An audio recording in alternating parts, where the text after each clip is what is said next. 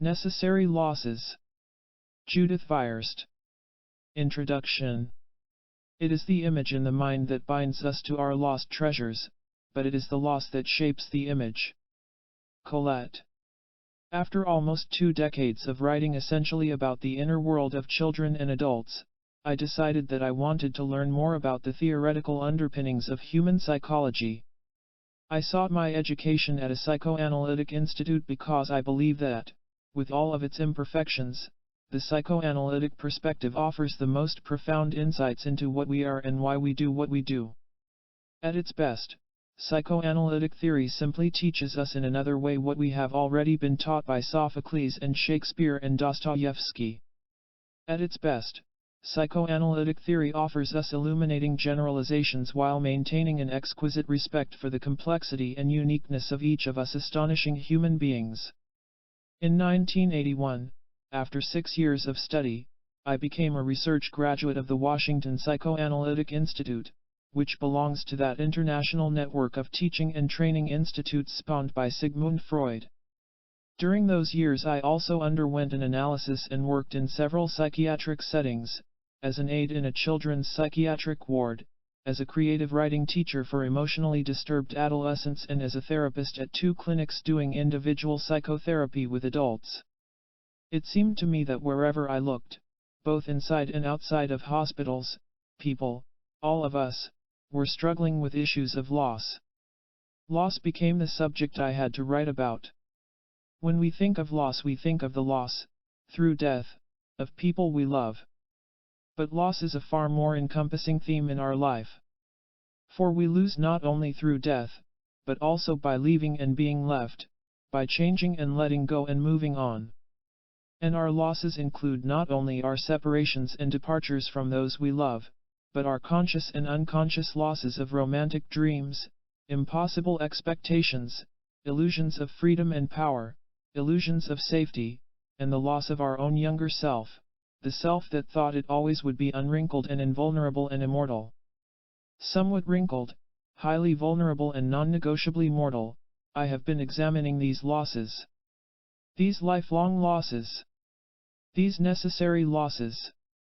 These losses we confront when we are confronted by the inescapable fact that our mother is going to leave us, and we will leave her, that our mother's love can never be ours alone, that what hurts us cannot always be kissed and made better, that we are essentially out here on our own, that we will have to accept, in other people and ourselves, the mingling of love with hate, of the good with the bad, that no matter how wise and beautiful and charming a girl may be, she still cannot grow up to marry her dad, that our options are constricted by anatomy and guilt, that there are flaws in every human connection, that our status on this planet is implacably impermanent, and that we are utterly powerless to offer ourselves or those we love protection from danger and pain, from the inroads of time, from the coming of age, from the coming of death, protection from our necessary losses. These losses are a part of life, universal, unavoidable, inexorable. And these losses are necessary because we grow by losing and leaving and letting go. This book is about the vital bond between our losses and gains. This book is about what we give up in order to grow. For the road to human development is paved with renunciation. Throughout our life we grow by giving up. We give up some of our deepest attachments to others. We give up certain cherished parts of ourselves. We must confront, in the dreams we dream, as well as in our intimate relationships, all that we never will have and never will be. Passionate investment leaves us vulnerable to loss. And sometimes, no matter how clever we are, we must lose. An 8-year-old was asked to provide a philosophical commentary on loss. A man of few words, he answered, losing sucks. At any age we would surely agree that losing tends to be difficult and painful. Let us also consider the view that it is only through our losses that we become fully developed human beings. In fact, I would like to propose that central to understanding our lives is understanding how we deal with loss. I would like to propose in this book that the people we are and the lives that we lead are determined, for better and worse, by our loss experiences. Now I am not a psychoanalyst and I have not tried to write like one. Nor am I a strict Freudian, if that term is intended to describe someone who hews rigorously to Freud's doctrines and resists any modification or change. But I do unhesitatingly embrace Freud's conviction that our past, with all of its clamorous wishes and terrors and passions, inhabits our present, and his belief in the enormous power of our unconscious, of that region outside our awareness, to shape the events of our life. I also embrace his belief that consciousness helps, that recognizing what we're doing helps, and that our self-understanding can expand the realm of our choices and possibilities. In preparing this book I have relied not only on Freud and a wide range of other psychoanalytic thinkers but on many of the poets and philosophers and novelists who have concerned themselves, directly or indirectly, with aspects of loss. In addition, I have drawn heavily on my own personal experiences as a girl and a woman, as a mother and a daughter, as a wife and a sister and a friend. I have talked with analysts about their patients, with patients about their analyses, and with large numbers of the kind of people to whom this book is addressed, marriage and the family people who worry about their mortgage payments, their periodontal problems, their sex life, their children's future, love, and death. Virtually all of the names have been changed except for those of a handful or so of famous people, whose stories are identified as some sort of public testimony to the pervasiveness of issues of loss. For our losses, the losses successively examined in the 4 parts of this book, are indeed pervasive. The losses entailed in moving away from the body and being of our mother and gradually becoming a separate self. The losses involved in facing the limitations on our power and potential and deferring to what is forbidden and what is impossible. The losses of relinquishing our dreams of ideal relationships for the human realities of imperfect connections. And the losses, the multiple losses, of the second half of life, of our final losing, leaving, letting go. Examining these losses does not make for merry remedies like winning through losing or the joy of loss. Our junior philosopher said it, losing sucks. But to look at losses to see how inextricably our losses are linked to growth, and to start to become aware of the ways in which our responses to loss have shaped our lives can be the beginning of wisdom and hopeful change. Judith Viorst. Part 1, The Separate Self. There is no ache more deadly than the striving to be oneself. Yevgeny Vinokurov. 1. The high cost of separation. Then there is the matter of my mother's abandonment of me. Again, this is the common experience. They walk ahead of us, and walk too fast, and forget us. They are so lost in thoughts of their own, and soon or late they disappear. The only mystery is that we expect it to be otherwise. Marilyn Robinson. We begin life with loss. We are cast from the womb without an apartment, a charge plate, a job, or a car. We are sucking, sobbing, clinging, helpless babies.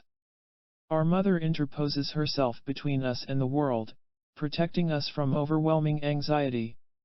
We shall have no greater need than this need for our mother. Babies need mothers.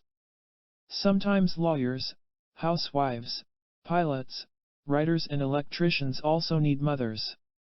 In the early years of life we embark on the process of giving up what we have to give up to be separate human beings.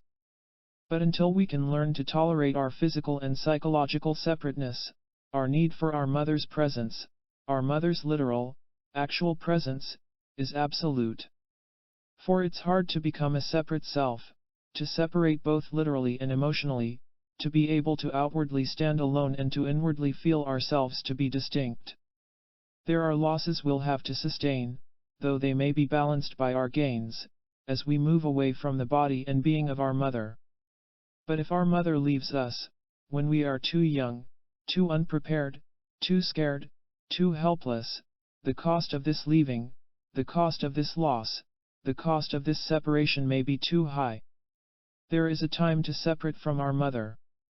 But unless we are ready to separate, unless we are ready to leave her and be left, anything is better than separation. A young boy lies in a hospital bed. He is frightened and in pain. Burns cover 40% of his small body. Someone has doused him with alcohol and then, unimaginably, has set him on fire. He cries for his mother. His mother has set him on fire. It doesn't seem to matter what kind of mother a child has lost, or how perilous it may be to dwell in her presence. It doesn't matter whether she hurts or hugs. Separation from mother is worse than being in her arms when the bombs are exploding. Separation from mother is sometimes worse than being with her when she is the bomb. For the presence of mother, our mother, stands for safety. Fear of her loss is the earliest terror we know. There is no such thing as a baby, writes psychoanalyst pediatrician D.W. Winnicott, observing that babies in fact can't exist without mothers. Separation anxiety derives from the literal truth that without a caretaking presence we would die. A father, of course, can be that caretaking presence. We'll look at his place in our life in Chapter 5. But the caretaking person I'll speak of here will be, because it usually is, our mother, from whom we can endure anything but abandonment. Yet all of us are abandoned by our mother. She leaves us before we can know that she will return. She abandons us to work, to market, to go on vacation, to have another baby, or simply by not being there when we have need of her. She abandons us by having a separate life, a life of her own, and we will have to learn to have one too. But meanwhile, what do we do when we need our mother? We need our mother, and she is not there? What we doubtless do is survive. We surely survive the brief and temporary absences. But they teach us a fear that may set its mark on our life. And if, in early childhood, most especially within the first 6 years, we are too deprived of the mother we need and long for, we may sustain an injury emotionally equivalent to being doused with oil and set on fire. Indeed, such deprivation in the first few years of life has been compared to a massive burn or wound. The pain is unimaginable. The healing is hard and slow. The damage, although not fatal, may be permanent. Selina must confront the damage every weekday morning when her sons leave for school and her husband leaves for work and, hearing her apartment door slam shut for the final time, I feel lonely, abandoned, petrified. I need hours to compose myself. What would happen if people didn't come back? In the late 1930s, in Germany, when Selina was 6 months old, her mother began the struggle to keep them alive, departing each day to queue up for food and negotiate with the bureaucracy that was making it harder and harder for Jews to survive. Out of desperate necessity, Selina was left all alone, fed by a bottle, penned up in a crib, and if she cried, her tears had dried when, several hours later, her mother came home again. Everyone who knew her then agrees that Selina was quite wonderfully good, a placid, undemanding, sweet-natured child. And if you encountered her now you might believe that you were seeing a bright, blithe spirit, happily untouched by what must have been experiences of harrowing loss. She has been touched. Selina is prone to depression. She is terrified of the unknown. I don't like adventure. I don't like anything new. She says that her earliest memories are of anxiously wondering what would happen next. I am frightened, she says, of whatever is not familiar. She also is frightened of too much responsibility. I'd like someone to take care of me all of the time. And while she functions quite adequately as good mother and dutiful wife, she has also arranged, through a strong, steady husband and numerous older friends, for some surrogate mothering. Women often envy Selina. She is funny and charming and warm. She can bake, she can sew, she likes music, she likes a good laugh. She has a Phi Beta Kappa Ki, 2 master's degrees, a part-time teaching job. And with her narrow child's body, enormous brown eyes and elegant cheekbones, she strikingly resembles the young Audrey Hepburn. Except that, in her late 40s, she remains the young Audrey Hepburn, rather less a woman than a girl. And she finally has identified what she says wakes me up every morning of my life with a bad taste in my mouth and pains in my stomach. It is anger, she says, lots of anger. I think I feel cheated. This thought is not acceptable to Selena. Why isn't she simply grateful to be alive? She observes that 6 million Jews died and that all she suffered was the absence of her mother. The damage, she says, although permanent, is not fatal. It is just in the last 4 decades, in the years since Selena's birth, that attention has fully been paid to the high cost of mother loss, to both the immediate suffering and the future consequences of even fairly short-term separations. A child apart from his mother may show separation reactions which can last long after they are together again, problems with eating and sleeping, breakdowns of bladder and bowel control, and even a decline in the number of words he uses. Furthermore, as early as 6 months old he may become, not merely weepy and sad, but gravely depressed. And tied in with the above is that painful feeling known as separation anxiety, which includes both the fear, when mother is gone, of the dangers he faces without her, and the fear, when they are together, that he will lose her again. I am intimately acquainted with some of these symptoms and some of these fears, for they followed my spending 3 months, at age 4, in a hospital, 3 virtually motherless months because the hospitals of that time rigidly restricted visiting hours. Years after I had recovered from the illness for which I'd been hospitalized, I suffered from the effects of the hospitalization. And among the manifestations of my separation anxiety was my newly acquired habit, which continued until my middle teens, of sleepwalking. An example, one balmy autumn night, when I was 6 years old and my parents, to my distress, had gone out for the evening, I climbed out of bed without waking up from my sleep. Wandering into the living room, I slipped right past my dozing babysitter, opened the front door and left the house. And then, still sound asleep, I walked to the corner and crossed the busy intersection, arriving at last at the goal of my somnambulistic journeying, the fire station. "What do you want, little girl?" asked an astonished but extremely gentle fireman, trying not to frighten me awake. "I am told that," still in my sleeping state, I answered, loud and clear and without hesitation, "I want the fireman to find my mommy." A 6-year-old can desperately want her mommy. A 6-month-old can desperately want mommy too. For by 6 months or so a child can form a mental image of his absent mother. He remembers and wants her specifically, and the fact that she isn't present gives him pain. And swept with insistent needs that only his mother, his missing mother, can fulfill, he feels profoundly helpless and deprived. The younger the child, the less time it takes, once he tunes into his mother, before her absence is felt as a permanent loss. And while familiar substitute care will help him to tolerate everyday separations, it is not until age 3 that he gradually comes to understand that the mother who is not there is alive and intact in another place, and will return to him. Except that the wait for mother's return may feel interminable, may feel like forever. For we need to keep in mind that time accelerates with the years, and that once we measured time in a different way, that once an hour was a day and a day was a month and a month was surely an eternity. Small wonder then that as children we may grieve our missing mother the way that as adults we grieve our dead. Small wonder then that, when a child is taken from his mother, the frustration and longing may send him frantic with grief. Absence makes the heart grow frantic, not fonder.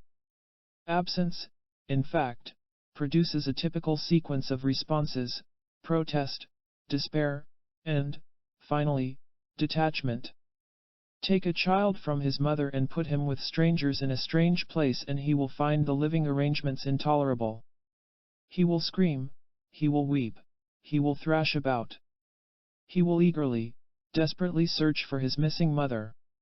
He will protest because he has hope, but after a while, when she doesn't come, and doesn't come, protest will turn to despair, to a state of muted, low-key yearning that may harbor an unutterable sorrow. Listen to Anna Freud's description of Patrick, 3 years and 2 months, who was sent during World War II to England's Hampstead nursery, and who assured himself and anybody who cared to listen with the greatest show of confidence that his mother would come for him, that she would put on his overcoat and would take him home with her again. Later an ever-growing list of clothes that his mother was supposed to put on him was added. She will put on my overcoat and my leggings, she will zip up the zipper, she will put on my pixie hat. When the repetitions of this formula became monotonous and endless, somebody asked him whether he could not stop saying it all over again. He stopped repeating the formula aloud, but his moving lips showed that he was saying it over and over to himself. At the same time he substituted for the spoken word gestures that showed the position of his pixie hat, the putting on of an imaginary coat, the zipping of the zipper, etc. While the other children were mostly busy with their toys, playing games, making music, etc., Patrick, totally uninterested, would stand somewhere in a corner, and move his hands and lips with an absolutely tragic expression on his face. Because the need for a mother is so powerful, most children emerge from despair and seek mother substitutes. And because of this need, it makes sense to assume that when the beloved long-lost mother returns, her child will throw himself joyously into her arms. This isn't what happens. For surprisingly enough, many children, especially under age 3, may greet their returning mother very coldly, treating her with a distance, a blankness, that almost seems to say, "I never saw this lady before in my life." This response is called detachment. It is a shutdown of loving feelings, and it deals with loss in a number of different ways. It punishes the person for having left. It serves as a masked expression of rage, for intense and violent hatred is one of the chief responses to being abandoned. And it also may be a defense, which can last for hours, or days, or a lifetime, a defense against the agony of ever loving, and ever losing, again. Absence makes the heart grow frozen, not fonder. And if this absence is, in fact, the absence of any stable parent figure, if childhood is a series of such separations, what then? Psychoanalyst Selma Freyberg describes a 16-year-old boy who filed a lawsuit in Alameda County, seeking $500,000 on the grounds that in 16 years he had been placed in 16 different foster homes. What is it, exactly, the damage for which he is suing? He answers that it's like a scar on your brain. One of the funniest men in the world, the astute political humorist Art Buchwald, is an expert on foster homes and scars on the brain. He discussed them with me in his Washington office, an office as unpretentious as its owner, where, in the course of the afternoon, I found myself moved less to laughter than to tears. Art's is, in a way, a classic story of separation and loss in households with little money and few family resources. His mother died while Art was still an infant. His father was left with 3 daughters and 1 baby boy. He did what he could. He tried to find safe placements for his children, and he visited conscientiously once a week, becoming a Sunday father, while Art decided very young that I was not going to get too involved with anybody. In his first 16 years Art lived in 7 households, all in New York, beginning with a Seventh-day Adventist's home, where, he says, there was hell and damnation and going to church on Saturday, and my father coming with kosher every Sunday. It was very confusing. Next was a home in Brooklyn, and then a stay at the Hebrew Orphan Asylum, which are, Art deadpants, the 3 worst words in the language. Hebrew means you're Jewish. Orphan means you don't have any parents. An asylum, after the Hoa there was a placement with a lady who initially took in all 4 Buchwald children and then, a year or so later, decided that 4 was too many and that Art and 1 of his sisters would have to go. Thus followed another foster home, and another foster home, and then a final year in his own father's house. And then he ran away to join the Marine Corps where, he says, he first found a sense of belonging, of being cared for. At an early age Art concluded that life was me against the world. He also learned early to hide behind a smile. He says he quickly discovered that if I put a big smile on my face, people were nicer to me. And so, he says, quite matter-of-factly, I smiled. Years later, long after the foster homes, and the Marine Corps, and the struggle to make it as a writer, the anger beneath that smile could no longer be leashed. Looking for an object to attack, to hurt, to destroy, Art found himself. Depression, in one definition, is anger turned inward. Midway into his 30s, Art, that funny fellow, became severely depressed. The depression had followed a move, a very emotional move, from Paris, where he had lived and worked for 14 years. Settled in Washington, D.C., with his wife and 3 children, he was famous, successful, admired, liked and, in pain. In everybody's mind I had it made, except mine, he says. I was really desperate. I really needed help.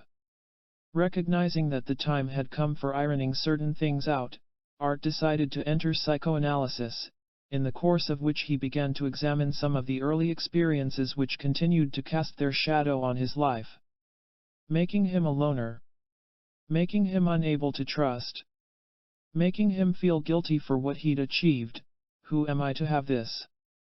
And making him afraid that sooner or later it would all be taken away from him. He also examined his rage, eventually coming to understand that it wasn't a sin to be angry at my father and that it also wasn't irrational to be angry at a mother I never knew. Art says now of the analysis that it saved his life, even though in a twist which sounds almost like fiction, trashy fiction, his analyst unexpectedly died of a heart attack. I finally trust someone, says Art, and he dies. But the work that they did together has continued to reverberate through the years.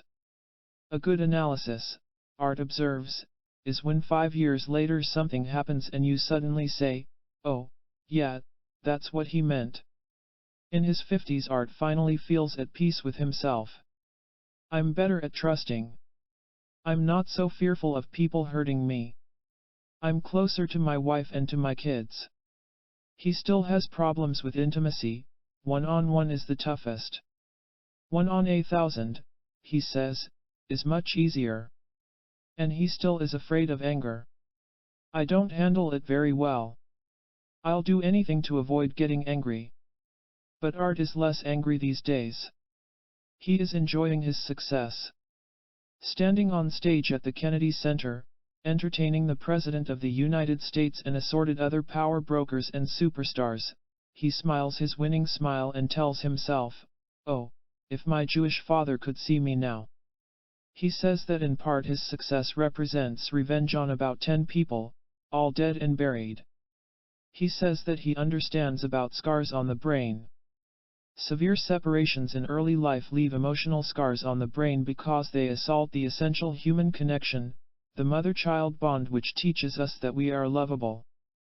The mother-child bond which teaches us how to love. We cannot be whole human beings, indeed, we may find it hard to be human, without the sustenance of this first attachment. And yet it has been argued that the need for others is not a primary instinct, that love is merely a glorious side effect. The classic Freudian view is that babies find, in the feeding experience, relief from hunger and other oral tensions and that, in repeated encounters of sucking and sipping and sweet satiation, they begin to equate satisfaction with human contact. In the early months of life a meal is a meal and gratification is gratification. Interchangeable sources can fill all needs.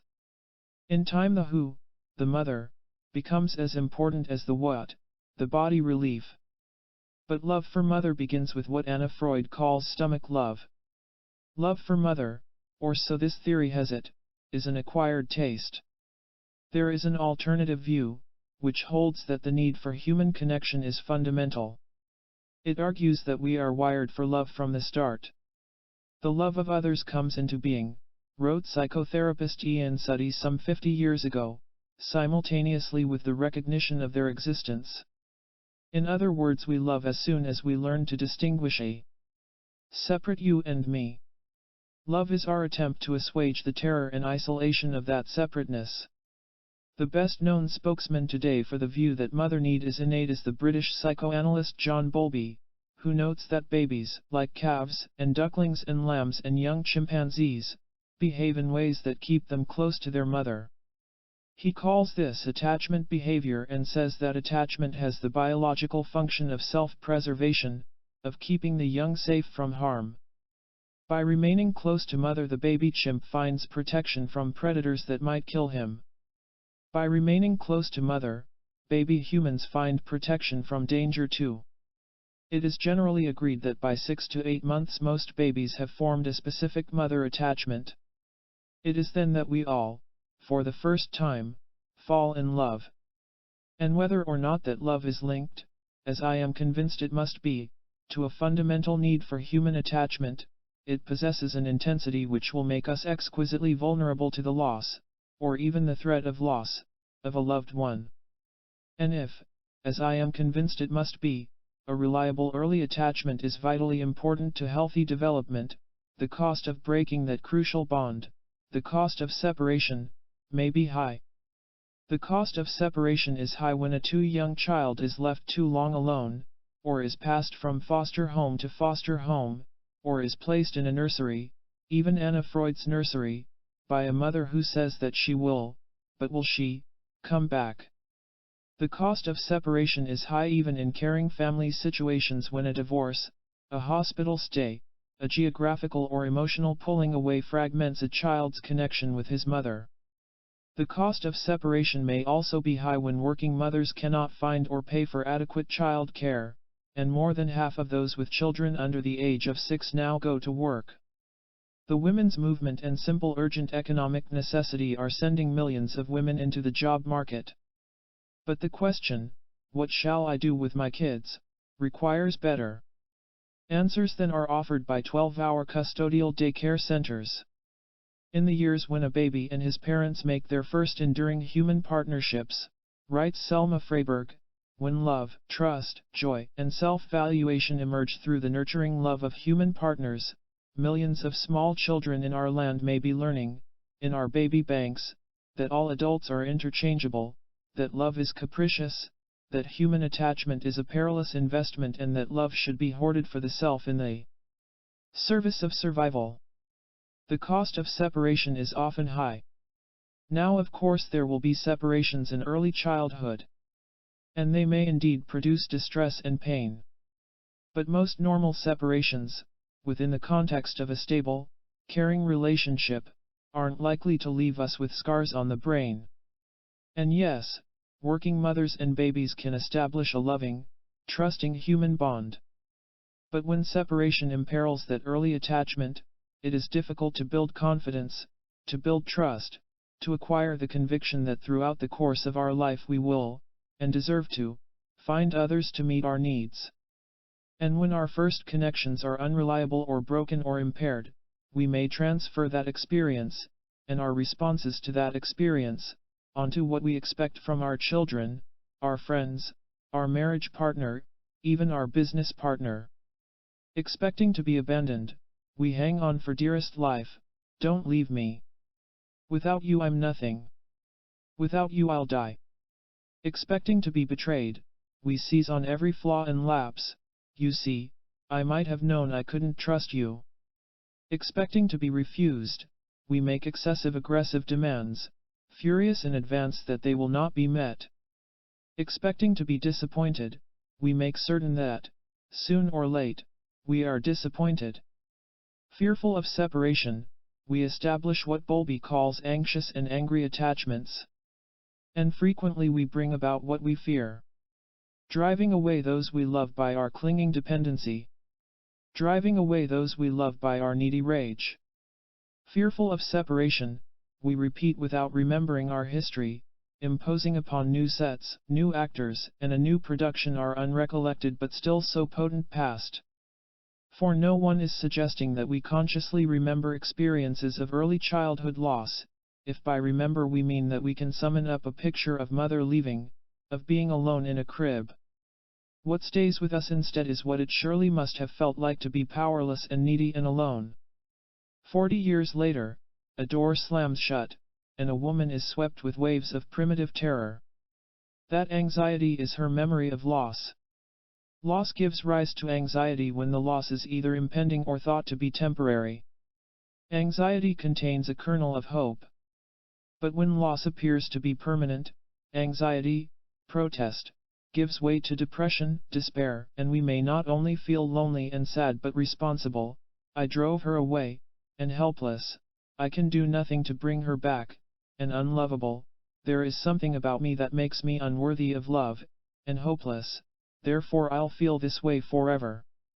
Studies show that early childhood losses make us sensitive to losses we encounter later on. And so, in midlife, our response to a death in the family, a divorce, the loss of a job, may be a severe depression, the response of that helpless and hopeless, and angry, child. Anxiety is painful. Depression is painful.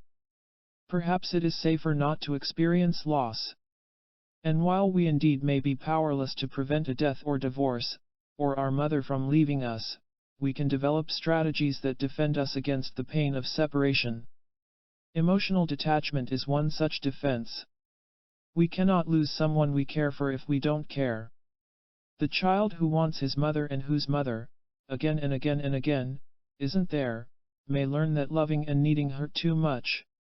And he may, in his future relationships, ask and give little, invest almost nothing at all, and become detached, like a rock, because a rock, as a 60s song tells us, feels no pain. And an island never cries. Another defense against loss may be a compulsive need to take care of other people. Instead of aching, we help those who ache. And through our kind ministrations, we both alleviate our old sense of helplessness and identify with those we care for so well. A third defense is a premature autonomy. We claim our independence far too soon. We learn at an early age not to let our survival depend on the help or love of anyone. We dress the helpless child in the brittle armor of the self-reliant adult. These losses we have been looking at, these premature separations of early childhood, may skew our expectations and our responses, may skew our subsequent dealings with the necessary losses of our life.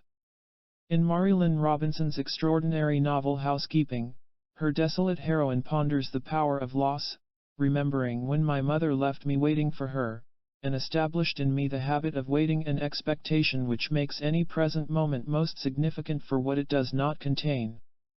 Absence, she reminds us, can become gigantic and multiple. Loss can dwell within us all our life. 2. The ultimate connection. For he on honeydew hath fed, and drunk the milk of paradise. Samuel Taylor Coleridge.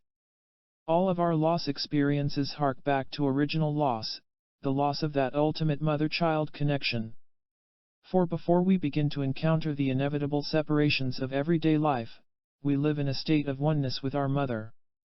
This ideal state, this state of boundarylessness, this I am you are me is she is we, this harmonious interpenetrating mix-up, this floating I'm in the milk and the milk's in me, this chill-proof insulation from aloneness and intimations of mortality, this is a condition known to lovers, saints, psychotics, druggies and infants. It is called bliss. Our original bliss connection is the umbilical connection, the biological oneness of the womb. Outside the womb we experience the gratifying delusion that we and our mother share a common boundary. Our lifelong yearning for union, so some psychoanalysts say, originates in our yearning to return, if not to the womb, then to this state of illusory union called symbiosis, a state for which deep down in the original primal unconscious, every human being strives. We have no conscious memories of being there, or leaving. But once it was ours, and we had to let it go. And while the cruel game of giving up what we love in order to grow must be replayed at each new stage of development, this is our first, perhaps hardest, renunciation. The losing, leaving, letting go of paradise. And although we do not remember it, we also never forget it.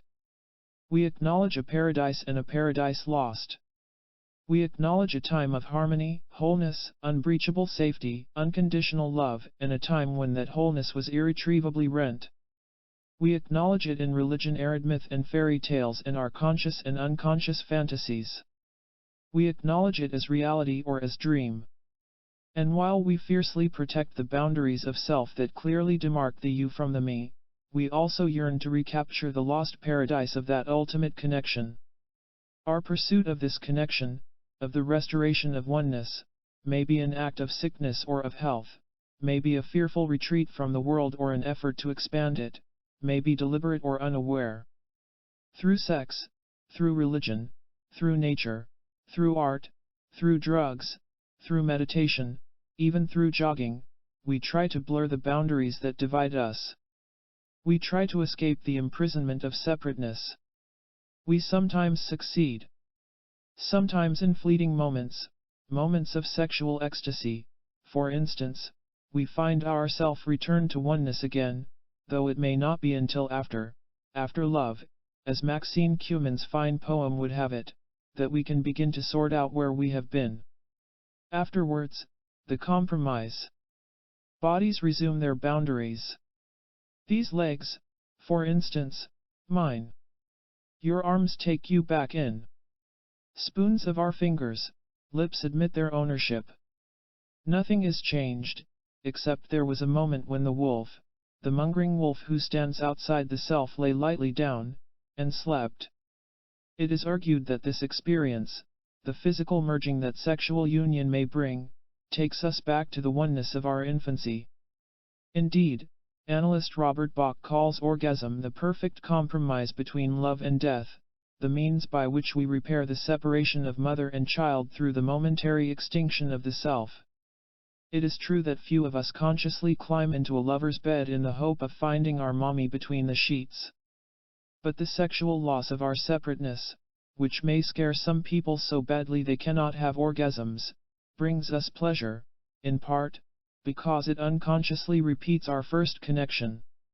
Certainly Lady Chatterley provides us, for all time, with a vision of self-dissolving orgastic bliss as further and further rolled waves of herself away from herself, until the quick of all her plasm was touched, she knew herself touched, and she was gone. Another woman, describing a similar loss of self-experience, says, "Coming makes me feel that I've come home." But orgasm isn't the only means of extinguishing the self, of putting the watchful mongering wolf to sleep. There are many different highways that can carry us beyond our personal boundaries. I, for example, have frequently sat, or is it levitated, in my dentist's chair, adrift in a happy haze of nitrous oxide, feeling, as another user of this gas has put it, as if the opposites of the world, whose contradictoriness and conflict make all our difficulties and troubles, were melted into unity. The man I'm quoting here is the philosopher/psychologist William James, but a variety of respectable, and not so respectable, types have also testified to the power of drugs to bring them to this condition of melted unity. For others, harmonious oneness can best be achieved through the natural world, through a breaking down of the wall between man and nature, permitting some of us, some of the time, to return from the solitude of individuation into the consciousness of unity with all that is. There are those who have never felt this union with earth and heaven and sea, and those who, like Woody Allen, have always stoutly maintained that I am two with nature. But some men and women find solace and joy not only in seeing but also in being nature, in being, temporarily, a part of one vast world encircling harmony. Great art can also, sometimes, erase the line between viewer and viewed in what writer Annie Dillard calls pure moments, astonishing moments she says that I'll bear with me to my grave, moments during which I stood planted, open-mouthed, born, before that one particular canvas, that river, up to my neck, gasping, lost, receding into watercolor depth, buoyant, odd, and had to be literally hauled away. There are special religious experiences that can also recreate a state of oneness. Indeed, religious revelation can so irrefutably penetrate the soul that, these are Saint Teresa's words, when she the soul returns to herself, it is wholly impossible for her to doubt that she has been in God, and God in her. Mystical union is possible through a variety of transcendental experiences. Mystical union puts an end to self. And whether this union occurs between man and woman, man and cosmos, man and artistic creation, or man and God, it repeats and restores, for brief, exquisite moments, the oceanic feeling of that mother-child connection where the me, and the we, the thou, are not found, for in the one there can be no distinction. Still, we try to make some distinctions, between the psychotic and the saint, between the moonstruck fanatic and the truly religious. We may challenge the legitimacy of drug or drink-inspired cosmic union, and doubt the soundness of robed and sandaled cultists who exclaim, ecstatically, I merged into the mass, tasting the glorious pleasure that accompanies the loss of ego. In other words, we may feel that oneness is fine if it isn't crazy, desperate, or permanent, fine for folks to temporarily vanish into a painting, not fine if they vanish forever into a cult. We also may feel more accepting of Saint Teresa's divine experiences than we do of some pothead's stoned apprehension of God. And we may want to differentiate the sex life of a more or less healthy adult from sex which is just symbiosis, from sex which is nothing more than a fearful flight from separateness. For analysts now tell us that vaginal orgasm, once regarded as the hallmark of female sexual maturity, may be rapturously experienced by severely troubled women who are merging in fantasy not with a man but a mother. Men also seek mommies through sex. A male patient reports that whenever he found himself thinking crazily, he could relieve his craziness by paying a prostitute to lie in a nude embrace with him until he felt himself melting into her body. Clearly, merging can sometimes be no more than symbiosis, a desperate return to clinging, helpless infancy. Indeed, to be stuck, fixated, at the symbiotic phase or to return, regress, to this phase in ways that take over our life would indicate that we were emotionally ill. The severe mental illness called childhood symbiotic psychosis, and most adult schizophrenia as well, are believed to involve a failure to build or maintain the boundaries that separate self from others. The result is that I am not I, you are not you, also you are not I am at the same time I and you are at the same time you and I am confused whether you are I or I you.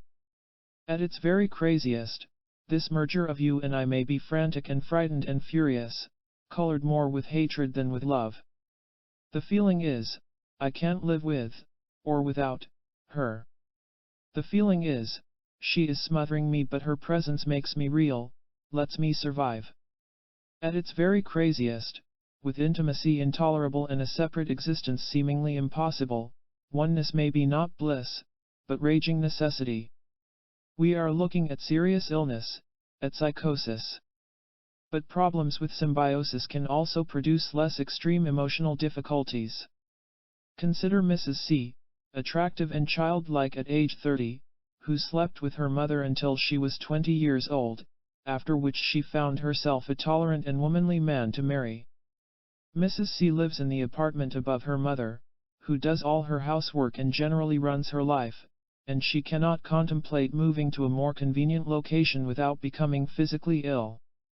Mrs. C has a symbiotic neurosis, for unlike symbiotic psychotic children, important parts of her development were quite normal.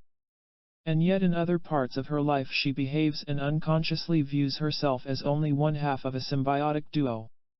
She also unconsciously fears that if this duo were broken up, neither she nor her mother could survive.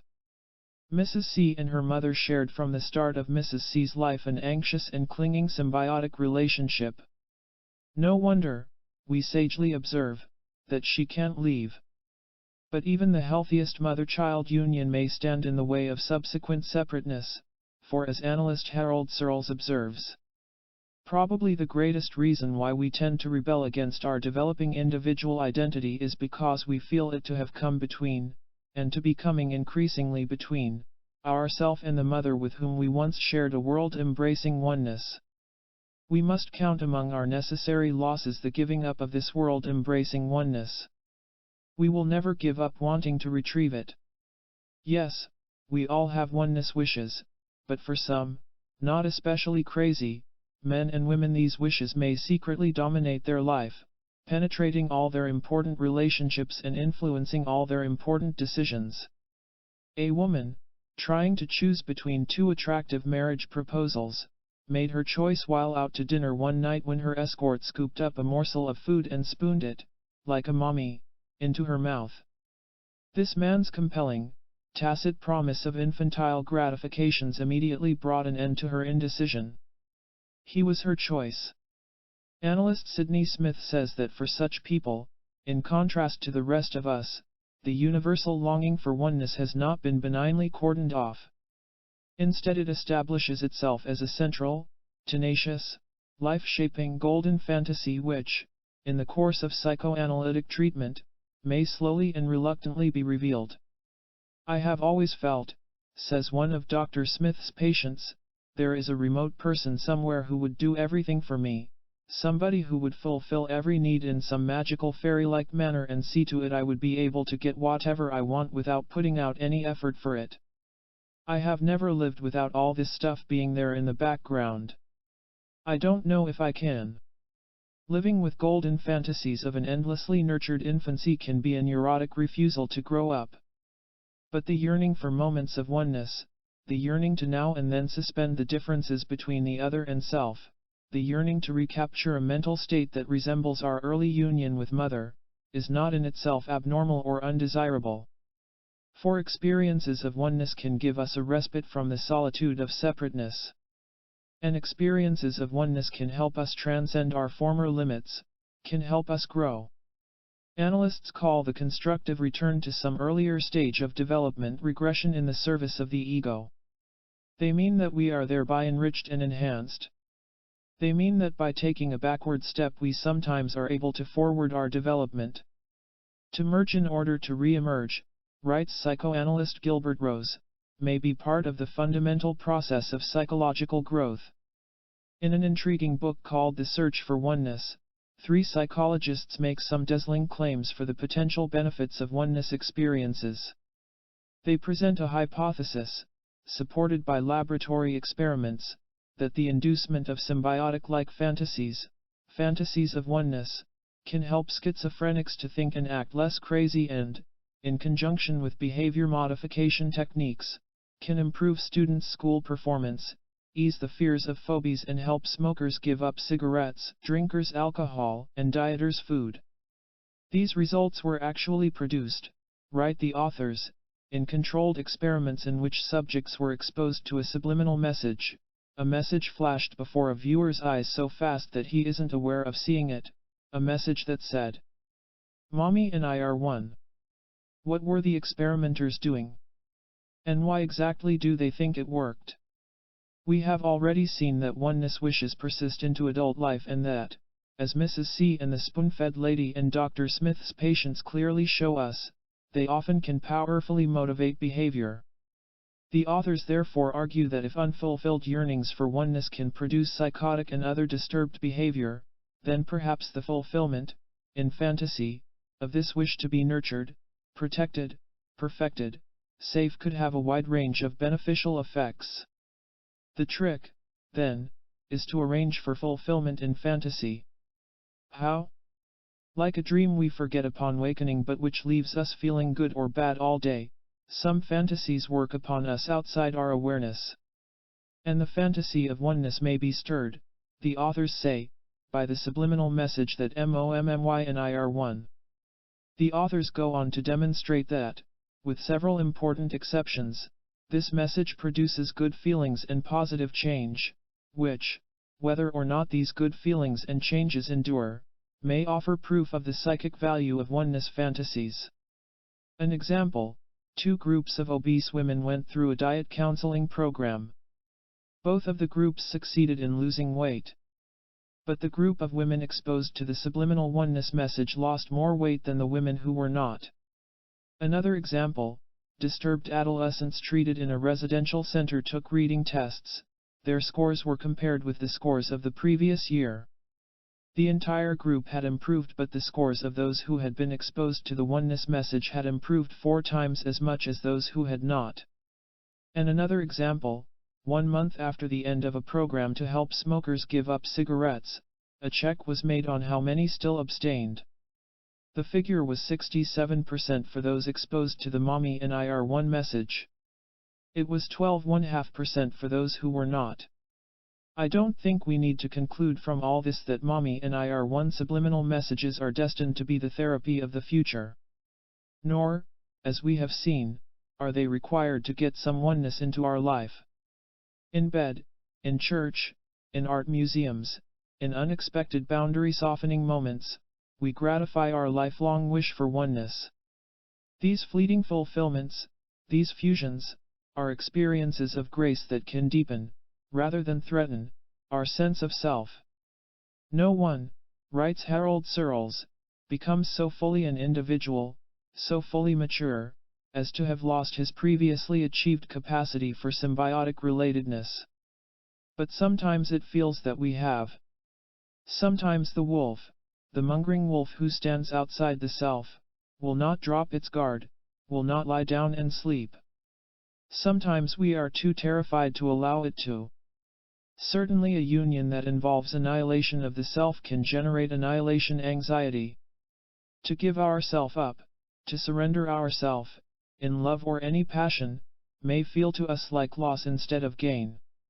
How can we be so passive, so possessed, so out of control, so, won't we go crazy? And how will we ever find ourselves again? Consumed by such anxieties, we may establish barricades, not boundaries. Shutting ourselves away from any threat to our inflexible autonomy. Shutting ourselves away from any experience of emotional surrender. Yet the yearning to restore the bliss of mother-child oneness, that ultimate connection, is never relinquished. All of us live, at some unconscious level, as if we had been rendered incomplete. Though the rupture of primary unity is a necessary loss, it remains an incurable wound which afflicts the destiny of the whole human race. And speaking to us through the dreams that we dream and the tales that we create, images of reunion persist and persist and persist and persist, and bracket our life. The force behind the movement of time is a mourning that will not be comforted. That is why the first event is known to have been an expulsion, and the last is hoped to be a reconciliation and return. So memory pulls us forward, so prophecy is only brilliant memory. There will be a garden where all of us as one child will sleep in our Mother Eve. 3. Standing alone. This plant would like to grow and yet be embryo, increase, and yet escape the doom of taking shape.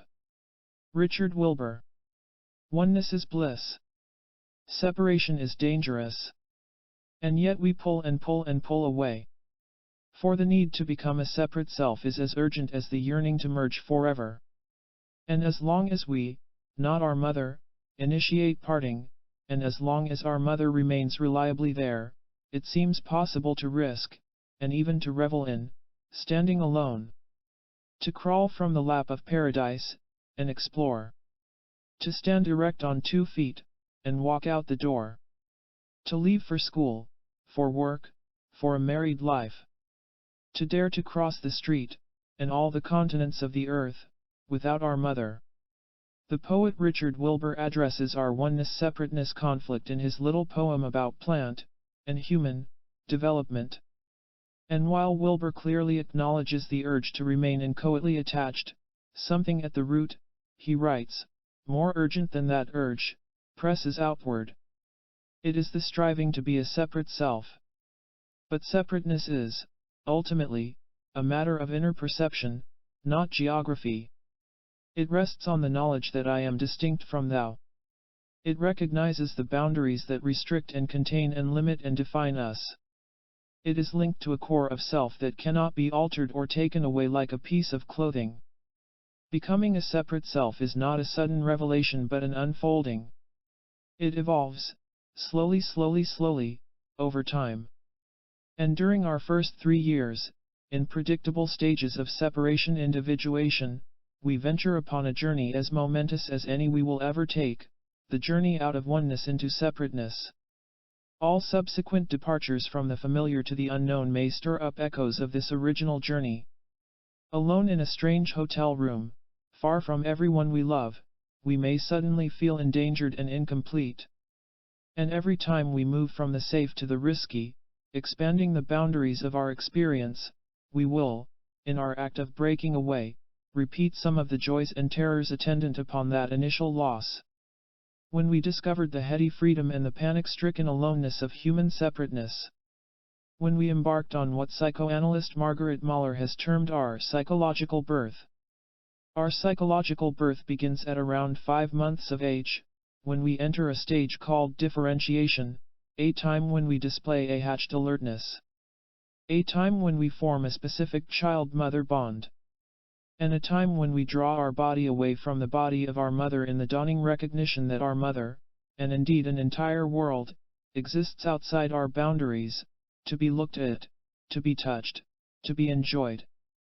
Stage 2, at 9 or so months, is an audacious practicing time when we start to physically crawl away from our mother, continuing, however, to return to her as a bountiful home base from which we obtain emotional refueling. It is scary out there in the world, but we must practice our newfound talent for locomotion, and besides, there are all these marvels to explore. And as long as mother is there as a body to touch, as a lap to lay a weary head in, as a here I am and fine encouraging smile, we exuberantly continue to expand our physical universe in ourself. Practice makes perfect, crawling yields to walking, and at this momentous point in the practicing stage, upright locomotion permits such vistas, such possibilities, such triumphs, that a child can grow drunk on omnipotence and grandeur. We turn into flaming narcissists and megalomaniacs. Imperial. The masters of all we survey. The view from the top of 2 moving legs has seduced us into a love affair with the world. It, and we, are wonderful. Somewhere in us today there lives that solo pilot, that African explorer, that navigator of uncharted seas. Somewhere in us there lives that dauntless adventurer. Somewhere in us, if we were allowed to engage in the normal pursuits of the practicing stage, there lives an exultant being who once was capable of finding wonders everywhere. We are chastened today, and restrained, but if we are lucky we make contact now and then with that self-intoxication, that sense of wonder. When Whitman roars, I celebrate myself, and sing myself. Divine am I inside and out, we can hear the barbaric yawp of the practicing child. Practicing is perilous, but we are too eagerly on the move to notice. We bruise and we bleed and we keep coming back for more. And as we walk, run, climb, jump, fall and stand again, we appear so at home in this world, so cheerfully confident, so impervious to harm, that we almost seem oblivious to our mother. But in fact her available presence hovering somewhere in the background is what permits this elated breaking away.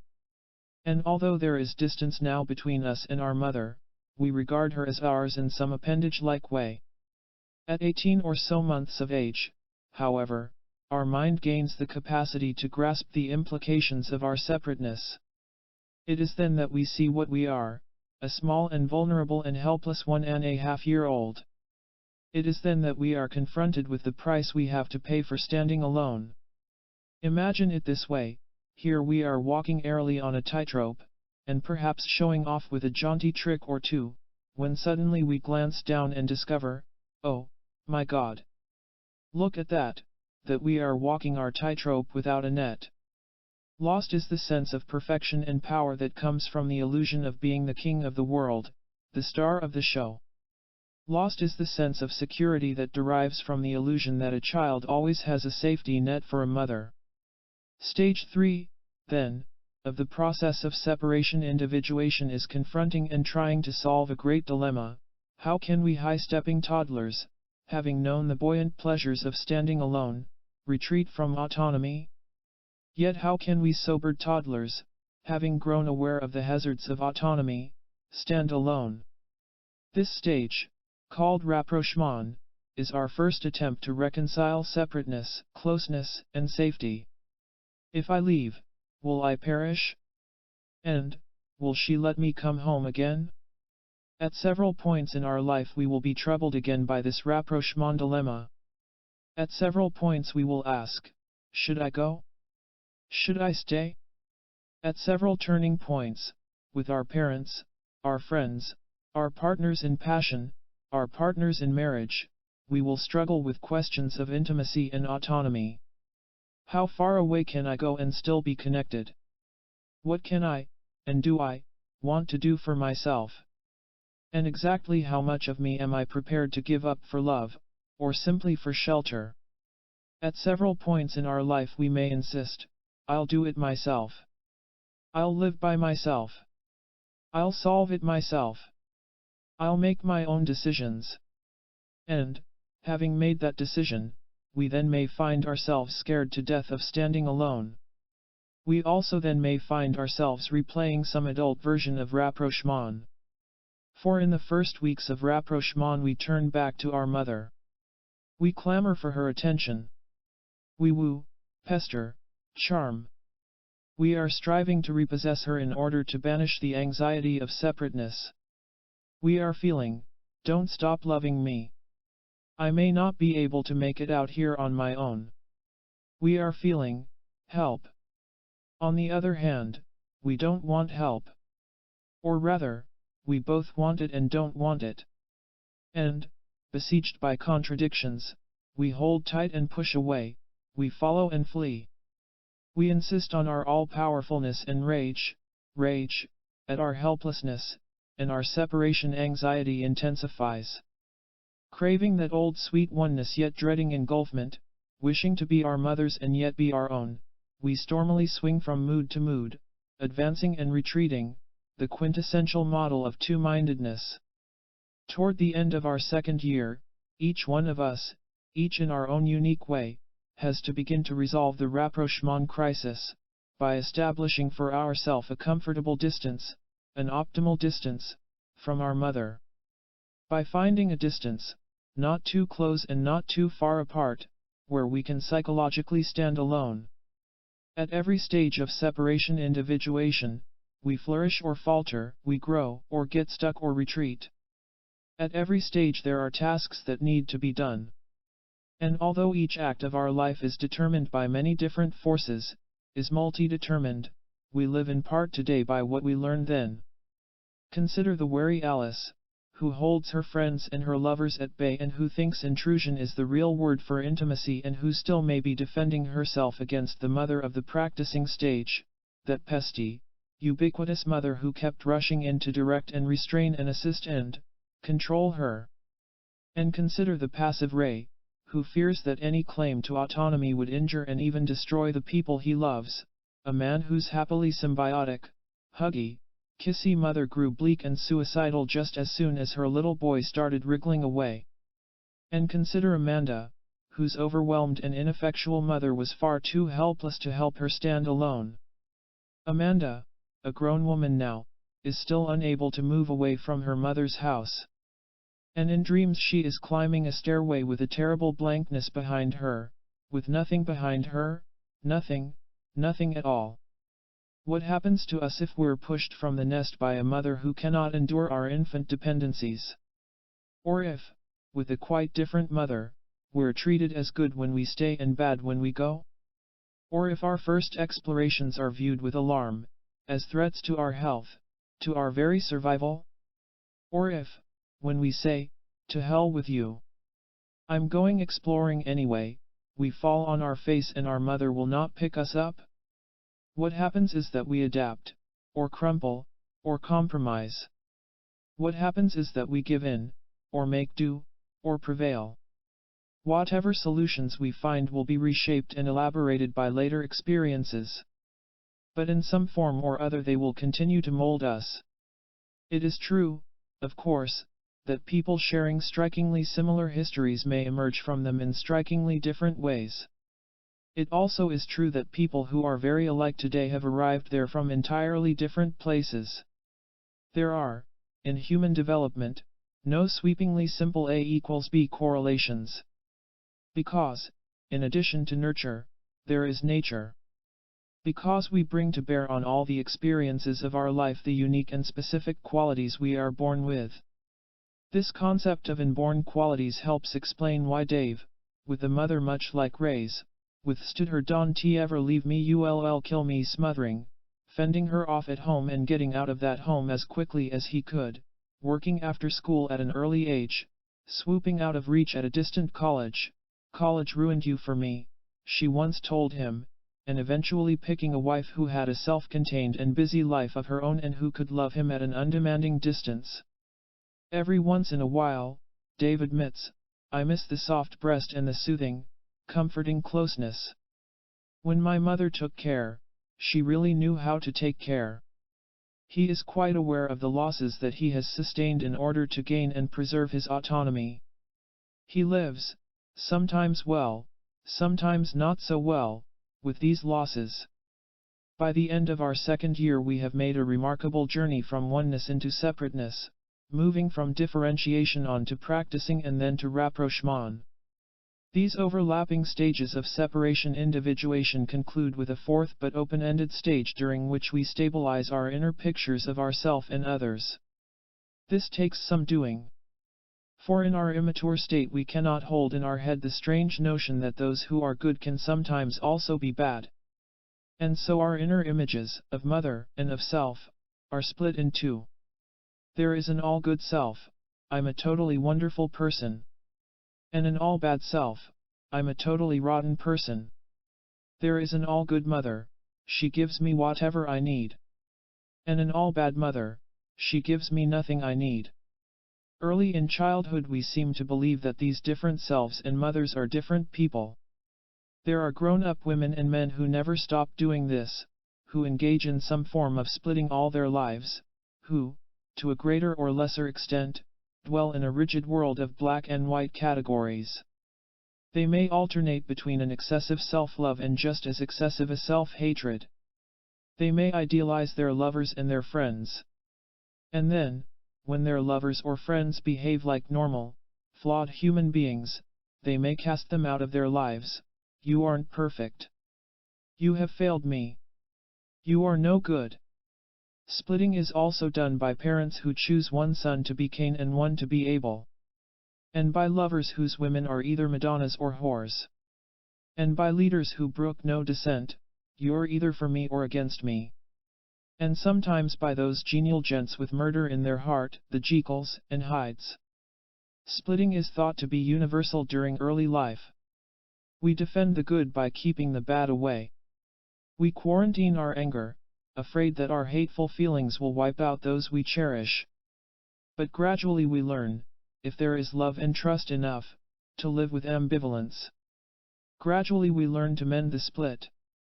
Now certainly a good-bad, right-wrong, yes-no, on-off universe provides a reassuring simplicity. And certainly even we so-called normal people indulge in splitting now and then. But letting go of our fearful and childish black and white simplifications for the difficult ambiguities of real life is another of our necessary losses. And there are, in this letting go, some valuable gains. For the hated mother who leaves us, and the loved and loving mother who holds us tight, are understood to be one, not two different mothers. The bad, unworthy child and the good, deserving, lovable child are united into a single image of self. Instead of parts of people we begin to see the whole, the merely but magnificently human. And we come to know a self in which feelings of hate can intermingle with feelings of love. The task is never complete. Throughout our lives we will cut and splice these inner pictures. And at times we will see only black and only white. And until the day we die we will continue to edit our eye. But between ages 2 and 3 our internal world will begin to possess some measure of constancy. Self-constancy, an integrated enduring mental picture of an I. An object constancy, an inner image of a whole and good enough mother, an image that can survive our anger and hate, an image, and this is crucial, that can provide the sense of love, of safety, of comfort that our actual mother in the flesh once supplied. In our early daily encounters with a loving, good enough mother, we feel safely held, both physically and emotionally. And as we build up memories of being benignly cared for, they become so much part of ourself that our actual mother is gradually needed less and less. We cannot stand alone until we come to possess this inner holding environment, furnished by mother. And then by others as well. And although the clusters of memory which create our internal world are often out of reach of our awareness, they can sometimes, as in this experience, be recaptured. A woman in psychoanalysis had started to discover and savor her strengths. There were resources there which she never knew she possessed. Somewhat to her surprise, she found herself literally able to visualize those strengths. But the picture that formed in her mind was, oddly enough, an unknown four-sided wooden structure, pressing just inside her upper chest. In the mode of psychoanalysis, she let herself associate to this picture, and what came to mind, she found, was a tennis press, an image which, because she neither played nor liked the game, left her temporarily perplexed. But further associations led her from tennis press, to pressed flowers, to pressed butterflies, and a memory suddenly blossomed in her brain, of a hospital nurse who had tended her when she was a desperately ill and terrified child. Of a gentle, comforting nurse who showed her each day how the gathering shadows of afternoon would cast, on the wall of her room, the shape of a butterfly. That butterfly pressed inside her has remained an enduring memory, the memory of her nurse's consoling love. Sustaining her as a child in a hospital room with pains, that's right, in her upper chest. Sustaining me now in my efforts to stand alone. For the private I. When I say I mean a thing absolutely unique, not to be confused with any other. You go Betty. Who is that presumptuous creature daring to stand alone? We answer, proudly, uneasily, it is I. This I is a declaration of a consciousness of self, of some of the selves that we are or once were or might be. Our body and mind, our goals and roles, our lusts and limits, our feelings and capabilities, all and more are contained within that solitary but always uppercase letter. Our I, the I we are now, may be making a beef stew, making love, running for office, running in a marathon, being wise in the courtroom and rude at the cleaners and scared to death at the periodontists, and knowing that all of these selves, and the 6-year-old face in our photograph album, and the 60-year-old that we sooner or later shall be, are one coherent entity, are part of a single identity, our I. In becoming this self, this I, we have had to let go of the peerless paradise of oneness, the happy illusion of being untouchably safe and the comforting simplicities of a neatly split-off universe where good was only good and bad only bad. In becoming this self we have stepped into a world of aloneness and powerlessness and ambivalence. Aware of our terror and glory we say, it is I. As you doubtless already know, there is a model of the mind which divides it into 3 hypothetical structures, the ID, the province of our infantile wishes. The superego, our conscience, our inner judge. And the ego, the seat of perception, memory, action, thought, emotion, defense and self-consciousness, the place where I as an inner self-image lives. This I, this self-representation, is built from fragments of experience which our ego integrates into a whole, experiences of harmony and joyful validation. Experiences of our early human relationships. The theory here is that gradually an image of psychic self coalesces around an earlier body self-image so that, at about 18 months, we begin to refer to ourself by name, as well as by that unique first-person singular. The I to which we refer has taken into itself, has internalized, a picture of I, the lovingly mothered child. But it also has taken in, by becoming like, by an identification with, various aspects of the loving mother. Identification is one of the central processes by which we build a self. Identification is why I am bossy, cautious, and a lover of books, like my mother. Identification is why I am super organized and stubborn, like my father. Identification is why, since my husband and I are accustomed to showering every day, our once unwashed sons have turned into daily showerers. Identification is why the apple probably doesn't fall too far from the tree. Our first identifications tend to be global, all-encompassing. But in time we identify partially and selectively. And as we go on to say, in effect, I'll be like this part of you but not like that part, our identifications grow ever more depersonified.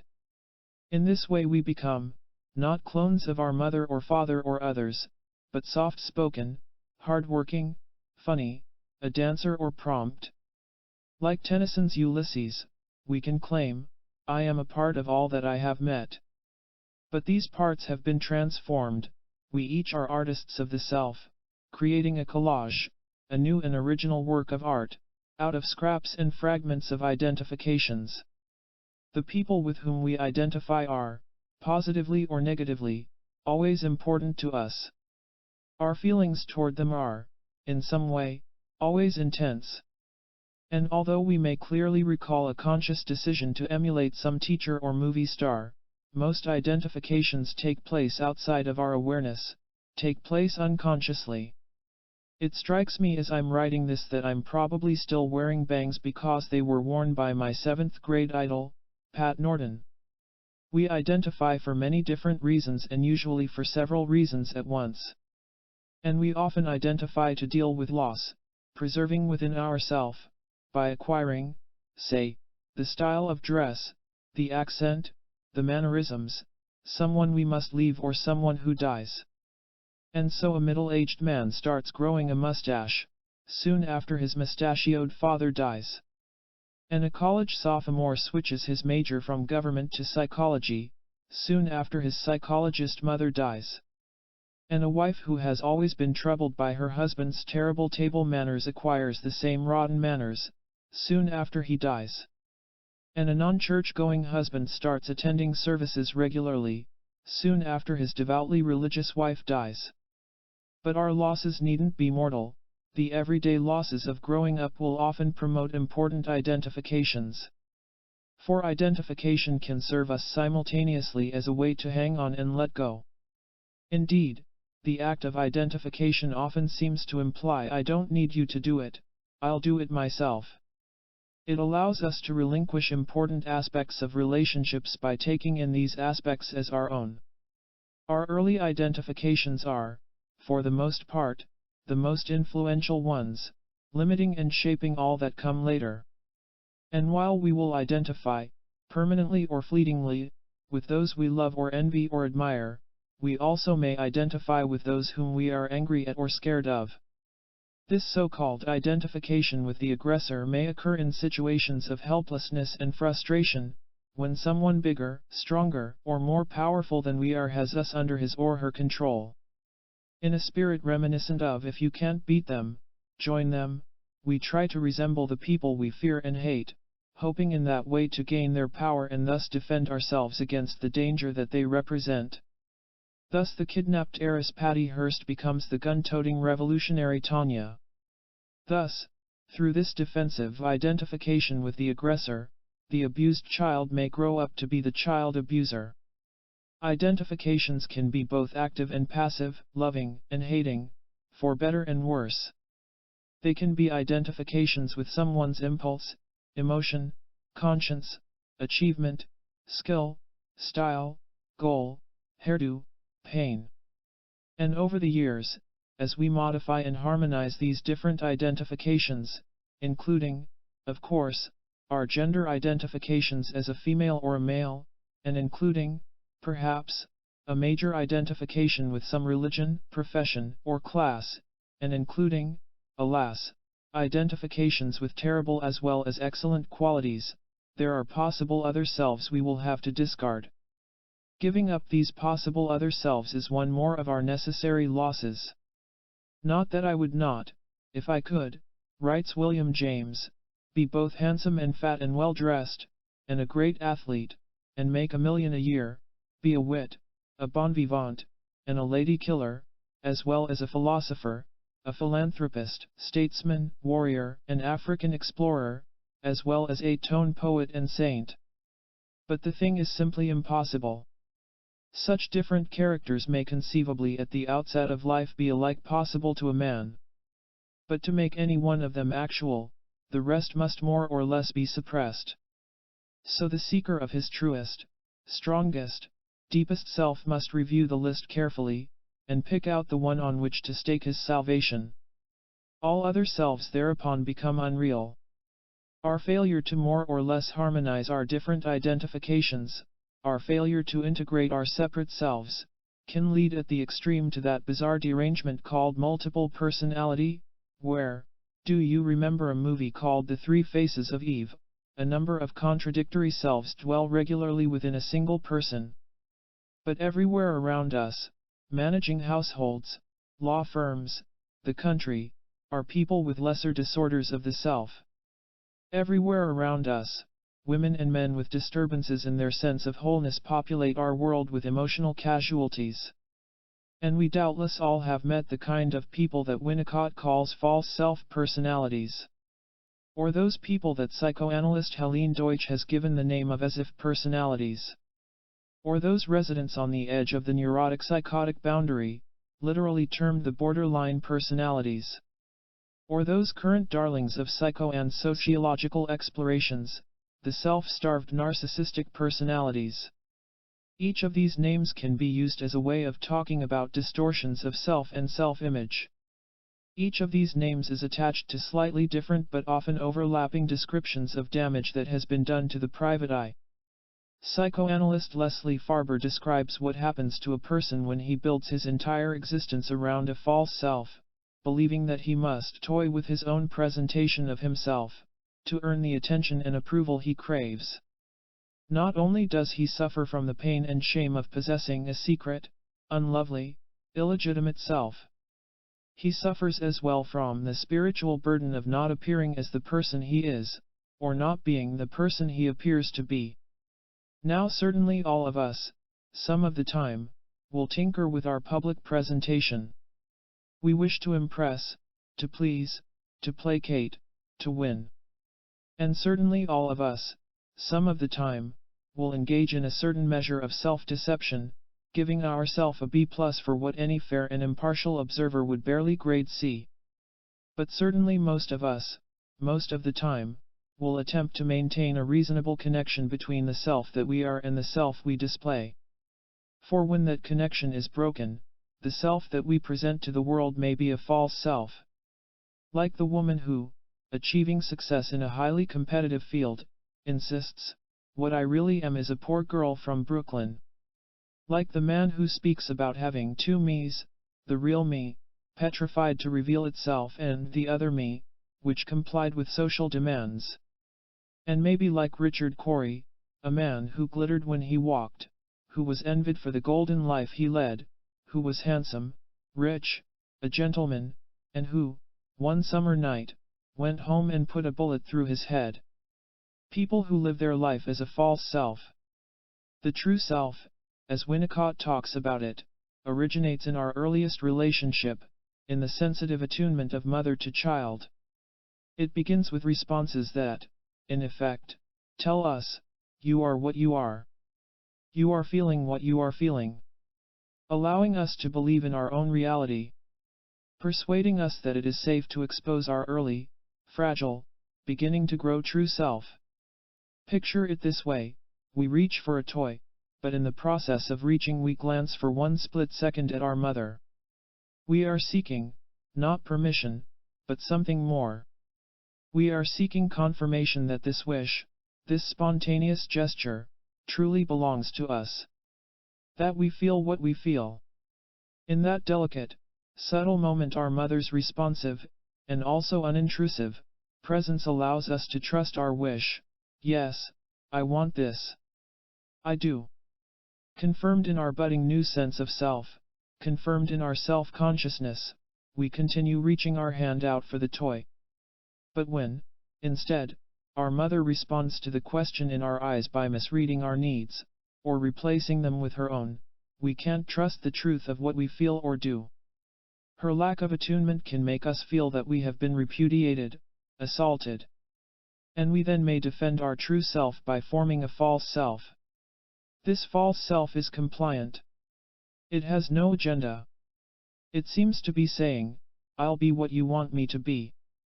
Like a tree that has been espaliered so that spontaneous growth is forestalled, it conforms to a shape imposed upon it from outside. This shape is sometimes attractive, sometimes marvelously attractive, but it is unreal.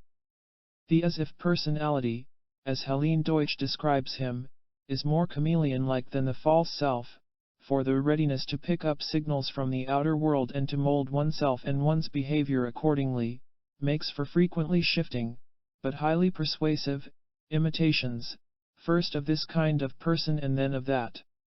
The as-if personality is not aware of the hollowness at his core. He lives his life as if it were a whole. The expressions he uses, the ties that he chooses, his values, his passions, his pleasures, merely mimic other people's realities. And eventually we are uneasy, we will look at him and think, wait, something is wrong, in spite of the brilliant show he is putting on. For without his even knowing it, like some humanoid in a science fiction film, he duplicates only the forms of being human. He acts as if he experiences, but he has no corresponding inner experience. A funny and brilliant caricature of the as-if personality is presented in Woody Allen's movie Zelig, where the hero is a man who has so little sense of himself that he turns into whomever he is with.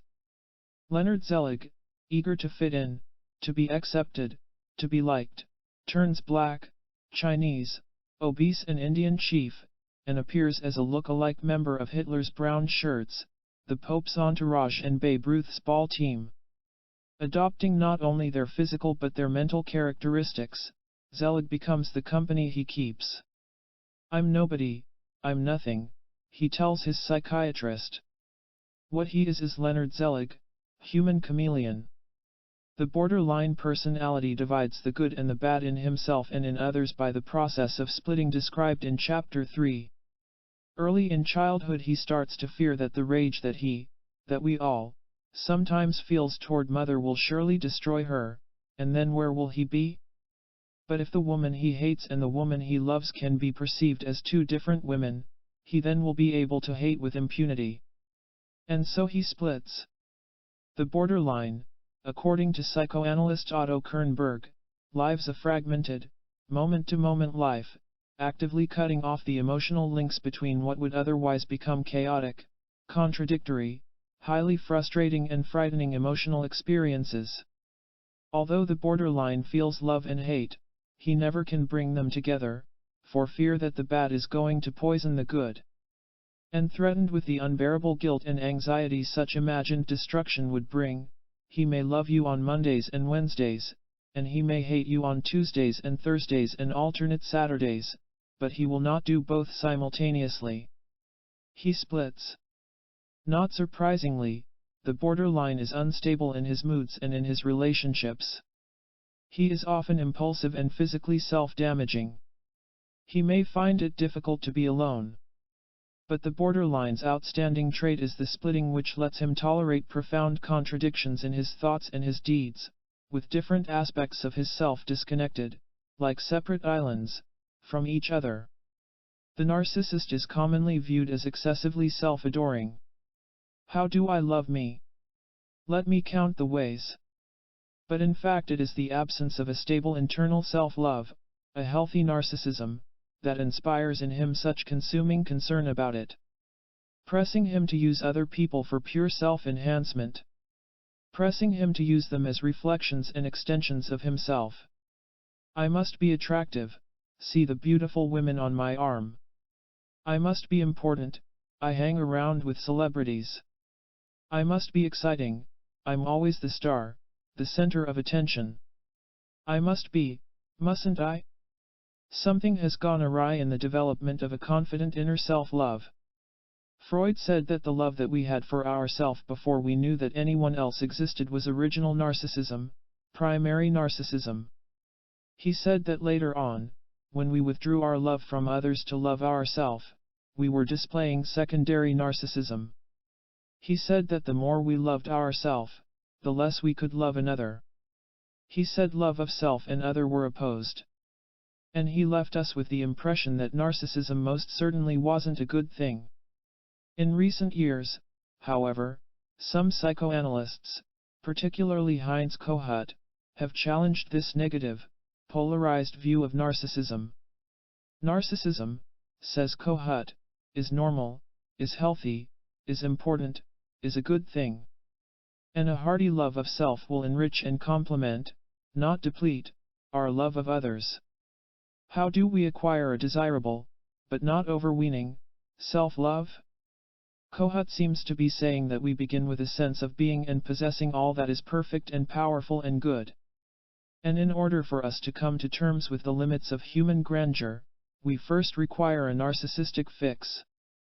For there is a time in our life when we need to strut our stuff and groove on grandiosity, when we need to be viewed as remarkable and rare, when we need to exhibit ourself in front of a mirror that reflects our self-admiration, when we need a parent to function as that mirror. What this means is the simple delight that a parent is able to take in her child, the pleasure she feels, the praise she is able to offer, the ability to respond to an exhibitionistic "Hey, Ma, look at me," with pride and encouragement. What it certainly doesn't mean is total indulgence and an absence of all frustration. Everybody needs some frustration to grow on. There is also a time in our life when we need to participate in the perfection of another, when we need to say, "You're wonderful and you're mine." When we need to enlarge ourselves through our connection with some flawless omnipotent being, when we need a parent to function as that ideal. What this means is the calmness and confidence that a parent can offer his child, a parental infusion of glory and power and strength, a protectiveness that says, in effect, "I am here, you don't have to do it all by yourself," a willingness to be an invincible ally. What it certainly doesn't mean is that a parent has to be a superhero. There is a time in our life, in our early childhood, when we need to be larger than life, a golden self. And we need to believe that our actual self, the eager, jubilant, preening self we reveal, is accepted, at least for a little while, as golden. When our mother and father can do this for us, not all of the time, just some of the time, just enough, they are serving as parts of our self which we can make ours. And supplied with these vital ingredients in the making of a self, we then can let them go. We then can modulate and transform them into something more realistic, more human-dimensioned. A positive self-image. A sturdy self-esteem. And a love of self that sets us free to love others. But without this narcissistic fix, we are stuck at a stage of archaic, infantile narcissism. We cannot move on. We cannot let it go. Others may then become for us, not human partners in a caring relationship, but ways of providing those missing pieces of self. And so the narcissist seeks admiring people, hoping to make that admiration his own. And so the narcissist looks for powerful people, hoping that he can make that power his own. However, as Kohut observes, these sought-for people are not loved or admired for their attributes, and the actual features of their personality are only dimly recognized. Indeed, they are not truly friends or lovers or marriage partners or children, but parts of the narcissist's self, merely self-objects. A composite portrait of one kind of narcissistic personality, call her Peggy, might show her to be vital and intense, romanticizing and sexualizing all of life's daily events, over-enthusiastic and over-dramatic. Beneath all this pseudo-vitality, though, is an inner deadness and emptiness, a fill-me-up hunger, a what's-it-all-about dread. And behind the gestures and garments that insistently scream "look at me," are feelings of inauthenticity and worthlessness. Peggy avoids dependency. She is terrified of intimacy. She goes through people like purse-size packets of Kleenex. Always on the move, she tries to flee her fear of aging and mortality. And without real ties to the future and past, those caring investments in others, those loving memories, she lives in an anxiety-haunted now. Checking her face for wrinkles every morning. Keeping her calendar filled every night of the week.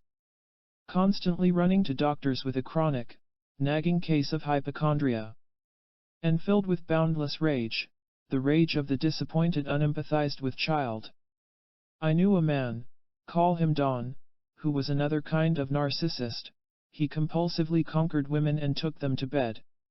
His proudest boast was that in the course of one exhausting night he had slept with 3 different women in 3 different neighborhoods, using, it was during a gasoline shortage, only public means of transportation. In his relationships with women, Don would convert them, again and again, into idealizations. They had beauty, brilliance and, always, spiritual depth. His subsequent, often immediate, disillusionment sent him searching for replacements. He had many wives, many lovers, and he knew none of them. My favorite fictional narcissist is not a man but a toad. He can be found in Archie and Me Hittabel. His name is Warty Bleegans, and he sits beneath a toadstool in glossy contentment, and he considers himself to be the center of the universe. The earth exists to grow toadstools for him to sit under the sun, to give him light by day, and the moon and wheeling constellations to make beautiful the night for the sake of Warty Bleegans. How's that for grandiosity? Some narcissists display an I'm the greatest grandiosity.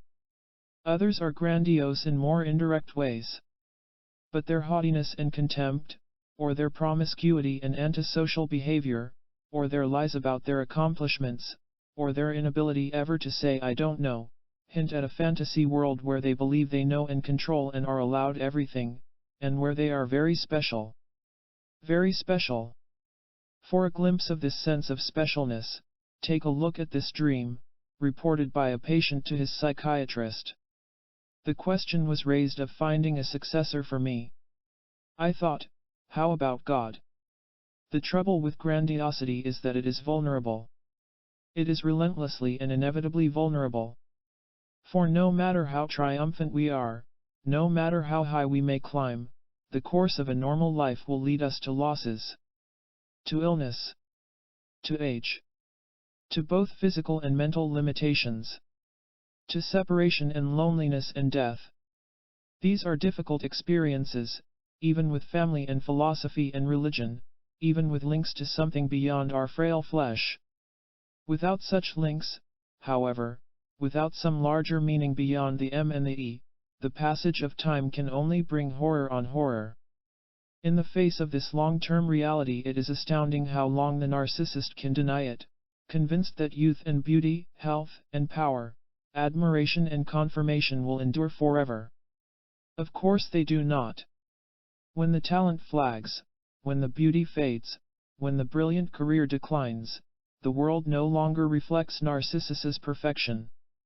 And because the mirrored self is the only self that he has acknowledged, he loses that self and sinks into depression.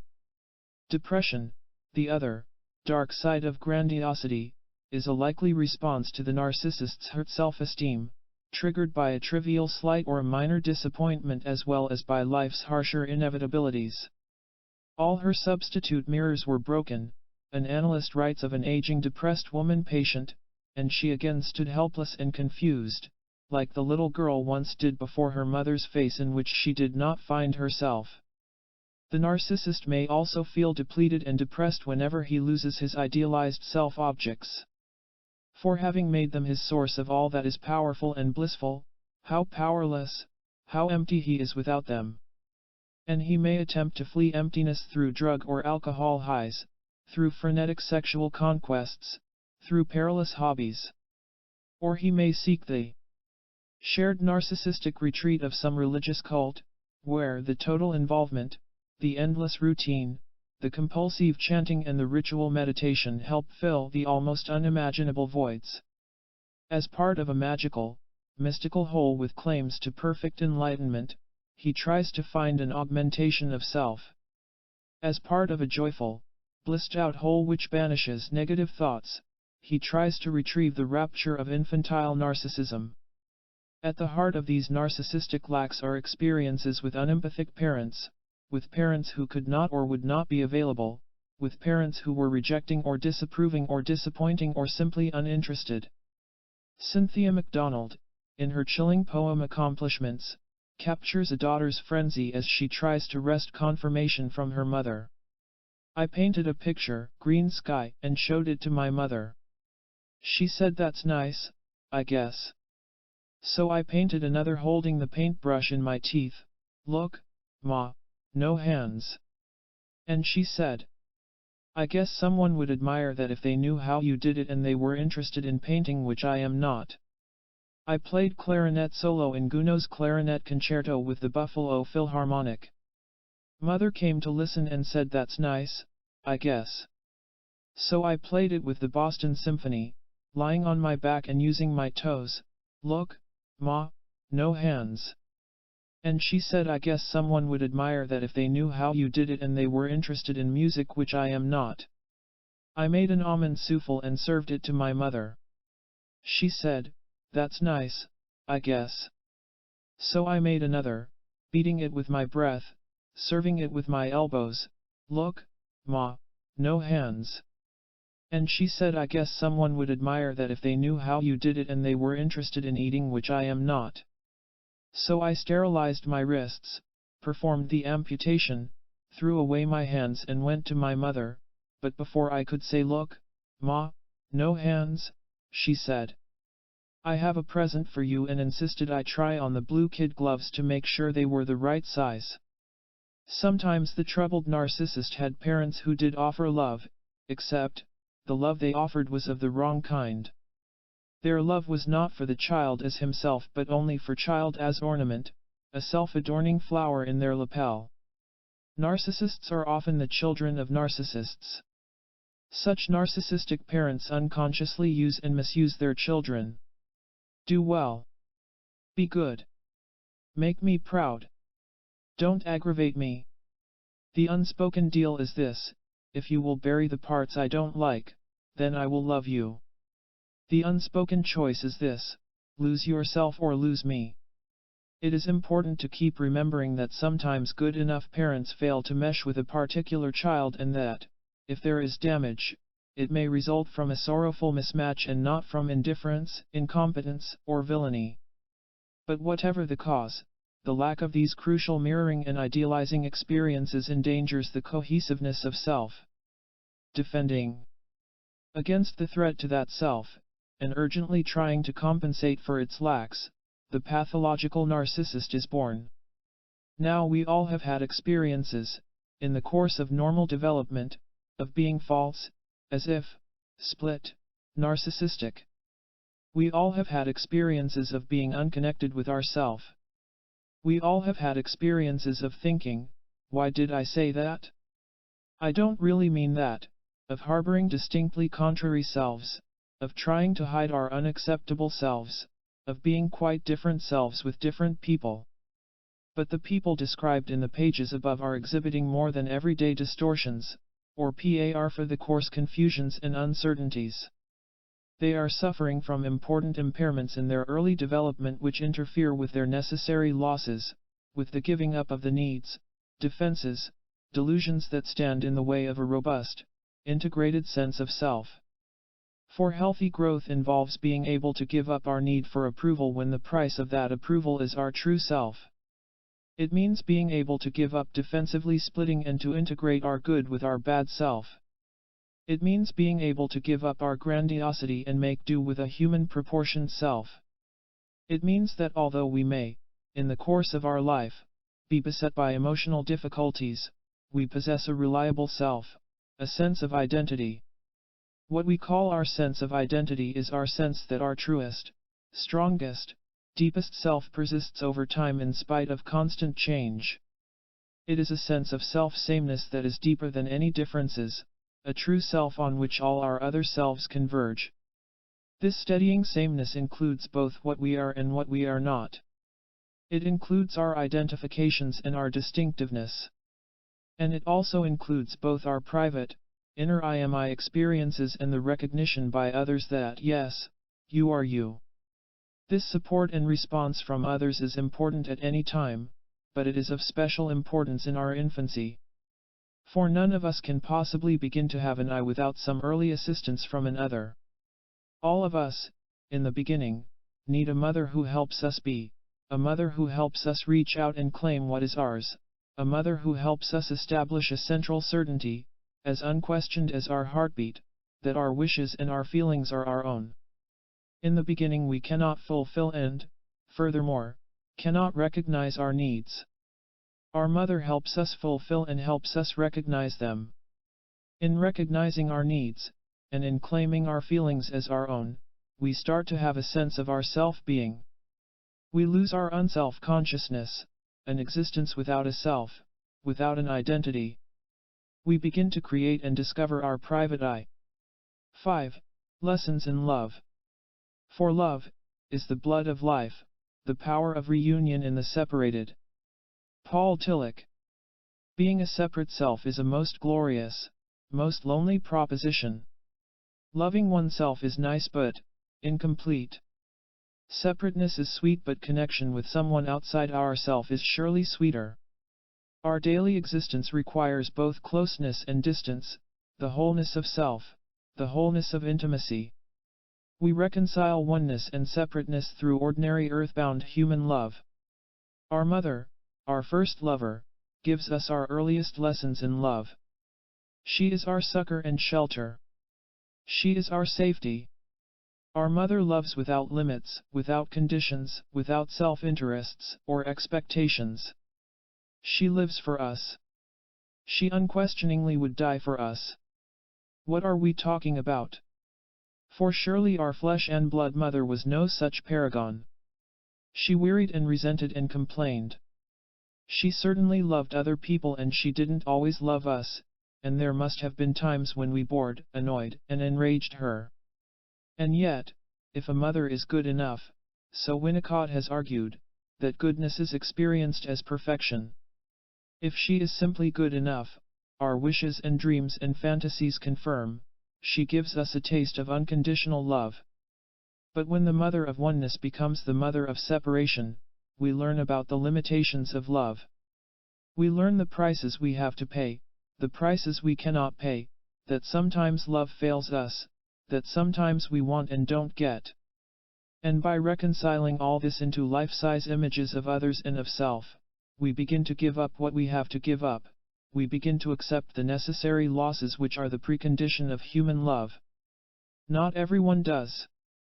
And some of us will continue demanding unconditional mother love dressed in the guise of adult love relations, furious when a partner expects some mutual giving and taking, furious when he expects his needs to be met.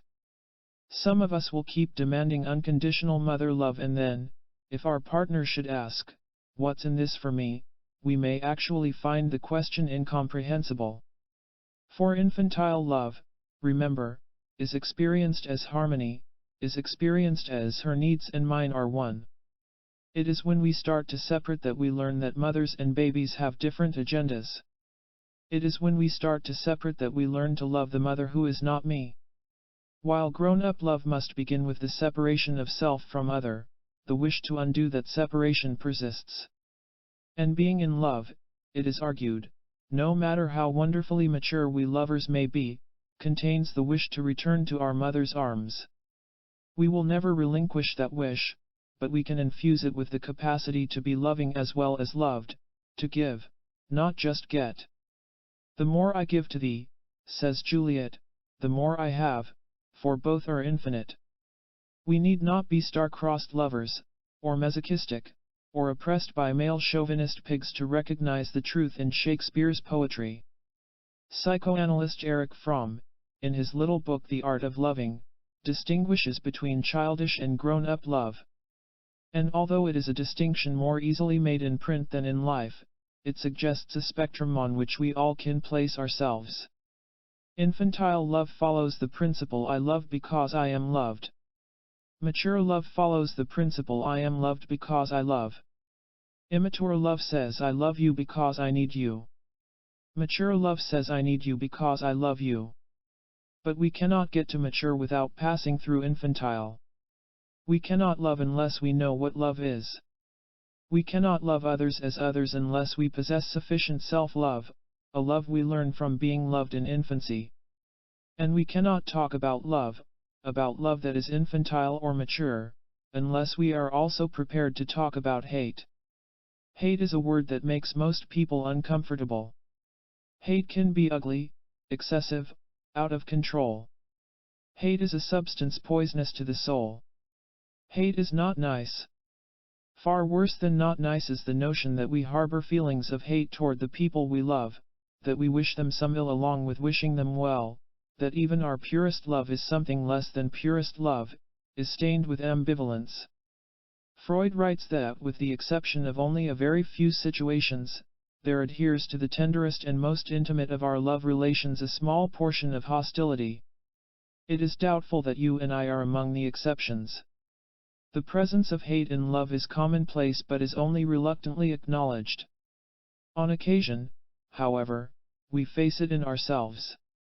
Soaked to the skin as I wait in the rain for a husband who is 20 minutes late, I shriek with complete sincerity, "I could kill you." And when, on the stage, a tragedian sighs, "Ah, I have loved too deeply not to hate," I am able to confess I have felt that way too. But when Winnicott lists 18 reasons why, in his view, all loving mothers hate their baby, I, and most mothers, tend to recoil with horror. Wrong. We insist. Not true. We insist. No, no.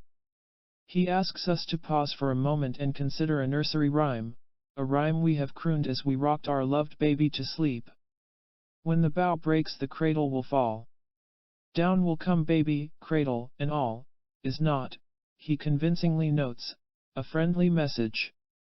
Indeed, it expresses some motherly feelings very far removed from sentimentality. Which is all right with Winnicott. For sentimentality, Winnicott writes, serves no useful purpose. It harms because it contains a denial of hate. And such a denial, he argues, will prevent the developing child from facing and learning to tolerate his own hatred. My parents never have such horrid feelings. What kind of monster am I to have such feelings? We need to learn to tolerate our hate. A 4-year-old boy, whose parents we might presume to be unsentimental, sings this song to himself in his tub every evening. He will just do nothing at all. He will just sit there in the noonday sun. And when they speak to him, he will not answer them. Because he does not care to. He will stick them with spears and put them in the garbage. When they tell him to eat his dinner, he will just laugh at them. He will not speak to nobody because he doesn't have to. And when they come to look for him, they will not find him, because he will not be there. He will put spikes in their eyes and put them in the garbage, and put the cover on. He will not go out in the fresh air or eat his vegetables. Or make wee-wee for them, and he will get thin as a marble. He will not do nothing at all. He will just sit there in the noonday sun. I expect there will be no dispute about the claim that this song conveys a certain hostility. Spikes in the eyes are, all would agree, not nice. But what still seems up for debate is whether hostility and hate are expressions of a basic aggressive instinct, or whether human aggression is nothing more than our expression of disappointed, deprived, or frustrated love. Freud took the first position and argued that all of us are fueled by two basic instincts, an aggressive instinct just as well as a sexual one. However, and this is absolutely central to his thesis, sex and aggression are normally intermixed. Thus the most vicious and violent act also possesses some unconscious sexual meaning. Thus the most gentle and loving act always possesses some element, "we'll eat you up, we love you so," of hate. Freud writes, "It is indeed foreign to our intelligence as well as to our feelings thus to couple love and hate, but nature, by making use of this pair of opposites, contrives to keep love ever vigilant and fresh, so as to guard it against the hate which lurks behind it. It might be that we owe the fairest flowerings of our love to the reaction against the hostile impulses which we sense within us. In other words, we can fend off the hate by emphasizing the love. But in our unconscious, says Freud, we are all still murderers. There are those who claim, on the other hand, that human beings are intrinsically loving and good. Aggression is a reaction, it isn't innate. This imperfect world into which we are born is the cause of our rage and cruelty and hostility. Improve the world, through Christ, through Marx, through Freud, through Gloria Steinem, and eventually we will do away with hate. Meanwhile, however, hate, in its innate and/or environmental form, is alive and well and mixing it up with love. Indeed, psychoanalyst Rollo May contends that both are part of what he characterizes as the daimonic, which includes sex and aggression, the creative and the destructive, the noble and the vile. The daimonic May talks about is the urge in every being to affirm itself, assert itself, perpetuate and increase itself. It is a force beyond good and evil. It is a force which, if unchanged annealed, can drive us blindly to copulate and kill, a force which, if repudiated, can leave us apathetic and half alive, a force which, if integrated into ourself, can vitalize all of our experience. Thus love is not threatened by the daimonic, but by our denial of it, by our failure to greet it, aggression and all, as our own. May quotes the poet Rilke who fears, "If my devils are to leave me, I am afraid my angels will take flight as well." Rilke is right, says May. We must embrace both.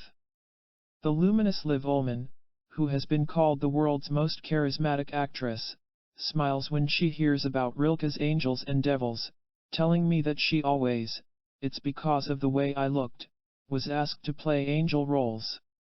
She describes a moment of revelation when she was rehearsing The Chalk Garden, a play in which she portrayed a woman who, fleeing the ravages of revolution, finds an infant abandoned by its mother. My interpretation was to sit down and look tenderly and softly at the baby. Sing to it, pick it up and then take it with me. But her director, she recalls, told her to dig deeper, to show the woman's doubts, her cowardice, her ambivalence in the face of such responsibility. Don't be so noble, she was advised. You don't have to represent goodness all the time. In her final interpretation of the role, Liv, as the woman Grusha, picks up the baby but puts it down as she realizes what a hindrance it will be. She stands up and walks away. Stops. Doubts. Turns back. Reluctantly sits down again. Looks at the little bundle. Looks away.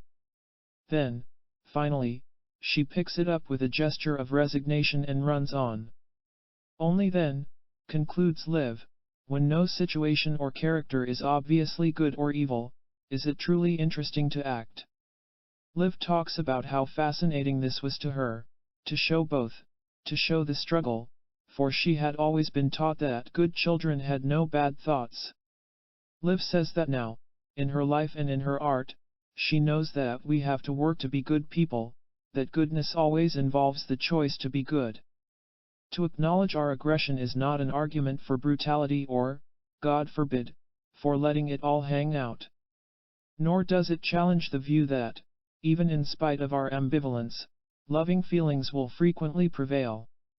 The point is simply that yes, we also can hate our beloved mate, child, parents, dear friend. The point is that trying to say to ourselves, this nasty stuff has nothing to do with me, depletes and in the long run may endanger us. We too once used to be 4-year-olds with hateful words on our tongue. Perhaps we were told, you don't really feel that way. Perhaps we were taught that love means never having the wish to put spikes in your true love's eye. That is a lie. Our mother gives us our earliest lessons in love, and its partner, hate.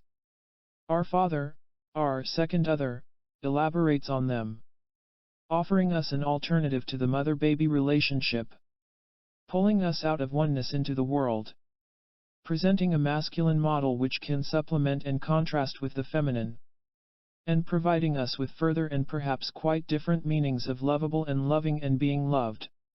It is time now to pause and take note of the fact that fathers and babies can form early, strong attachments, and that short of providing milk from their breasts, fathers can do whatever mothers can do.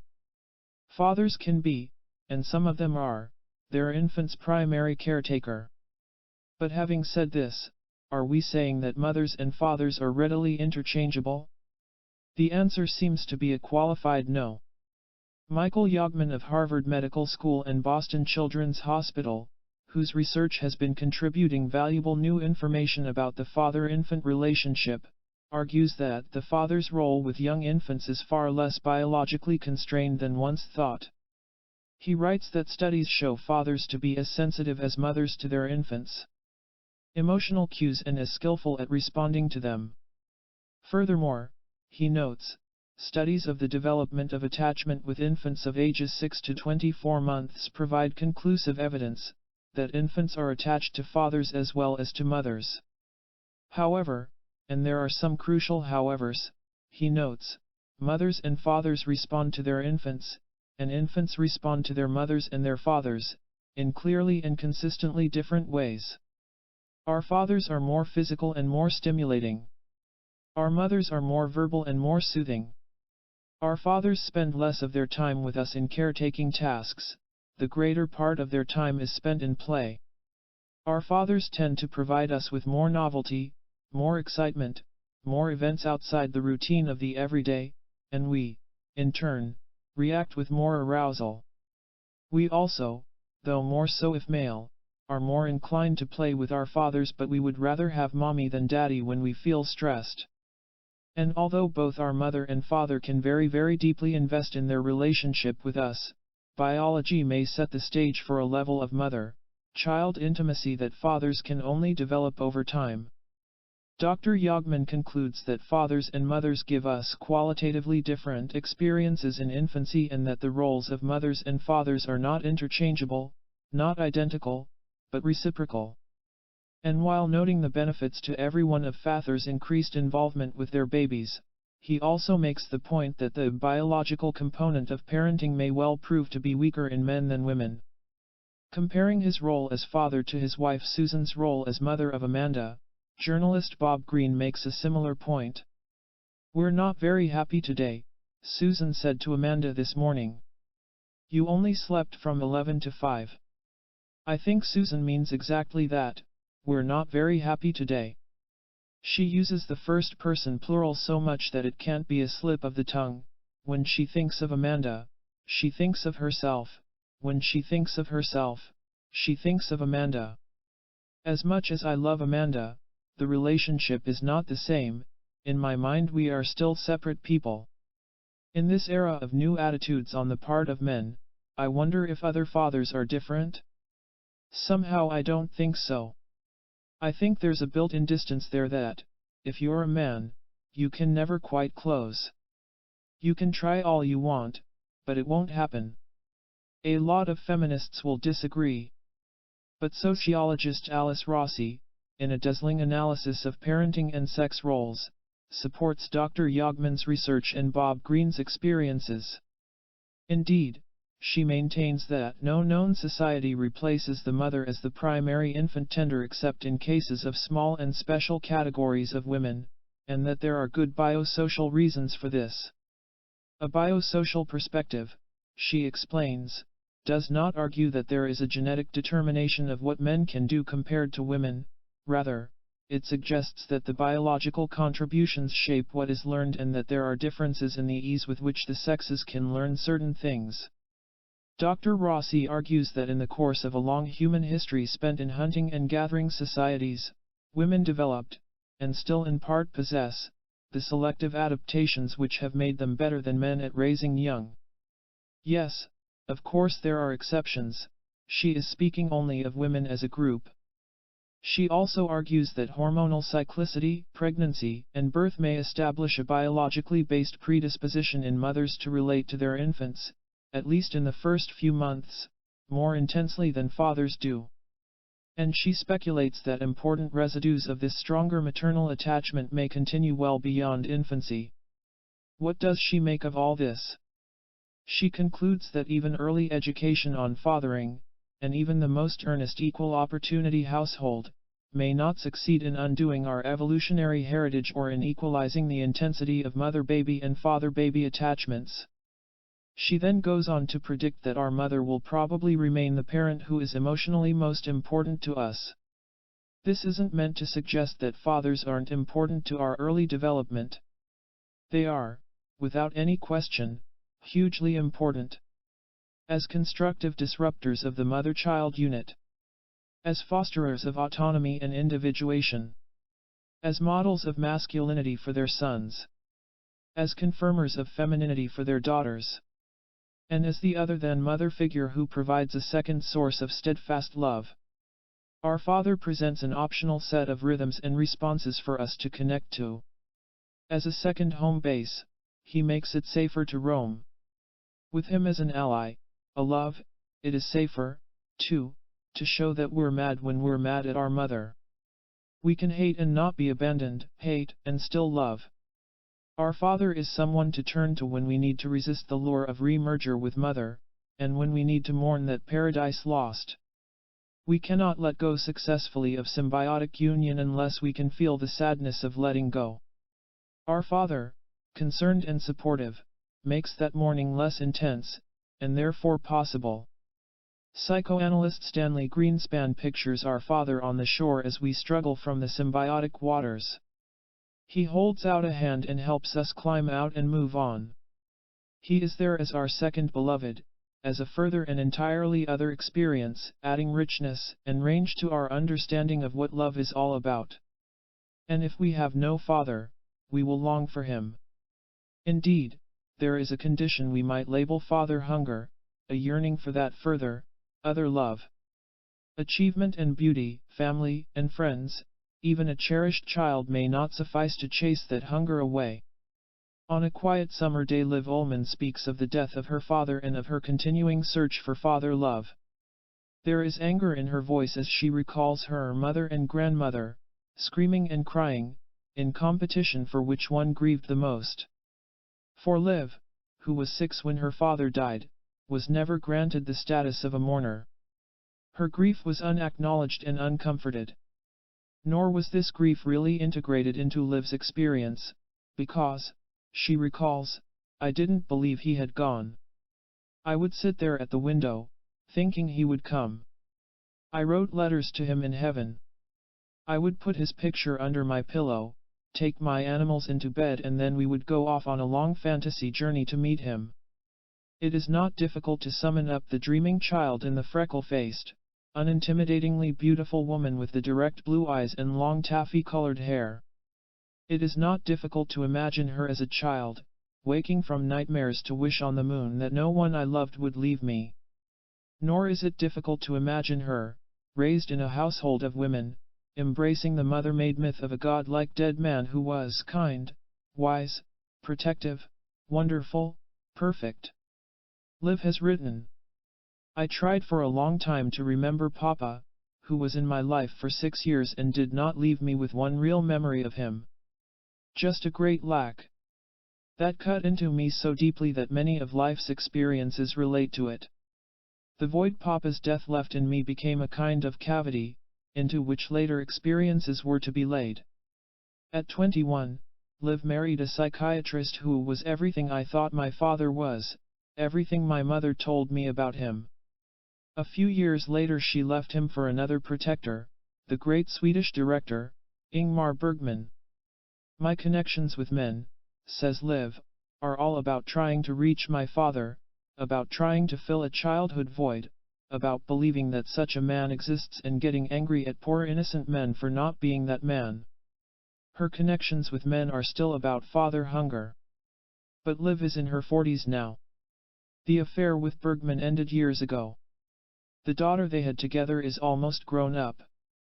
She has known other men.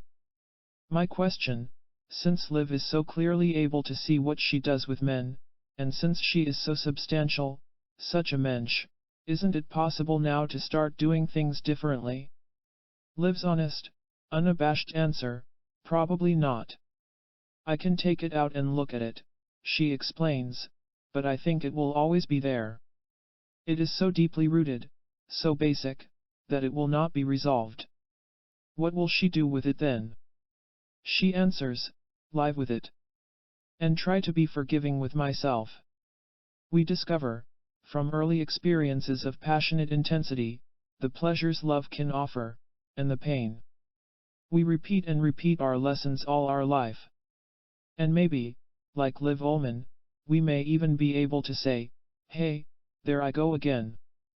But sometimes the repetitions are outside of our awareness. And sometimes the lessons we learn are not too terrific. I play with a little girl who has traumatically lost her mother and her father. In the midst of our fun she stops, stands up, says bye. Her style seems to be, "I'm leaving you first, before you go off and leave me." And I wonder if she will grow up compelled to always leave what she loves before it can hurt her, a practitioner of relationship interruptus. I know a little boy whose mother pushes him away. "I'm busy," she tells him. "Not now. You're bothering me." Watching him pester and whine and plead and ragingly kick at her always locked bedroom door, I wonder what he will be doing with women 20 years from now and what he will need, women to do to him. There is in human nature a compulsion to repeat. Indeed, it is called the repetition compulsion. It impels us to do again and again what we have done before, to attempt to restore an earlier state of being. It impels us to transfer the past, our ancient longings, our defenses against those longings, onto the present. Thus whom we love and how we love are revivals, unconscious revivals, of early experience, even when revival brings us pain. And although we may play Iago instead of Othello, Desdemona instead of Iago, we will act out the same old tragedies unless awareness and insight intervene. That little boy, for instance, may play out his helplessness as a passive, submissive husband. He may play out his murderous rage as a wife-beating husband. He may choose his mother's role and become a cold "you have to beg me for it" husband.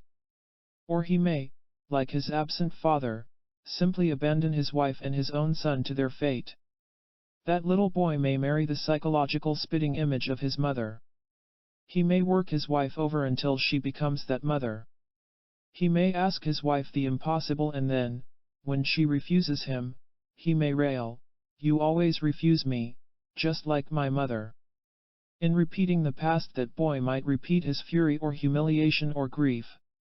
Or he might repeat the tactics by which he beat back fury, humiliation, grief. In repeating the past he will update the script to include the shadings of subsequent experience. But whom he loves and how he loves will reflect that whining, pleading, raging boy. For many men the denial of dependency on their mother is repeated in their subsequent relationships, sometimes by an absence of any sexual interest in women, sometimes by a pattern of loving and leaving them.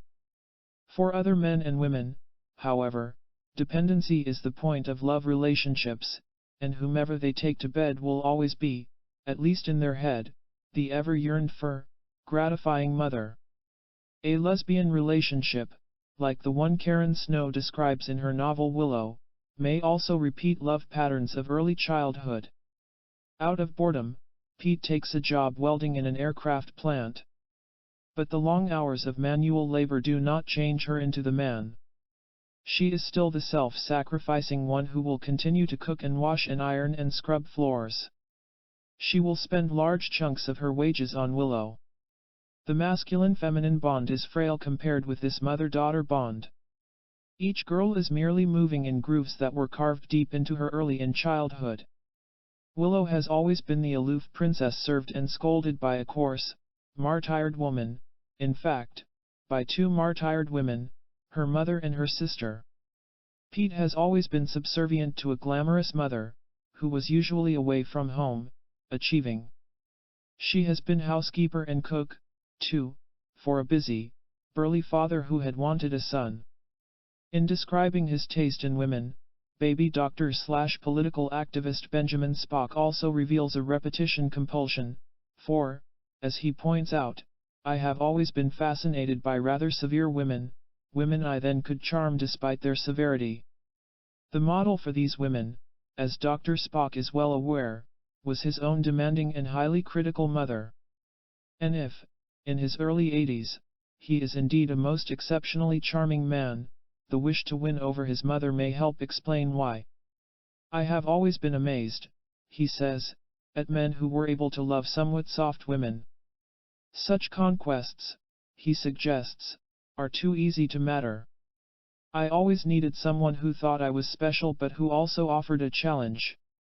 He says that both his first wife, Jane, and his second wife, Mary Morgan, are versions, although in quite different ways, of this type. Because Dr. Spock volunteered to give permission for you and Mary to talk about me behind my back, let me note here that Mary Morgan disagrees. She maintains that she isn't this critical type of woman that Spock is describing. But, she adds, he keeps trying to make me into that person, which is also, of course, a compulsion to repeat. We repeat the past by reproducing earlier conditions, challenging as that can sometimes be, like the woman described by Freud who managed to find not one, not two, but 3 different husbands, all of whom fell fatally ill soon after they were married and subsequently had to be nursed by her on their deathbed.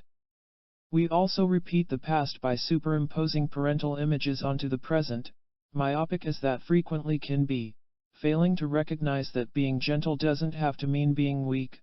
Daddy, alas, was gentle but he was weak, that silence may be companionable not punishing, mother's silences were always punishing, and that gentle, quiet people may be offering something new, if we could but see it. We even repeat the past when we quite consciously are trying not to repeat it, hopeless as that may turn out to be, like the woman who disdained her parents' conventional and patriarchal marriage and decided that hers would have an entirely new format. Was her mother completely ruled by her bossy husband? Well, then, this lady's mate would be the ruled-over type. And furthermore she would be so unconventional, modern, and free that she would openly bring her lovers into their house. But she then allowed her lovers to abuse her and humiliate her. I suppose her notion of modern was anything goes, and so, in her freewheeling life as an autonomous woman and wife she arranged to repeat her mother's despised submissiveness. The repetition compulsion, writes Freud, explains why this one is always betrayed by his friends and why that one is always abandoned by his protégés and why each of a lover's love affairs may pass through similar stages and end the same way. For although there are people, writes Freud, who seem to be pursued by a malignant fate, or possessed by some demonic power, their fate is for the most part arranged by themselves and determined by early infantile influences. It seems reasonable to us to wish to transfer the pleasing past onto the present, to seek to repeat the delights of earlier days, to fall in love with those who resemble the first beloved objects of our affection, to do it again because we loved it the first time. If Mom was truly wonderful, why shouldn't her son want to marry a girl like the girl who married dear old Dad? Surely all normal love, it needn't be kinky, it needn't be blatantly incestuous, is bound to partake in part of transference love. Repeating the good makes sense but we have trouble understanding the compulsion to repeat what causes pain. And while Freud has tried to explain this compulsion as part of a dubious concept called the death instinct, it can also be understood as our hopeless effort to undo, rewrite, the past. In other words, we do it and do it and do it and do it again in the hope that this time the ending will be different. We keep repeating the past, when we were helpless and acted upon, trying to master and change what has already happened. In repeating painful experience we are refusing to lay to rest our childhood ghosts. We continue to clamor for something that cannot be. No matter how hard they clap for us now, she will never clap for us then. We have to relinquish that hope. We have to let go. For we cannot climb into a time machine, become that long-gone child and get what we want when we oh so desperately wanted it. The days for that getting are over, finished, done. We have needs we can meet in different ways, in better ways, in ways that create new experience. But until we can mourn that past, until we can mourn and let go of that past, we are doomed to repeat it. Weaving the past with the present, we can experience many kinds and stages of love. We can love, one way or another, throughout our life. Only Connect, a character in E. M. Forster's Howard's End exhorts us. And needy, tender, romantic, ecstatic, fearful, heedless, hopeful, How we do try. We try through sexual love, the physical thrum and orgiastic release, through eros, the urge for union and creation, through motherly love and brotherly love and neighborly love and friendship, through caritas, an altruistic loving. We try through human relationships that draw on one, or all, of the above. Shaped in whole or in part and for good or for ill by the instructors of our childhood, we try to love. We try and we keep on trying because an unconnected life is not worth living. A life of solitude cannot be born. In an eloquent passage, Erich Fromm writes, "Man is gifted with reason, he is life being aware of itself. This awareness of himself as a separate entity, the awareness of his own short lifespan, of the fact that without his will he is born and against his will he dies, that he will die before those whom he loves, or they before him, the awareness of his aloneness and separateness, of his helplessness before the forces of nature and of society, all this makes his separate, disunited existence an unbearable prison. He would become insane could he not liberate himself from this prison and reach out, unite. And so our noble achievement, the winning of separateness, of self, will also always be our grievous loss. That loss is necessary, there can be no human love without that loss. But through our love that loss may be transcended." Part 2, The Forbidden and the Impossible. Psychic reality will always be structured around the poles of absence and difference, and human beings will always have to come to terms with that which is forbidden and that which is impossible. Joyce McDougall. 6. When are you taking that new kid back to the hospital? For the error bred in the bone of each woman and each man craves what it cannot have, not universal love but to be loved alone. W. H. Auden. Love may be the bridge from separate self to separate self, but the love that we initially have in mind is a love that is ours alone, a love that is all-encompassing and indivisible. It doesn't take long, however, to begin to realize that the love we receive is not exclusively ours, that there are other, rival claims upon our true love's love, that we crave what we cannot have, that we crave the impossible.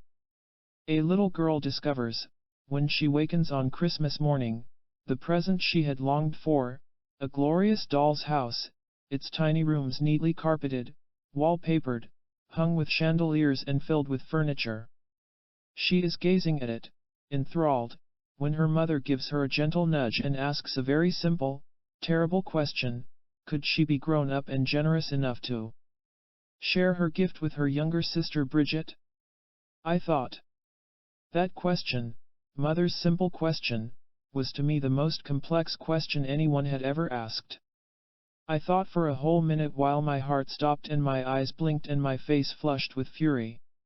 It was a trick question, two-sided, flipping back and forth, now you see it now you don't, the trick of a supreme magician who could, with cunning legerdemain under a silk handkerchief, transform a few seconds of tranquility into an eternity of chaos. The truth, no, I did not, under any circumstance whatsoever, wish to share the doll's house with Bridget. Or the truth, yes, of course I wanted to share the doll's house with Bridget, because not only would that please mother and demonstrate how generous and grown up I really was, but because I knew that I loved Bridget very deeply and identified with her yearning as she tentatively touched the miniature grandfather's clock in the miniature hallway. "Get your nasty little fingers out of there," I wanted to scream, "until I give you permission." Bridget was blissfully oblivious of my pain, my conflict. I had not, before that question, ever been conscious of hating her or of loving her so absolutely. I never felt, or had the ability to be unaware of feeling, the same way about my sister again. And I could never bring myself to play with the doll's house. Eventually it had to be given away. Not many of us can recall with writer Brooke Hayward's piercing clarity such early childhood feelings of anguished hate. Nor does our adult dignity permit us to recall the possessiveness and greed which fueled that hate. But in the beginning we all want exclusive possession of our treasures, including the first of our treasures, our mother's love. And we don't want anyone else to either be given, or to take, the goodies which belong to us alone. For what will be left to us if we share with our rivals? Is anything less than everything enough? The wish to be loved alone may very well be bred in the bone. Angrily and painfully, and with more or less success, we learn to relinquish that wish, to let it go. A small child does not necessarily love his brothers and sisters, writes Sigmund Freud, often he obviously does not. He hates them as his competitors, and it is a familiar fact that this attitude often persists for long years, till maturity is reached or even later, without interruption. The discomfort we feel with hate may make us deny it in ourselves and in our children. It is easier to call it a Freudian myth.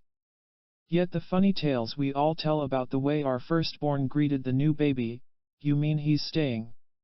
And, when are you taking that new kid back to the hospital? And, put him in the hamper and close the lid. And, what do we need him for? Acknowledges, in laundered form, the intense dislike which my dictionary calls hate. Item. A few years ago my friend Harvey was babysitting with his 3-year-old while his wife and newborn child were still in the hospital. Everything appeared to be smooth and serene. But at one point Harvey asked Josh, who was sitting beside him with his crayons and pad of paper, "How would you like to draw me a pretty picture?" To which Josh replied, looking coldly up at his father, "Not until you get rid of that other kid." Item. The carpool children were talking about the worst thing in my life that ever happened. Like breaking an ankle. Or falling out of a tree. Or having an all-over case of poison ivy. And when it was Richard's turn he declared that the worst and most terrible thing that happened to me was that my sister got born. Item. Well, here's the new baby you told me you wanted. What do you have to say? I asked my son Tony when Nicky, his brother, was born. What I have to say, Tony said without a moment's hesitation, is, I've changed my mind. Is sibling rivalry normal and universal? 10 out of 10 psychoanalysts answer yes. And while it may be more intense in firstborn children, or between two children, or more, of the same sex, or when the children are fairly close in age, or when the families are smaller rather than larger, it is doubtful that any one of us is untouched by these rival-rouse feelings, is wholly exempt. For all of us once experienced, in our early months of life, the illusion of completely possessing our mother. Symbiosis with strictly mama and me. The recognition that others have equal and even prior claims upon her love is our initiation into jealousy. This is not to deny, of course, that there are also, or eventually, powerful bonds of loyalty and affection. Siblings can surely be allies and closest friends. But it is Genesis, not Freud, that says that the first act of murder on earth occurred between brothers. It is Genesis, not Freud, that attributes the first act of murder on earth to reasons which sound very much like sibling rivalry. And the Lord had respect unto Abel and to his offering, but unto Cain and to his offering he had not respect. And Cain was very wroth, and his countenance fell. And it came to pass, when they were in the field, that Cain rose up against Abel his brother, and slew him. We kill our brothers and sisters for having more, or even some, of our parents' love. But the killings are done, for the most part, inside our head. And eventually we will learn that the loss of indivisible love is another of our necessary losses, that loving extends beyond the mother-child pair, that most of the love we receive in this world is love we will have to share, and that sharing begins at home, with our sibling rivals. We do not like it. Indeed, Anna Freud includes among the normal characteristics of early childhood extreme jealousy and competitiveness and impulses to kill rivals. But even though killing might strike us as a highly efficient method of retrieving our mother's undivided love, we quickly learn that hostile acts are destined not to win her love but to lose it. The danger of losing our mother's love or our father's love, our loved one's love, terrifies us and threatens vast anxiety. And so if we have an impulse, smash that baby, which might lead to such a loss, we want to make that impulse go away. Through one or more of our mostly unconscious, mechanisms of defense, we can hold anxiety at bay by opposing, resisting, transforming, getting rid of, defending against, our dangerous and now unwanted impulse. These defenses are not restricted to our problems with sibling rivalry. They serve us throughout our life, whenever a feared or actual loss begins arousing our anxiety. They serve us in what we unconsciously regard as emotionally dangerous situations. And although we will use every one of them at some time or another, the defenses that we favor regularly will become a central part of our style and character. Here are the names and meanings of our common everyday mechanisms of defense. And here is how we might use them to deal with our smash that baby impulse when it threatens us with the loss of our mother's love. Repression means pushing the unwanted impulse, and any memories, emotions, or desires associated with this impulse, out of consciousness. Thus, I have no awareness of wanting to hurt this baby. Reaction formation means keeping the unwanted impulse out of consciousness by overemphasizing the opposite impulse. Thus, I don't want to hurt this baby, I love this baby. Isolation means separating an idea from its emotional content so that, while the memory of the unwanted impulse remains, all of the feelings connected with it are pushed out of consciousness. Thus, I have this recurring fantasy of boiling my brother in oil, but I don't have the slightest feeling of hatred toward him. Denial means eliminating unwelcome facts, and the unwanted impulse connected with these facts, by revising them in our fantasies, words, or behavior. Thus, I don't have to hurt the baby because I continue to think of myself as an only child. A gorgeous example of denial is the story about the little girl who was notified that a baby brother or sister was on the way. She listened in thoughtful silence, then raised her gaze from her mother's belly to her eyes and said, "Yes, but who will be the new baby's mommy?" Regression means escaping from the unwanted impulse by moving back to an earlier stage of development. Thus, instead of hurting this baby who is taking my place with mother, I'll be the baby. Projection means repudiating the unwanted impulse by attributing that impulse to somebody else. Thus, I don't want to hurt this baby, he wants to hurt me. Identification means replacing the unwanted impulse with more benign and positive feelings by becoming like somebody else, our mother, for instance. Thus, instead of hurting the baby, I'll mother him. Turning against the self means directing our hostile impulse onto ourself, instead of hurting the person we want to hurt. Thus, rather than hit the baby, I'll hit myself. Sometimes a person who turns against himself identifies with the person he is hating. Thus, in hitting myself I'm really hitting the baby.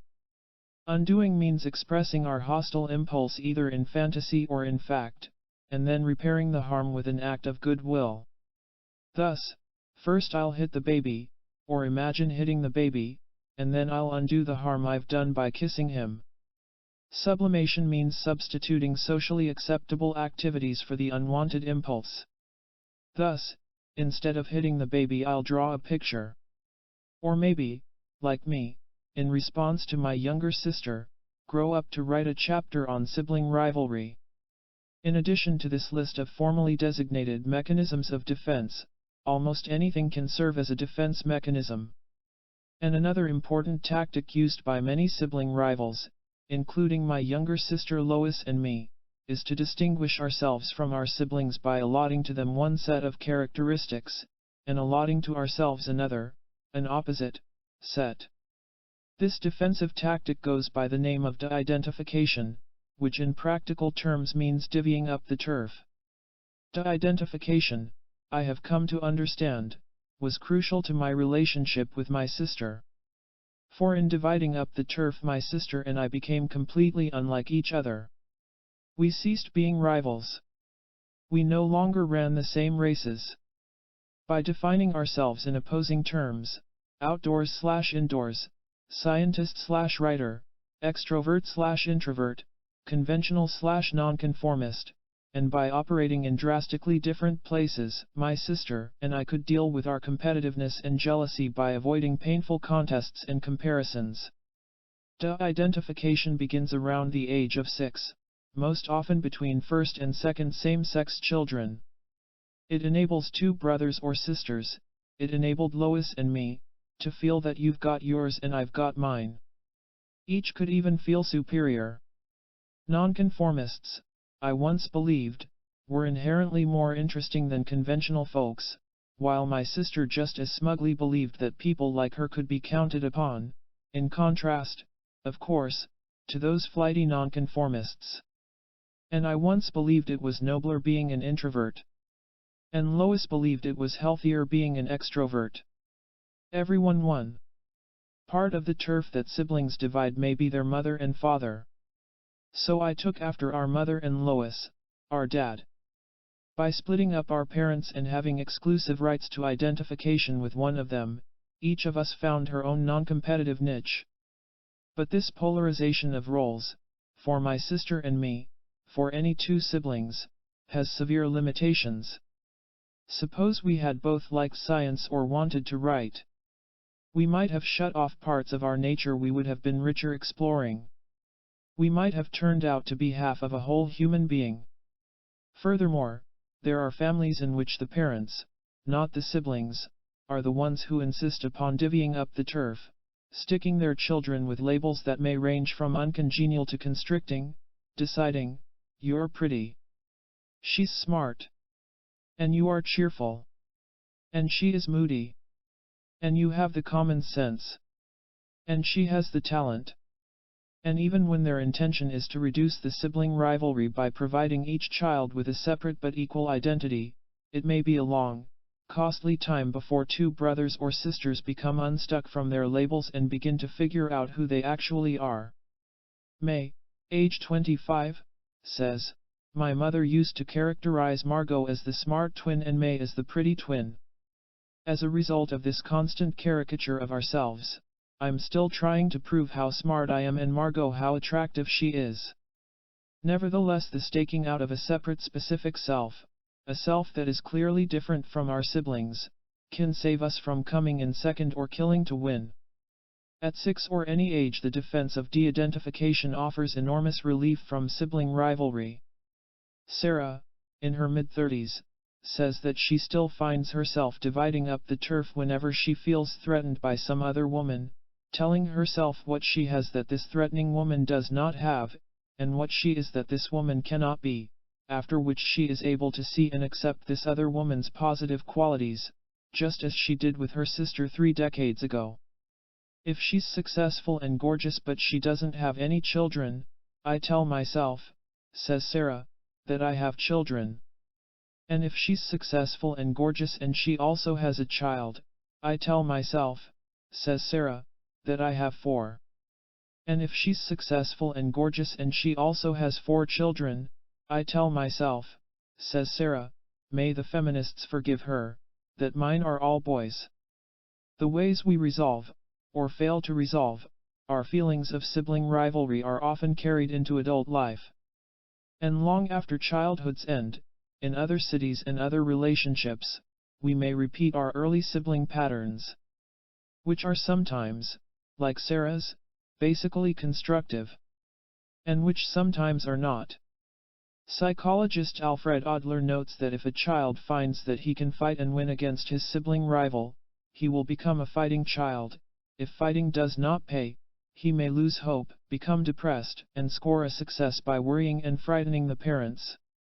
Thus trouble with money, with health, with school, with social relationships or with the law may start in childhood and last into later life, and these troubles can serve the function of stealing parental attention away from successful siblings. There are other self-damaging tactics for defending against sibling rivalry, tactics that may shape our adult life. Calvin, for instance, 20 months younger than his brother Ted, was, from the start, the brighter, more competent child. But as he began to express himself, to assert himself, to display his capabilities, his mother apparently feared that Ted would be crushed. Her message to Calvin was, "Don't beat your brother. Hold back. Slow down. Withdraw. If you want my approval you cannot compete with Ted." Her message, though largely unspoken, was exceedingly persuasive. Calvin complied. And now he is in his 40s and he still can't play for keeps. In tennis I try to improve my strokes, not win. And in golf, he says, I can be ahead all the way to the 18th hole, but at the 18th hole, I'll always blow it. In work as well as play, Calvin's biggest problem, he says, is avoidance of competition. He dreams of success, he has grandiose schemes, he embarks, but I get to the edge, to the crest, and then I can't do it, he says. I can't take the risk of winning. For succeeding in the competitive world has the meaning, he has slowly come to perceive, of killing my brother and losing my mother's love. Psychologists Helgola Ross and Joel Milgram, who have done much interesting work on adult sibling rivalry, have found that this rivalry is rarely discussed between siblings or with parents or friends. It remains a secret, a shameful secret, a dirty little secret. And this secrecy, so Ross and Milgram believe, can help perpetuate the sibling rivalry. Thus many brothers and sisters will remain ferocious rivals all their lives. They never let go of their jealousy and competitiveness. And in spite of everything else that may be happening to them elsewhere, they remain intensely embroiled with one another. Anne, at 89, still feels resentful of her sister's popularity, while her sister, 86, still feels resentful of Anne's clearly superior intellect. The identification, we see, does not always work. And Richard and Diane are currently competing for who will attend to their aging mother. Each of them wants to be the person in charge, a competition which seems to be nothing more than the final battle in the war over who will be crowned most dutiful child. And a pair of middle-aged sisters are still playing one-upmanship games, but now they compete through their children and their grandchildren. And a pair of exceptional brothers, the novelist Henry and the philosopher William James, engaged in a lifelong struggle for power which started with Henry's birth and became for them a prevailing mode of existence. William used to snipe at Henry's much-admired, highly nuanced literary style, say it out, for God's sake, and have done with it, and Henry once complained to him that I'm always sorry when I hear of your reading anything of mine, and always hope you won't, you seem to me so constitutionally unable to enjoy it. And in a supreme gesture of sour grapes William declined election to the Academy of Arts and Letters because, he explained, his younger and shallower and vainer brother is already in the Academy, in other words, because Henry got there first. Consider, too, the actresses/sisters Olivia de Havilland and Joan Fontaine, who from birth, writes Miss Fontaine, were not encouraged by our parents or nurses to be anything but rivals. A rivalry inevitably heightened by their selection of the same career. On the night Joan Fontaine won an Academy Award for Best Actress, she sat at a table directly across from Olivia, thinking, as she looked at her big sister, now what had I done?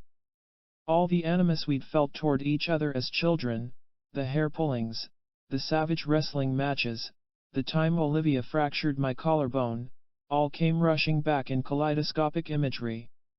My paralysis was total. I felt Olivia would spring across the table and grab me by the hair. I felt age 4, being confronted by my older sister. Damn it, I'd incurred her wrath again. Billy Carter, in contrast, seemed unafraid of incurring the wrath of his big brother. And Jimmy Carter, blandly announcing that I love Billy and Billy loves me, allowed his kid brother, throughout the Carter presidency, to make a public spectacle of himself. By drinking and shooting his mouth off and getting into financial scrapes, Billy competed with Jimmy for attention. And while he possessed no visible means of defeating his saintly, successful sibling rival, he could, through his contemptuous and unrepentant conduct, embarrass and damage him. Psychologist Robert White, discussing sibling conflicts that have not been resolved during childhood, says that adult sibling rivals are still competing for the favor of parents who might be aged, senile or even dead. And sometimes these legacies of competition in the family circle, he says, spread into professional and social relationships, so that we respond to CO workers, friends, spouses, even our children, as if they were our brothers or our sisters. A lab technician, for instance, complains about his 3 years older colleague who is always breathing down my neck. He nags and finds fault with everything I do. I get so nervous that I make even more mistakes. It's just like it was with my older brother. A magazine editor becomes so overwrought when Isabel, a younger and newer editor, is promoted before she is that she has to seek some psychological help. Why has her boss's preference for this attractive, ambitious editor left her so devastated? Why is she being tormented by feelings of jealousy, anger, and rejection? I later discovered, she says, that my rival, younger than I, had vaguely reminded me of my younger sister, Cynthia. Isabel's hair was curly like Cynthia's and she also had her winning ways, all of which I envied. I realized too that Cynthia had always been Dad's favorite daughter, and strangely, my boss's attitudes and mannerisms reminded me of my father. I could see now that, in a way, an early drama in my life was being replayed all over again. Here was my boss, pushing me aside to favor Isabel, just as my father had pushed me aside for Cynthia. Marital sibling rivalry is something that Pam now finally understands, having replayed it for years with her husband, John, having been blindly caught up in it before she finally caught on that her "this is mine and this is yours and keep the hell off of mine" territoriality was a perfect repetition of her beleaguered relationship with her younger sister. Why was she so adamant, not merely annoyed but passionately adamant, in refusing to let John put his shirts in her suitcase? Why did it make her so furious when he wanted to join a lunch she was having with friends, her special friends? And why did she find it so hard to let him share these friends? Or a brush? Or a piece of cake? Or an area of knowledge? And why couldn't he, without her instantly bristling, hang up his jacket on her side of the closet? Eventually Pam recognized that her rage at being encroached upon by her sister was being transferred onto her husband. And while she still tends toward a "this is mine and this is yours" territoriality, her response to her husband's trespasses are somewhat more mild than her old "keep the hell off of mine." It seems clear that some of the patterns we repeat in later life are determined not only by parents but siblings too. Freud tells us that the nature and quality of the human child's relations to people of his own and the opposite sex have already been laid down in the first 6 years of his life. He may afterwards develop and transform them in certain directions, but he can no longer get rid of them. The people to whom he is in this way fixed are his parents and his brothers and sisters. All those whom he gets to know later become substitute figures for these first objects of his feelings, and are thus obliged to take over a kind of emotional heritage. This kind of emotional heritage is sometimes imposed on the following generation, which can happen when we view one of our children as just exactly like me, while another of our children is viewed as the deeply resented sibling of our childhood. In one instance, a mother who had been a put-upon younger sister came to adulthood still full of envy and rage, and managed, without even knowing it, to shape her oldest son into someone much like her older sister. In an interview with a psychiatrist, the woman was asked about her wish to give her younger son the nicer bedroom, to which she replied emotionally that she had been the younger, had always felt her older sister had the best of things and even now hated her very much. As an older sister myself, I will concede that firstborns tend to get the best of things, but they also, I'm certain, get the worst of them too. On the one hand, we experience, for months, maybe years beyond symbiotic union, an exclusive, special relationship with our mother. On the other hand, our loss of this exclusive special relationship is greater than that of our subsequent brothers and sisters. The birth of a new baby may evoke a sense of betrayal and bewilderment. My mom says I'm her sugar plum. My mom says I'm her lamb. My mom says I'm completely perfect just the way I am. My mom says I'm a super special, wonderful, terrific little guy. My mom just had another baby. Why? Now it is generally agreed that parents tend to give their firstborn more attention than his siblings and to place more value upon him. It is also generally agreed that parents are less possessive, less anxious, and less demanding with subsequent children. And so, if we are the younger, we may envy the older the rights of his premier position. And, if we are the older, we may feel that the younger is always being indulged. In other words, no matter what position we hold in the family order of birth, we can prove beyond a doubt that we're being gypped. And sometimes we are. For although parents are supposed to love their children more or less equally, sometimes, because one is smarter, prettier, easier, just like them, more successful, athletic, affectionate, or a boy, one child will receive preferential treatment. In Max Frisch's intriguing novel, I'm Not Stiller, for instance, there is a striking exchange between two men, Wilfried and Anatole, who go to a cemetery to visit their dead mothers and then repair to a tavern and compare notes. Apparently his mother was extremely strict, writes Anatole, mine not in the least. I can remember listening at the keyhole as my mother told a group of friends all the witty and clever remarks I had made. Nothing like that ever happened to Wilfried. His mother was worried that Wilfried would never achieve anything worthwhile. Furthermore, notes Anatole, Wilfried's mother was a practical woman who accustomed Wilfried at an early age to the idea that he would never be able to marry a proper woman if he didn't earn plenty of money. Anatole's mother, in contrast, was playful and indulgent and attached more importance to my inner qualities, convinced that I could marry anyone I liked. It is clear that Wilfried and Anatole had two very different mothers. Except, there was only one mother. The men were brothers. Sometimes the favored sibling arrogantly misuses his special position. And sometimes he feels guilty about it. And sometimes he feels trapped in his best kid role. But whatever his response, his brothers and sisters are likely to envy and resent him, and may carry their hostility well beyond childhood. The drunken Jamie of Eugene O'Neill's Long Day's Journey into Night, raging bitterly at his younger brother, admits that he has been a rotten bad influence on him. Why? Because, he says, never wanted you to succeed and make me look even worse by comparison. Wanted you to fail. Always jealous of you. Mama's baby, Papa's pet. But even when parents do not, in fact, play favorites, our siblings' presence means a jip, a loss because that presence converts our mother's arms, eyes, lap, smile, peerless breasts from our own private turf into a jointly owned property. How could a child not want to get rid of a brother or a sister? How could a child not feel some sibling rivalry? When 3-year-old Josh saw his mother hugging his new baby brother, he said, as plain as could be, "You can't love us both. And I want you to love only me."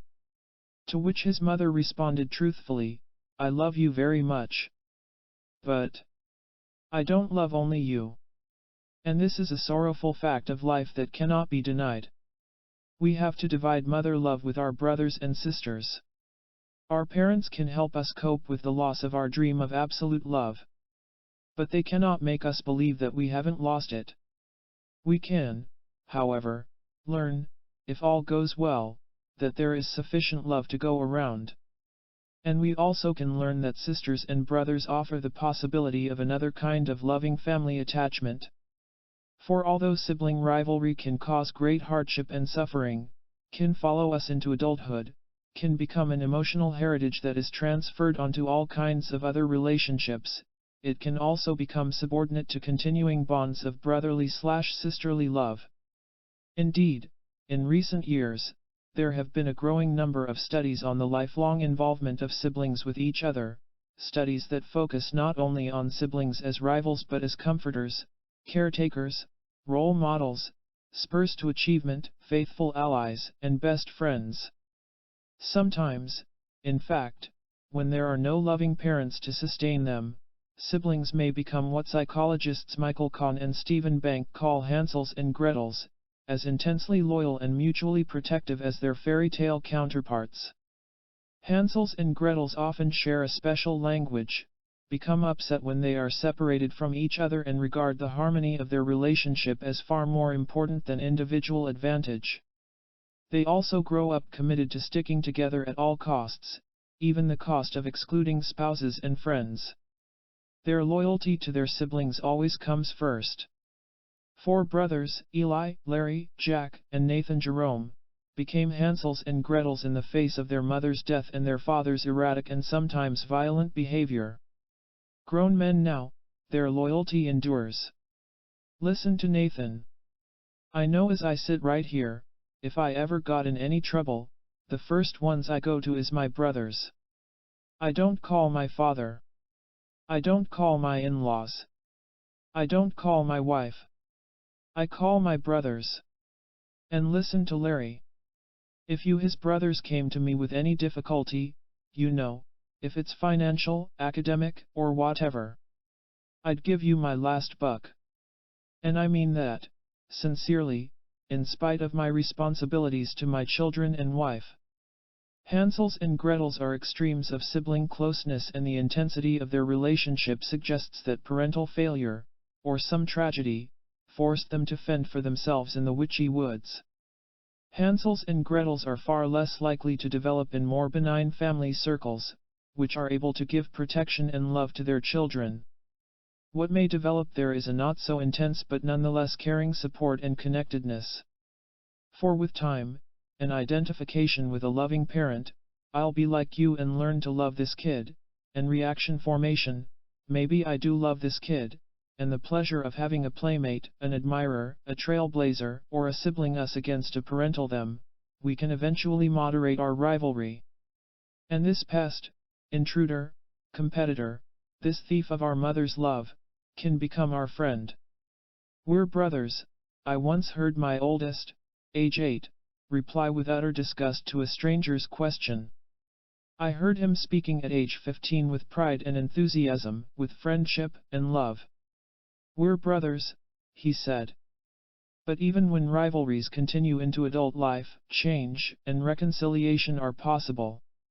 Old patterns persist but are not carved in stone. And sometimes the triumphs or troubles of a brother or a sister can alter the love-hate balance in favor of love. And sometimes a family crisis can bring siblings closer. Insight at any age into our hurtful repetitions may free us to do it differently at last. It need not always be the way it was. Psychologist Victor Cicciarelli, after more than a decade of sibling research, calls the sibling tie unique among human relationships in its duration, its egalitarianism, and its sharing of a common heritage. Most siblings, he found, maintain some contact with each other until the end of their lives, with sisters playing the major role in preserving family relationships and providing emotional support. In one study of siblings over age 60, he found that 83% described their relationship with a brother or sister as close. And since most of the evidence indicates that rivalry does diminish in old age, perhaps the repair and renewal of sibling relationships is one significant task of our final years. Cicciarelli, tipping his hat to the ambivalence of all human relationships, also notes that one can conceive of rivalry as a feeling that is always latent, appearing strongly in certain circumstances while closeness is elicited in other circumstances. But while rivalry may be revived at any point in the course of our life, the hope is that growing up means making peace with our loss of indivisible love. The great anthropologist Margaret Mead writes in her autobiographical Blackberry Winter. Sisters, while they are growing up, tend to be very rival-rouse, and as young mothers they are given to continual rival-rouse comparisons of their several children. But once the children grow older, sisters draw closer together and often, in old age, they become each other's chosen and most happy companions. Dr. Mead then goes on to speak of the value of sharing childhood memories. I know what she means. For it was only with my sister Lois that I could reminisce about a Springer Spaniel named Corky, a house on Clark Street with a glorious apple tree in the backyard, our mother singing The Two Grenadiers as she drove us down to the seashore, our dad hitting golf balls on the living room rug, and a housekeeper named Catherine who taught us to say, when we said our prayers at night, God bless my mother and father, and all my relations and friends, and, Bing Crosby. Sisters and brothers share what, no matter how close, no other contemporaries can share, the intimate, resonant details of family history. This sharing, if we are able to get past the rivalry, can lay the foundation of a lifetime connection, a connection that can sustain us though parents die and children leave and marriages fail. For while brothers and sisters mean loss, the loss of our mother's exclusive love, that loss can yield immeasurable gain. 7. Passionate triangles. As to your mother's marriage bed, don't fear it. Before this, in dreams too, as well as oracles, many a man has lain with his own mother. Sophocles. Along with sharing parental love with our brothers and our sisters, we have to share it with another parent. New losses will be coming into view. For though Oedipus, the recipient of the comforting words above, hadn't only dreamed it but done it, too, he had done what we are told we all, at around the age of 3, develop a most passionate longing to do, get rid of one parent and possess the other one sexually. Such longings are forbidden and persistent. They are relinquished and revived many times in our life. But the great renunciation, our first and fateful letting go, occurs when we withdraw from the contest in childhood, when we put an end to a love affair as intense as any we will ever know. Yes, Virginia, there is an Oedipus complex. And it speaks to us in our dreams and on the psychoanalyst's couch. And it speaks through the everyday wishes of everyday children. When I grow up I'm going to marry the nearest and dearest person in our life. It surely makes good sense that in the world of a 3-year-old child that nearest and dearest person will be a parent. Well, okay, Virginia might say, I can accept romantic love, boys do court their mommies, little girls flirt with their dads. It is the sexual aspect of Oedipus that, Virginia might say, seems so far-fetched and offensive.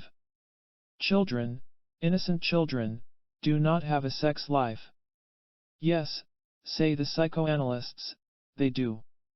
Indeed, dismaying as it may be to imagine lustful urges besetting a 3-year-old, we must recognize that our sex life begins even earlier, starting with the oral delights, and they clearly are delights, of sucking at a bottle or mother's breast.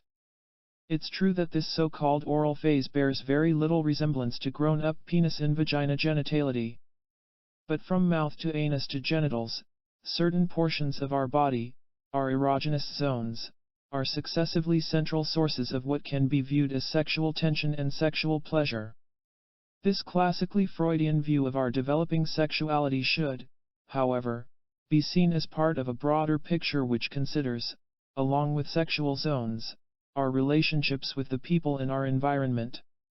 Such relationships will produce what analyst Erik Erikson calls decisive encounters, like the meeting of baby's mouth and mother's breast, with all that goes on between them to help or hinder his comfortable getting, her comfortable giving.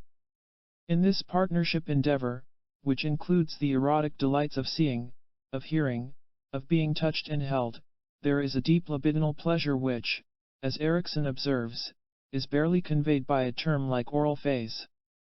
With a sex life that starts at birth, what makes the Oedipal phase hold such fraught and special significance? Because our desires and yearnings run very deep. Because we are overwhelmed by the conflicts erupting out of this dangerous, passionate triangle. And because, though we have forgotten the wild fantasies which once ignited our mind, we are who we are because of what we have done with them. It was Sigmund Freud who discovered and described the Oedipus complex. He said it was universal and inborn. And while, as we shall see, it involves both positive and negative feelings toward both of our parents, we will start with a look at his central, compelling thesis. A boy falls in love with his mother. A girl falls in love with her father. The other loved/hated parent stands in the way. Lust, jealousy, competitiveness, and the wish to dispose of our rival flourish in us long before we can spell DAD. These feelings, these unconscious urges toward incest and parricide, flood us with guilt and a terror of reprisals. We remember little or none of this as adults. Nor, at the time, is this drama played out explicitly. What there may be instead is cuddling and hugging and nuzzling, I love you, Daddy, and inexplicable blow-ups, I hate you, Mommy, and games in which the mommy doll is going to go away for a long, long time, and nightmares in which a monster or tiger, as fearsome and mean as some of our own secret wishes, is chasing an utterly terrified little girl. All this is the shadow play of the Oedipus complex. The raw uncensored emotions remain off stage. Nor do we consciously think that our rival will, like some monster or tiger, do us grave injury. But our unconscious fear of damage, and of the damage that we might inflict, for, remember, we not only hate our rival, we love her, and our fear that this hated rival, whom we also love and need, will stop loving us, engender insupportable inner conflicts. Furthermore, we are small, they are big, we do not have what it takes either to defeat or to possess them. It becomes increasingly clear that we are doomed to be disappointed in our ambitions.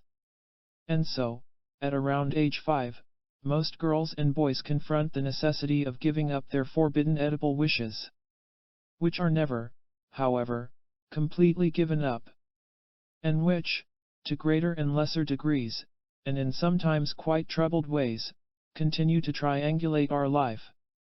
An obvious example is a woman's repeated compulsion to choose older men for marriage or love or sex, an arrangement designed, not always, but often, to gratify an unrelinquished fantasy of beating out mom and winning her daddy lover.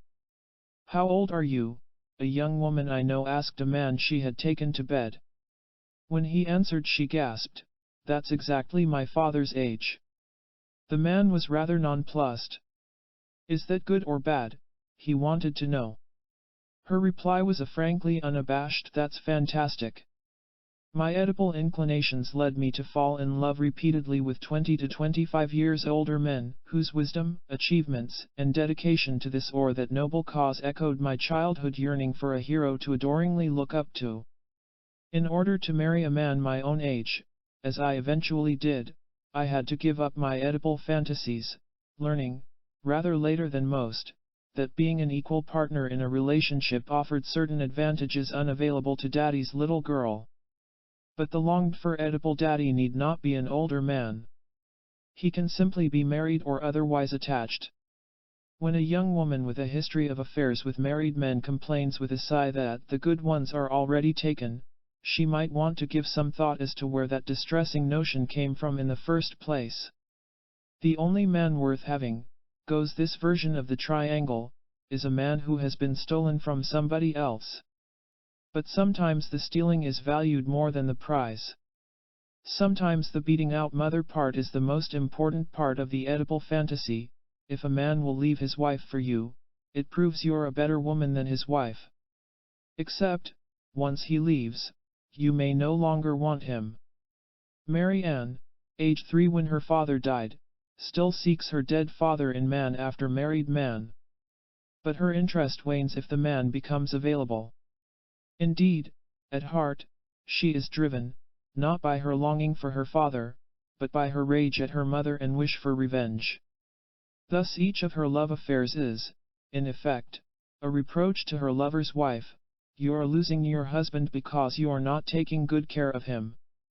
And each of her love affairs is, underneath, an angry attack on her mother, who lost her husband to death by not taking care of him. Freud writes of a similar pattern in men whose precondition for loving is that there always must be an injured third party. And so, when such a man falls in love, it is never with someone unmarried or disengaged. He repeats his childhood experience of loving a woman already possessed by another. And it is clear, says Freud, that the injured third party in such relationships is none other than the father himself. Analysts say that women whose lovers are, in their fantasies, father, may suffer, unaware, from feelings of guilt. With sons and mothers this may be even more true. Indeed, men may find themselves impotent if their wives too closely represent their mother, the impotence saves them from breaking the incest taboo. And, in the case of Arthur, who thought he had solved this problem by getting himself a mistress, as soon as she also began to take care of, to mother, him, he again became impotent. Another man, white and middle class, examined, in psychoanalysis, his preference for black or exotic women. Why would white and middle class women not do? He learned that his choices were based on the fact that these foreign women, who clearly could not be blood relatives, stood for not mother and therefore were safe to have sex with. Passionate triangles may be played out at one or many steps removed from their source. They are also often played out in symbolic ways. Thus attitudes or actions that, on the face of it, make no sense, may make psychological sense as versions of Oedipus. Analyst Ernest Jones, for instance, perceives Hamlet's famous procrastination as Oedipal. He has sworn to kill his uncle, but he cannot. Hamlet's vacillation, writes Jones, lies neither in his incapacity for action in general, nor in the inordinate difficulty of the particular task in question, nor in his highly developed Christian conscience, nor in his legalistic view that the case for killing his uncle had not been proven. Jones argues that, in murdering Hamlet's father and wedding his mother, the uncle had done what Hamlet had longed to do. Thus Hamlet's own evil prevents him from completely denouncing his uncle's. In reality his uncle incorporates the deepest and most buried part of his own personality, so that he cannot kill him without also killing himself. You don't have to buy Jones's Hamlet to buy the Oedipus complex. You can view it as one, not the only, key to the play. And indeed it is crucial to keep in mind that all human actions are products of many causes, that very rarely does A alone lead to B, and that earlier life experiences, illness, or serious loss, our babe-in-arms relationship with our mother, will affect the way we deal with these passionate triangles. Or whether we're ready to deal with them at all. Still, our sexual feelings and choices most likely express, in later years, our responses to Oedipal conflicts. So too may the quality of our professional life. Lou, who has never stopped fearing the mighty father of his childhood, remains, at 40, submissive to authority figures, while Mike, still defiantly trying to topple his autocratic father, has become a political activist, fighting the big guys who push little people around. When such men examine their feelings they find themselves back in a 5-year-old's world, where a little person loves/challenges/fears a big guy. And if helpless defeat or angry defiance remains the hallmark of the son-father relationship, defeat or defiance may color every subsequent relationship to authority. Another Oedipal problem, rather more common than one might guess, is fear of success, the so-called success neurosis. This shows itself in women and men who say that they want to go upward in their careers, but who somehow manage to sabotage their ambitions, standing in the way of their own promotions, panicking if their ambitions are achieved. The forces of conscience which induce illness in consequence of success, writes Sigmund Freud, are closely connected with the Oedipus complex. Freud is referring to people whose childhood fears of competing with their same-sex parent continue to haunt them in their adult years and who, though unaware of it, equate success with the doing-in of that parent. And so success is dangerous because there will be reprisals, or thus the unconscious mental scenario goes. If competition means kill or be killed and if all of a man's competitors stand for his father, he may stop competing, he may arrange not to succeed. The revised scenario then might be, I'll settle for second best. I swear I'll never surpass you. Please don't hurt me. For certain women who fear success, the fear is that the assertive use of their powers would wipe out their mother rather than call down her wrath. Some of them also have the fear that making full use of their powers would risk doing harm to their father/husband too. Thus teenage musician Emily, by changing her bowing technique, loses a competition she should have won. And the brilliant young lawyer Denise grows faint and has to leave the room because, in a talk with her boss, she suddenly sees that she can do what he does, only better. These damage fears hook into early but still tenacious fears of being abandoned. Success means I'll perish because they'll all go away. Men also have these fears, but if we hear about them less, some analysts say, it is because what men fear even more is the fear of abandonment. Now obviously there are good objective reasons to question success. There are pressures. There is the toll on family life. But when capable people who swear that they really want a better job are repeatedly late for job interviews or fall sick and cancel job interviews or manage to sound like idiots at job interviews, they may very well be avoiding, not wanting, success.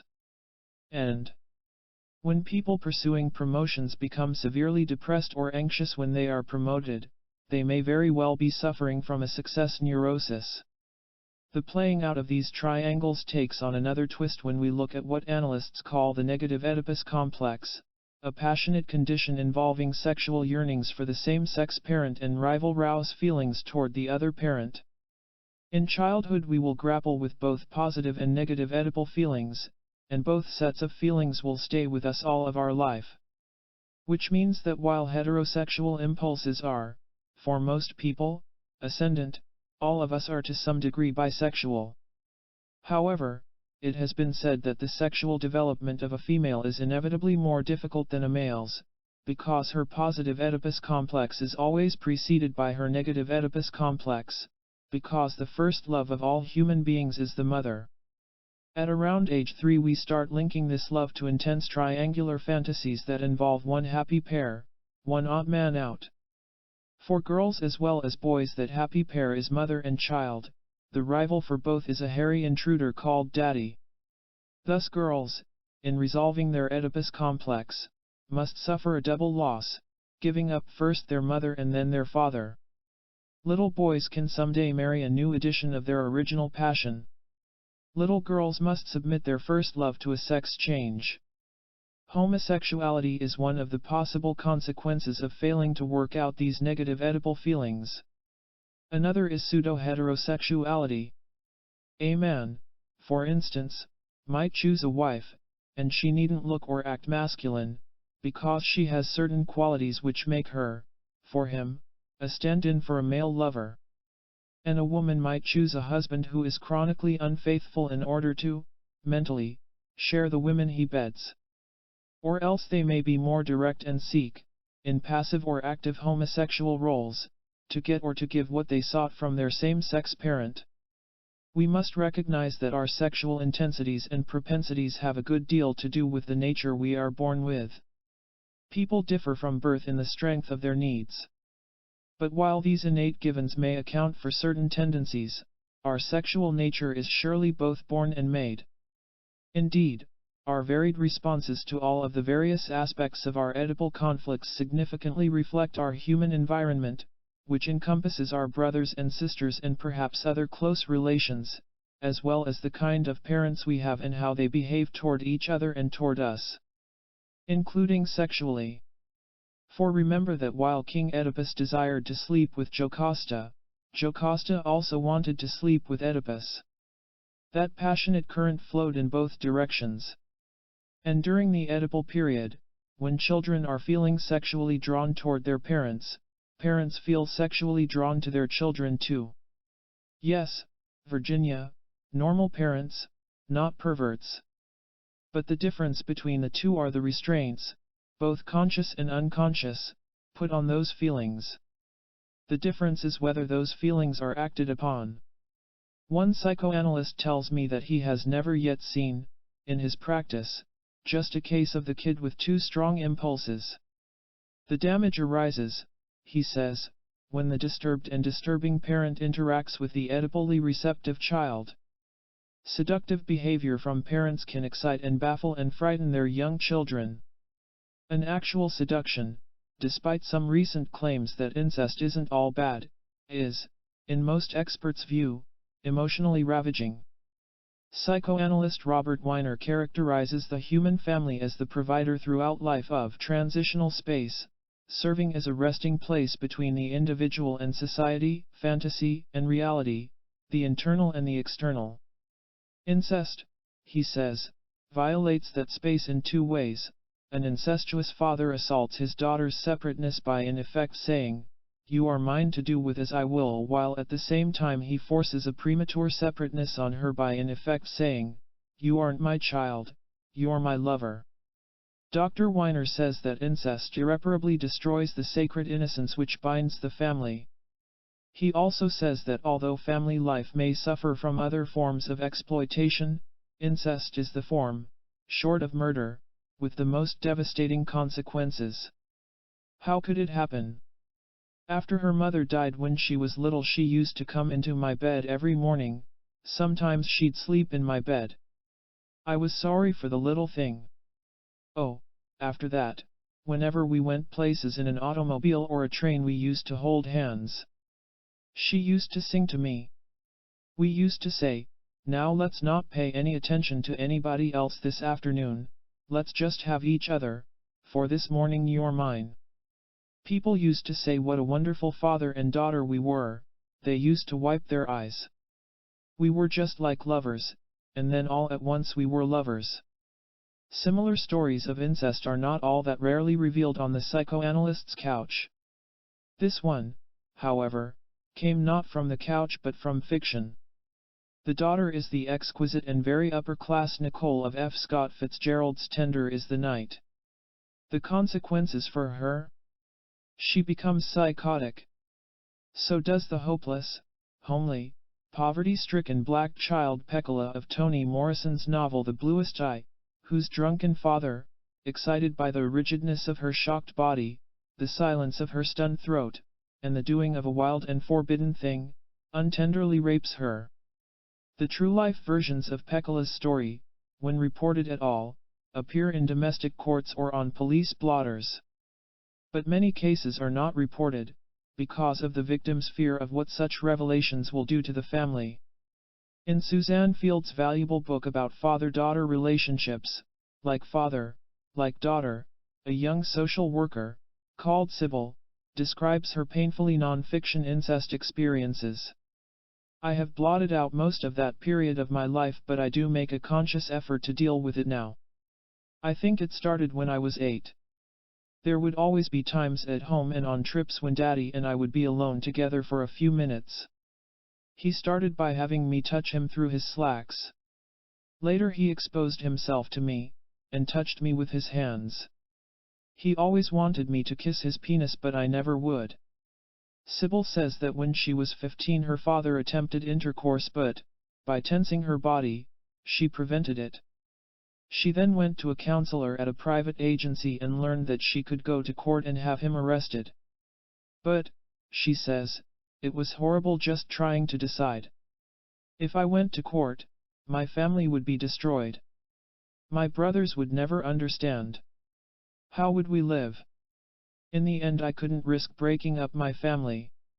Although acts of incest are more common between fathers and daughters than they are between mothers and sons, mothers can also play dangerous games of seductiveness. Taking their sons to bed. Dressing in front of them. Handling their bodies when they should keep hands off.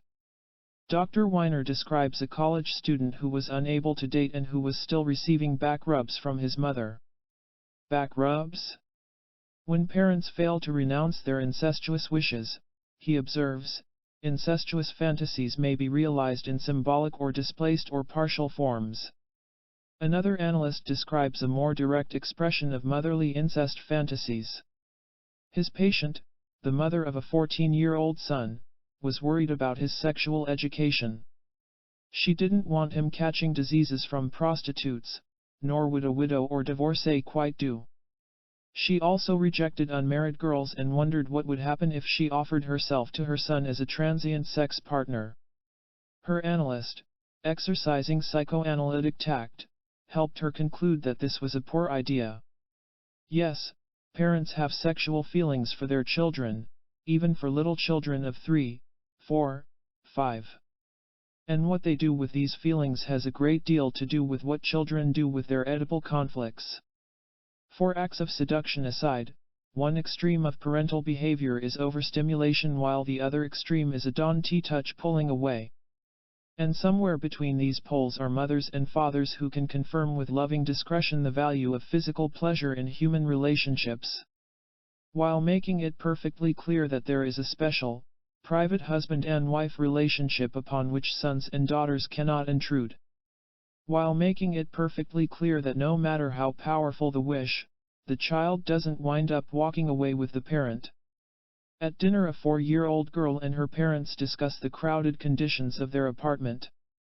The daughter has a solution: "I'll move my bed into your room and then my room will have more space for my toys." When the father explains that the parent's bedroom is a private place, that a husband and wife need to have a room of their own, the little girl stops eating, starts to hit her father again and again and again, then falls into a crumpled heap at his feet. The third member of this triangle, the wife of the father, the mother of the girl, comments on this touchy, and touching, scene. "I want to say to him, as I'm sure she does, 'Don't say that.' I want to fudge the answer for her, 'It would be more crowded in our bedroom with 2 beds, or something like that.' I don't want her to feel hurt, rejected. But I bite my tongue. She needs to understand, and more from her father than from me, that he loves both of us but in different ways." But the scene is not yet played out. The mother, recalling her own old feelings of wanting to be her father's one and only, perceptively describes what happens next.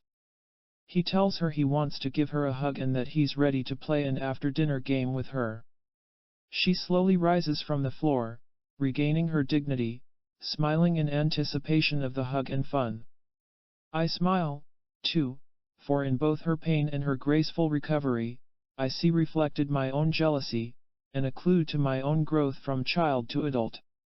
For in spite of the anguish we feel, the fact that we cannot steal our daddy from our mommy will lead us to growth and a place in the wider world.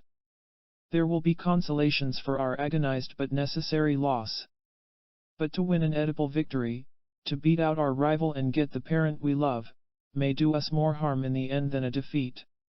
One woman, who lived with a man she loved, repeatedly turned him down when he asked her to marry him.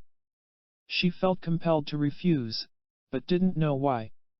She learned, in psychoanalysis, that she was equating marriage with having children and equating having children with having to die.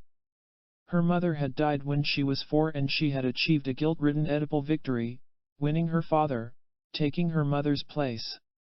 And now she feared that marriage meant children meant that she too would die, as punishment for her wicked and longed-for triumph. Damaging Oedipal victories may occur through a parent's death. I wanted my mother all to myself, and the next thing I knew my father had a heart attack. They may also occur when parents get divorced. Several recent studies indicate that boys are less able than girls to cope with their parents' marital breakup and that the effects on them, which include lowered scholastic achievement, depression, anger, diminished self-esteem, increased drug and alcohol use, are longer lasting and more intense. These studies also suggest that Oedipal issues in part explain the greater problems that boys seem to have with divorce. For according to Linda Bird Franks, the sons of divorce, the mother still winds up with custody of the children, by agreement or by default, more than 90% of the time. Thus, when the child is a son, most mothers get the son, and the son gets the mother. The Oedipal conflict is supposed to be resolved in favor of the parent, not in favor of the child. Says child psychiatrist Gordon Livingston of Columbia, Maryland, whose clinic annually sees as many as 500 children of divorce. Yet repeatedly, now, it's happening the other way. With the son, sometimes quite literally, replacing his father in bed, the ensuing sexual tension and guilt can lead to inner turmoil and troubled behavior. Although boys between ages 3 and 5 seem especially affected by the Oedipal implications of divorce, the phase of adolescence stirs up Oedipal conflicts again, turning the teenage sons of divorce possessive and jealous. One 16-year-old, whose mother had gone on a date, deliberately locked her out of the house. She had to wake me up to get back in, he later explained.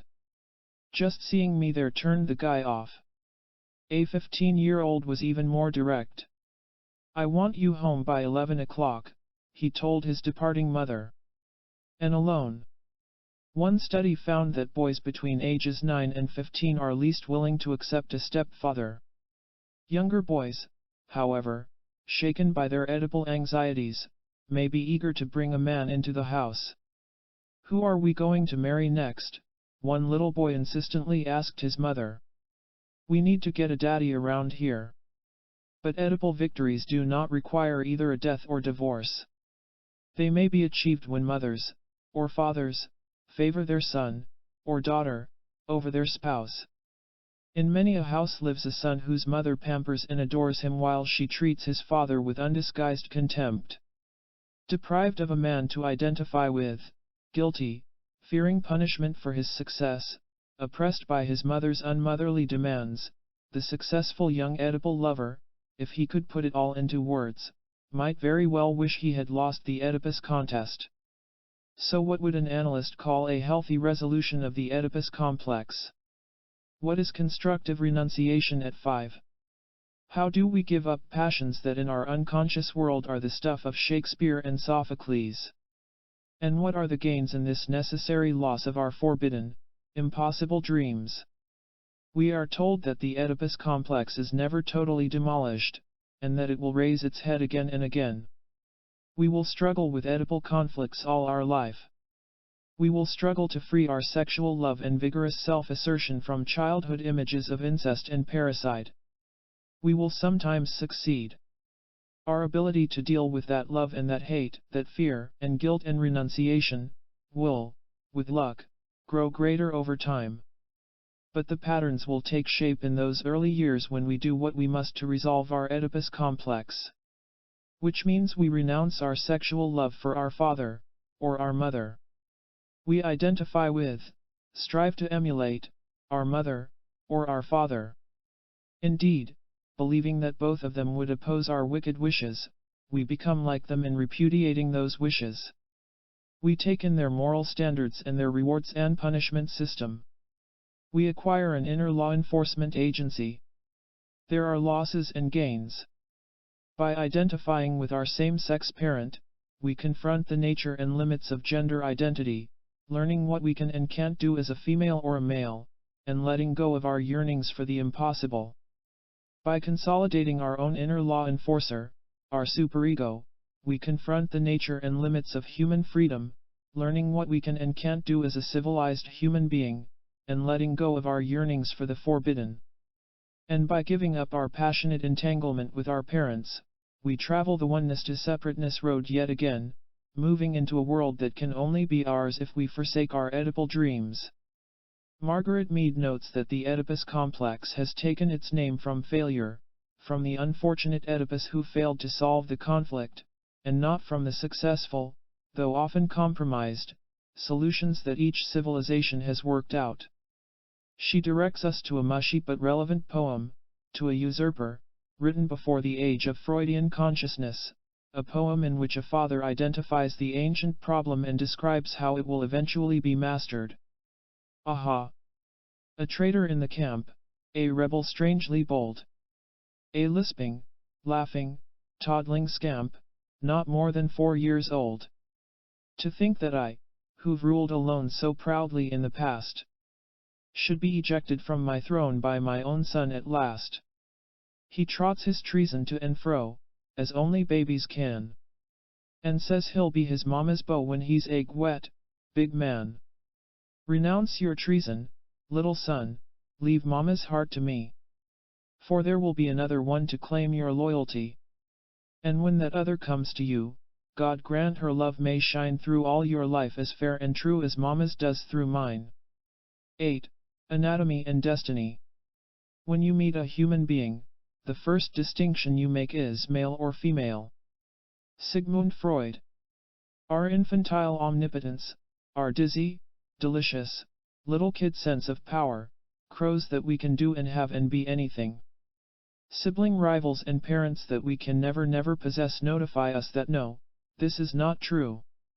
So does our discovery, at 18 or so months of age, that girls and boys are different from each other. And whatever else this discovery of the anatomical differences may do, it will certainly instruct us in sex-linked limits. For we cannot become both sexes, although, it's been claimed, our wish to do so may be one of the deepest tendencies in human nature. We cannot, like Virginia Woolf's transmutable hero/heroine Orlando, be a man and then a woman and sometimes both. Through our built-in bisexuality and our capacity for empathy we can experience some of the opposite sex's experiences.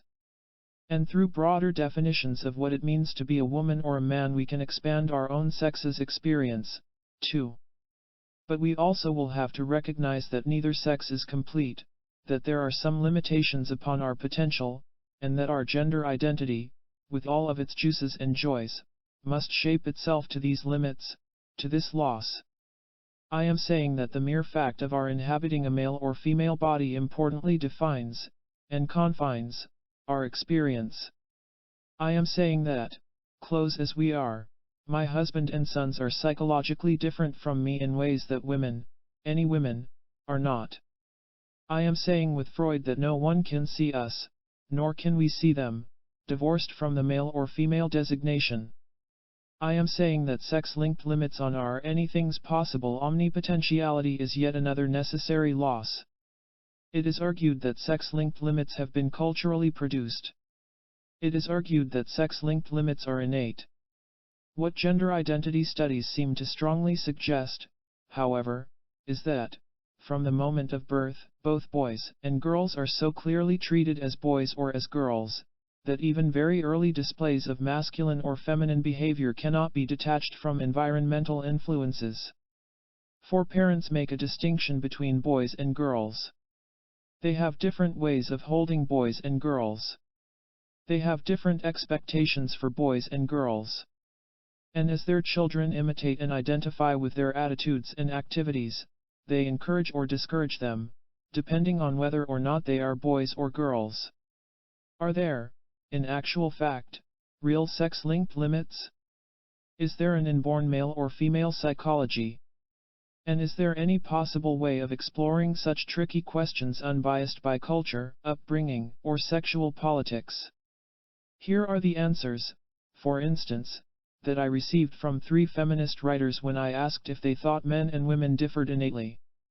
Novelist Lois Gould replied, "Women menstruate, lactate and procreate, men inseminate. All our other differences come from trying to build civilizations around those primitive talents, as if they were the only ones we had."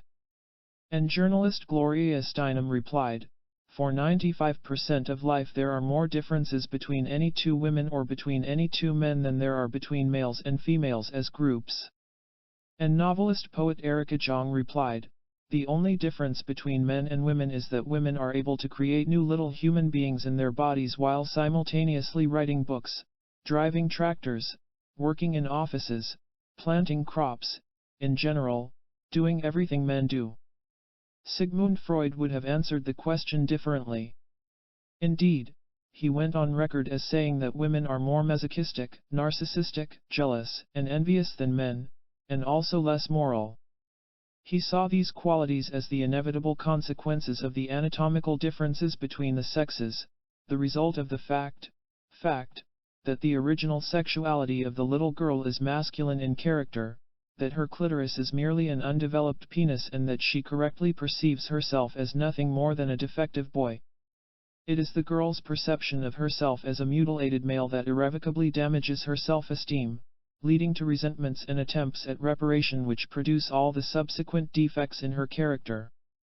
Well, as his friends say, who can be right about everything? For in the years since this was written, science has established that while genetic sex is determined at fertilization by our chromosomes, XX for girls, XY for boys, all mammals, including humans, regardless of their genetic sex, start out female in nature and in structure. This female state persists until the production, sometime later in fetal life, of male hormones. It is only with the appearance of these hormones, at the right time and in the right amount, that anatomical maleness and postnatal masculinity become possible. While this may not tell us much about the psychology of femaleness and maleness, it does put a permanent crimp in Freud's phallocentricity. 4. Far from little girls starting out as incomplete little boys, in the beginning all human beings are female. Despite his phallocentricity, however, Freud was smart enough to note at the time that his comments on the nature of women were certainly incomplete and fragmentary. He also said, if you want to know more about femininity, inquire from your own experiences of life, or turn to the poets, or wait until science can give you deeper and more coherent information. 2 Stanford psychologists have tried to do just that in a highly regarded book called The Psychology of Sex Differences.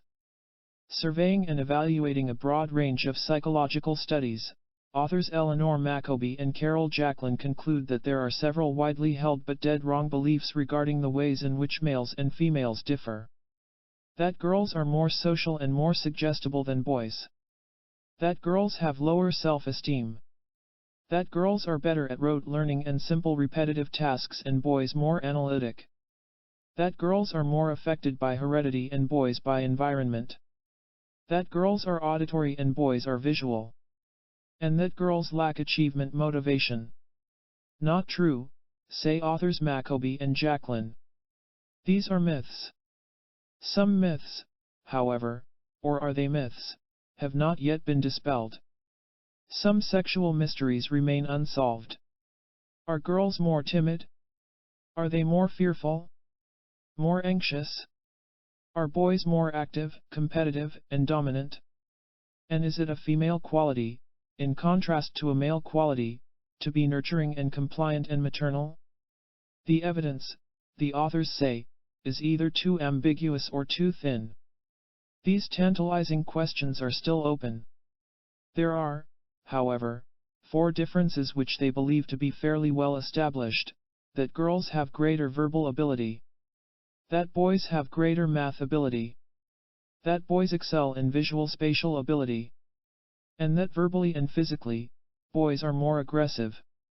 Are these innate differences, or are they learned? Maccoby and Jacklin reject this distinction. They prefer to talk in terms of biological predispositions to learn a particular skill or kind of behavior. And talking in these terms, they designate only 2 sexual differences as clearly built upon biological factors. One is boys' better visual spatial ability, for which there is evidence of a recessive sex-linked gene. The other is the relationship that exists between male hormones and the readiness of males to behave aggressively. However, even that has been disputed. Endocrinologist Estelle Remy, professor of physiology and biophysics at Georgetown Medical School, told me, "I think hormones are great little things and that no home should be without them. But I also think that virtually all the differences in male and female behavior are culturally, not hormonally, determined. It's certainly true that in utero sex hormones play a vital role in distinguishing male from female babies. But soon after birth the human brain takes over and overrides all systems, including the endocrine system. It is said, for instance, that men are innately more aggressive than women. But conditioning, not sex hormones, makes them that way. Anyone seeing women at a bargain basement sale, where aggression is viewed as appropriate, even endearing, sees aggression that would make Attila the Hun turn pale." Although Maccoby and Jacklin's survey also concludes that little girls are no more dependent than boys, the female dependency issue will not go away. A few years ago Colette Dowling's best-selling book The Cinderella Complex struck a responsive chord in women everywhere with its theme of a female fear of independence. Here it was, the Cinderella complex. It used to hit girls of 16 or 17, preventing them, often, from going to college, hastening them into early marriages. Now it tends to hit women after college, after they've been out in the world a while. When the first thrill of freedom subsides and anxiety rises to take its place, they begin to be tugged by that old yearning for safety, the wish to be saved. Dowling argues that women, in contrast to men, have a deep desire to be taken care of and that they are unwilling to accept the adult reality that they alone are responsible for their lives. This tendency toward dependency, Dowling maintains, is bred into them by the training of early childhood, which teaches boys that they're on their own in this difficult, challenging world and which teaches girls that they need and must seek protection. Girls are trained into dependency, says Dowling. Boys are trained out of it. Even in the mid-1980s, at an Eastern liberal elite private school where the mothers of students are doctors and lawyers and government officials and the students themselves are full of feminist rhetoric, there are echoes of the Cinderella complex. One of the teachers, who gives a course in human behavior to the high school seniors, told me that he has asked them, for the last several years, where they expect to see themselves at age 30. The answers, he said, are consistently the same. Both boys and girls expect that the girls will be bearing and rearing children, while also engaged in some interesting part-time work. And although the boys express a desire to have a great deal of freedom at that age, the girls routinely place the boys in successful full-time jobs, supporting their families. Now it surely is true that a great many women live with a someday my prince will take care of me fantasy. It is true that the way girls are raised may help explain why. But we also need to consider that the source of female dependence may run deeper than the customs of early child care. And we also need to remember that dependence isn't always a dirty word. For female dependence appears to be less a wish to be protected than a wish to be part of a web of human relationships, a wish not only to get, but to give, loving care. To need other people to help and console you, to share the good times and bad, to say I understand, to be on your side, and also to need the reverse, to need to be needed, may lie at the heart of women's very identity. Dependence on such connections might be described as mature dependence. It also means, however, that identity, for women, has more to do with intimacy than with separateness. In a series of elegant studies, psychologist Carol Gilligan found that while male self-definitions emphasized individual achievement over attachment, women repeatedly defined themselves within a context of responsible caring relationships. Indeed, she notes that male and female voices typically speak of the importance of different truths, the former of the role of separation as it defines and empowers the self, the latter of the ongoing process of attachment that creates and sustains the human community. It is only because we live in a world where maturity is equated with autonomy, argues Gilligan, that women's concern with relationships appears to be a weakness instead of a strength. Perhaps it is both. Claire, an aspiring physician, finds essential meaning in attachment. By yourself, there is little sense to things, she says. It is like the sound of one hand clapping. You have to love someone else, because while you may not like them, you are inseparable from them. In a way, it is like loving your right hand. They are part of you, that other person is part of that giant collection of people that you are connected to. But then there is Helen who, talking about the end of a relationship, reveals the risks inherent in intimacy. What I had to learn, she says, wasn't only that I had a self that could survive it when Tony and I broke up, but that I had a self at all. I wasn't honestly sure that, when we two were separate, there would be anything there that was me. Freud once observed that we are never so defenseless against suffering as when we love, never so helplessly unhappy as when we have lost our loved object or its love. Women will find these words particularly true. For women, far more often than men, succumb to that suffering known as depression when important love relationships are through. The logic thus seems to be that women's dependence on intimacy makes them, if not the weaker sex, the more vulnerable one. It is important to keep in mind that what's being talked about is men and women in general. For of course there are women who cannot allow themselves intimacy, and men who open up with pleasure and ease. But it is argued, and I agree, that most women, when compared to most men, have a greater capacity for relatedness. And it is argued, and I agree, that this capacity makes for important male-female differences. If women's nature is, in fact, more affiliative, more interdependent, more embedded in personal relationships. Why? Let us go back and ponder this question in light of how boys and girls establish their gender identity. 4. It is widely agreed, they do it differently. Consider, for instance, that both sexes, all of us, were originally symbiotically merged with mother, and that our first identification, everybody's first identification, was with her. It is true that boys and girls alike must escape symbiosis and set up mother-child boundaries. It is true that both boys and girls must break away.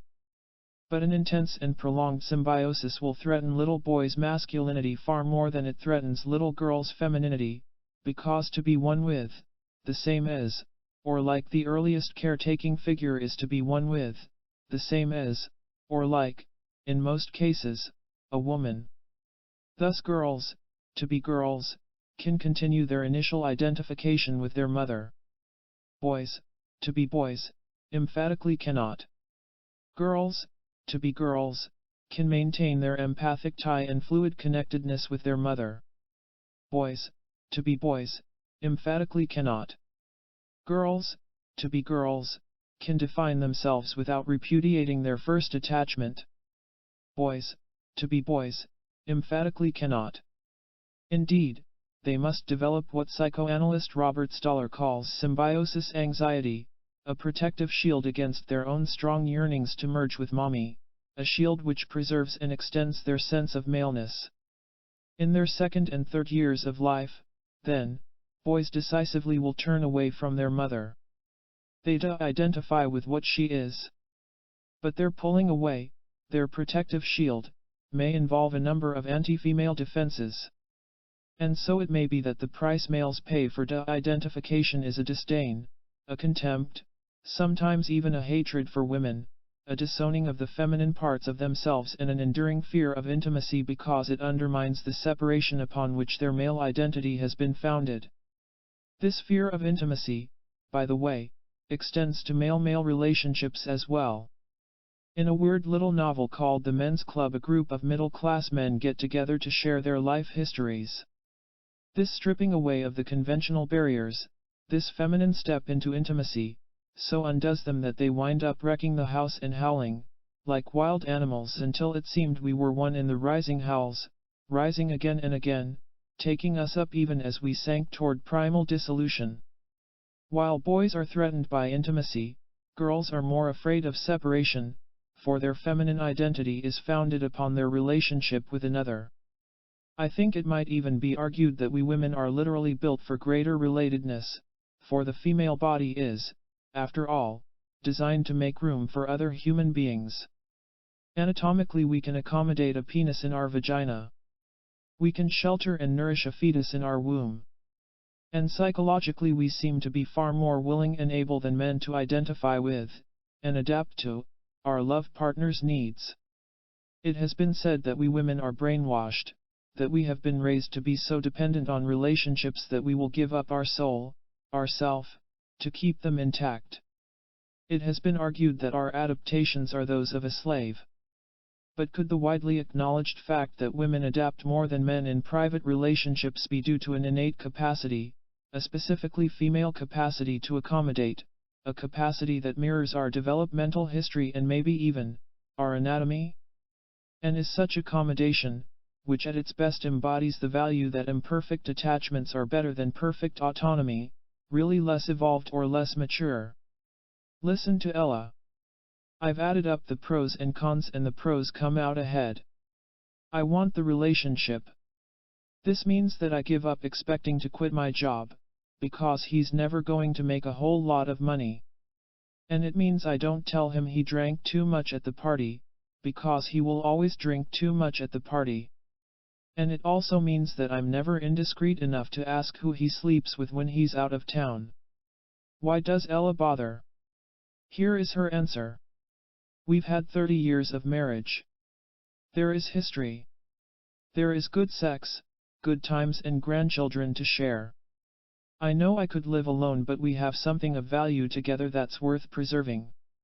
So, I adapt.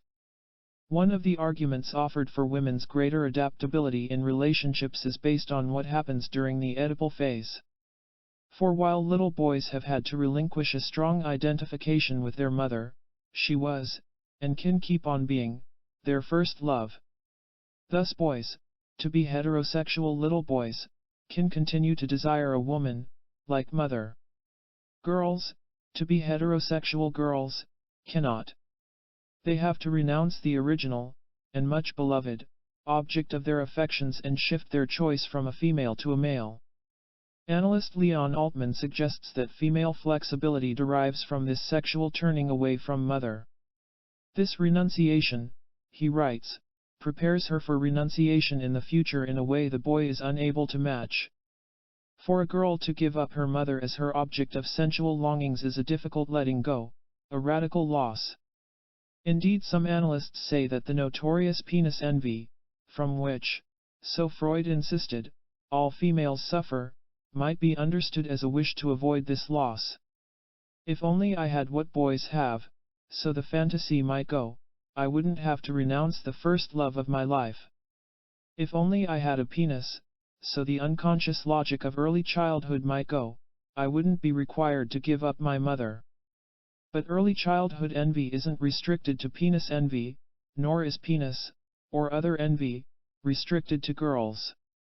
For as we come to know what bodies are and what they can do, we are bound to covet each other's parts and capacities. We want, of course we want, that nourishing breast, that versatile penis, that magical, marvelous baby-making ability. Unlike the jealousy triangle, envy begins as a two-person drama. You've got it, I want it. To envy, the dictionary tells us, is to be discontent at the possession by another of what one would like for oneself. Indeed, early origins of envy, some psychoanalysts speculate, may be traced to our envy of our mother's breast, an envy of that source of all comforts, physical and mental, that reservoir of plenitude and power. Later, when we learn about the anatomical differences, a boy might announce that he'd like to have babies too. Or he might deny that he cannot have babies by clinging to the poignant misapprehension that girls have baby girls and boys, baby boys. The defenses boys establish against their pregnancy, or womb, envy may lead to a lifelong lack of interest in babies. But it also has often been claimed that man's creative activities out there in the world are his paltry substitutes for, his externalized versions of, creating new life. Some primitive tribes allow men to express their womb envy by means of kavod, the custom whereby the husband takes to his bed, as if for childbearing, when his wife is having a baby. And some puberty rites, so analyst Bruno Bettelheim has hypothesized, may in part be intended to help boys and girls to cope with their envy of each other's sexual specialties. Although this envy is equally distributed between the two sexes, Bettelheim notes, the envious female has always been far more focused upon. He therefore chooses to emphasize the pervasive envy of males for the female's productive vagina and milk-making breasts. I believe, writes Bettelheim, that the desire to possess the characteristics of the other sex is a necessary consequence of the sex differences. But having the others might mean we must lose our own. Through initiation rituals man attempts, he says, to express and then free himself of his anxieties about his own sex and his wishes for experiences, organs, and functions which are available only to persons of the other sex. It has been observed that with changing social attitudes, a male's secret wish to bear babies need not be so buried. And so he shows up, along with his wife, at the natural childbirth classes and pants alongside her in the birthing room. A number of men, I'm not talking now of primitive men in primitive societies, I'm talking of middle-class modern American males, may so eagerly, though unconsciously, identify with their wife's baby-bearing capacity that, in the months she is pregnant, they, the men, may become fatigued and sick to their stomach, and sometimes gain 30 pounds and grow a big belly. More than 50 years ago Felix Boehm wrote of the male's intense envy of women's childbearing capacity, his parturition envy, and of his envy of women's breasts. Boehm observed that it excites our envy when others have something more than we have ourselves. The quality of the different thing does not matter very much. What matters is that bodily difference, for men as well as for women, is felt to be a diminution, a loss. Envy of each other's sexual parts may begin as a literal wanting, but metaphorical meanings quickly accrete. Thus penis envy, for instance, which sounds so peculiar to our ears, which strikes many sensible people as sexist or silly, may start to make more sense as we move from the coveting of a nifty and versatile gadget to what possession of a penis might represent. For the lack of a penis can be, for instance, a symbol around which are gathered earlier feelings of being deprived or gypped. It can also be a symbol of fears that we aren't quite what the doctor, or mother, ordered. Remember that every son had a mother whose beloved son he was, and every woman had a mother whose beloved son she wasn't. And it can also be a symbol of being ill-equipped to do whatever it is in life that has to be done because, as one woman put it when she tried to describe her inferiority feelings, there's nothing there. Indeed, professional women will often speak of doubts about their capacities, of feeling that they do not have what it takes, of a certainty that they actually lack some feature that is crucial for success, of a belief, if they are successful, that their triumphs have been fraudulently obtained. Their conviction that men are dressed for success in a way that they are not is a working woman's version of penis envy. Penis envy can also be a symbol of what it takes to acquire masculine power and prerogatives. For if penis means male and male means having all kinds of special advantages, then envy may form an unconscious link from advantage, to male anatomy. In a recent study, some 2,000 children in grades 3 through 12 were asked a simple question: if you woke up tomorrow and discovered that you were a member of the opposite gender, how would your life be different? And despite more than a decade of consciousness raising on the subject of sex bias, the responses from both boys and girls reveal a distressing contempt for the female gender. The elementary school boys, in clear horror, often gave names to their answers like the disaster or the fatal dream. They then went on to say, "If I were a girl, I'd be stupid and weak as a string." Or, "If I woke up and I was a girl, I would hope it was a bad dream and go back to sleep." Or, "If I were a girl, everybody would be better than me, because boys are better than girls." Or, "If I were a girl, I'd kill myself." Boys felt that, as girls, they would have to be overly concerned about their physical appearance. "I couldn't be a slob anymore, I'd have to smell pretty," that their work would be trivial, "I would have to cook, be a mother and yucky stuff like that," that their activities would be restricted, "I would have to hate snakes," and that they would not be treated as well. The girls, alas, concurred in all these judgments. "If I were a boy," wrote one third grader, "I could do stuff better than I do now." And, "If I were a boy, my whole life would be easier." And, "If I were a boy, I could run for president." And, heartbreakingly, "If I were a boy, my daddy might have loved me." An occasional younger boy saw a few advantages in being female: "No one would make fun of me because I'm afraid of frogs." Beyond grade school, however, no boys envied girls, but girls continued to find man's lot most enviable. Once upon a time little girls discovered that they lacked a bodily part. They wanted one. Some gave up the wish, some did not. Those who retain the wish seem to feel that they are lacking something that could make them good enough, better than, or complete. Their wish, then, is not for a penis, but for that something a penis has come to represent. Penis envy may make women feel contempt for themselves or for other defectives, women. It may make some hate, and some overvalue, men. It may lead some to search for a husband who, as Evelyn said when she married, is exactly the man I would be if I were a man. Or it may express itself as a demand for special treatment in payment for being mistreated. Shortchanged, by fate. Although little girls might see themselves as being cut short of something, they aren't the only sex that suffers from penis envy. In the edible stage, little boys, in their competition with daddy for mommy, want what he's got, and that means his penis too. This is not to say that children this young understand the role of a penis in intercourse, their notions of sexual acts are vague and bizarre. But like everything else that daddy has, his penis is strikingly bigger than what they have.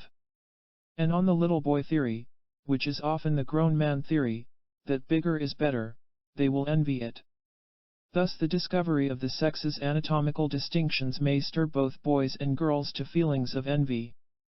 But the intensity of that envy, the importance of that envy, will vary in each unique, individual life. Another result of this preschool course in comparative anatomy may be a rather dramatic rise in anxiety, as we worry about the bodily parts that we might eventually lose, or have already lost. For boys, these fears will be linked to the fact that a whole group of people exist who appear to be penisless. Girls surely must have one. They don't? Then why is it gone? The value they place on this organ, it feels good, it looks good, and the seeming discovery that it can disappear, engenders the, come to think of it, quite reasonable, male fear called castration anxiety. This anxiety is heightened by boys' edible ambitions, the presumptuous wish to take their father's place, and fears of paying a dreadful price for such how dare you. Competitiveness may sometimes follow small boys into adult life. When a competent male keeps arranging to fail, or always puts himself down, or has trouble taking a woman he loves to bed, he may still be saying to the frightening father in his head, "You don't have to injure me, as you see, I'm no threat." By the end of the edible phase we have acquired a richer, more complicated sense of what it means to be masculine or feminine.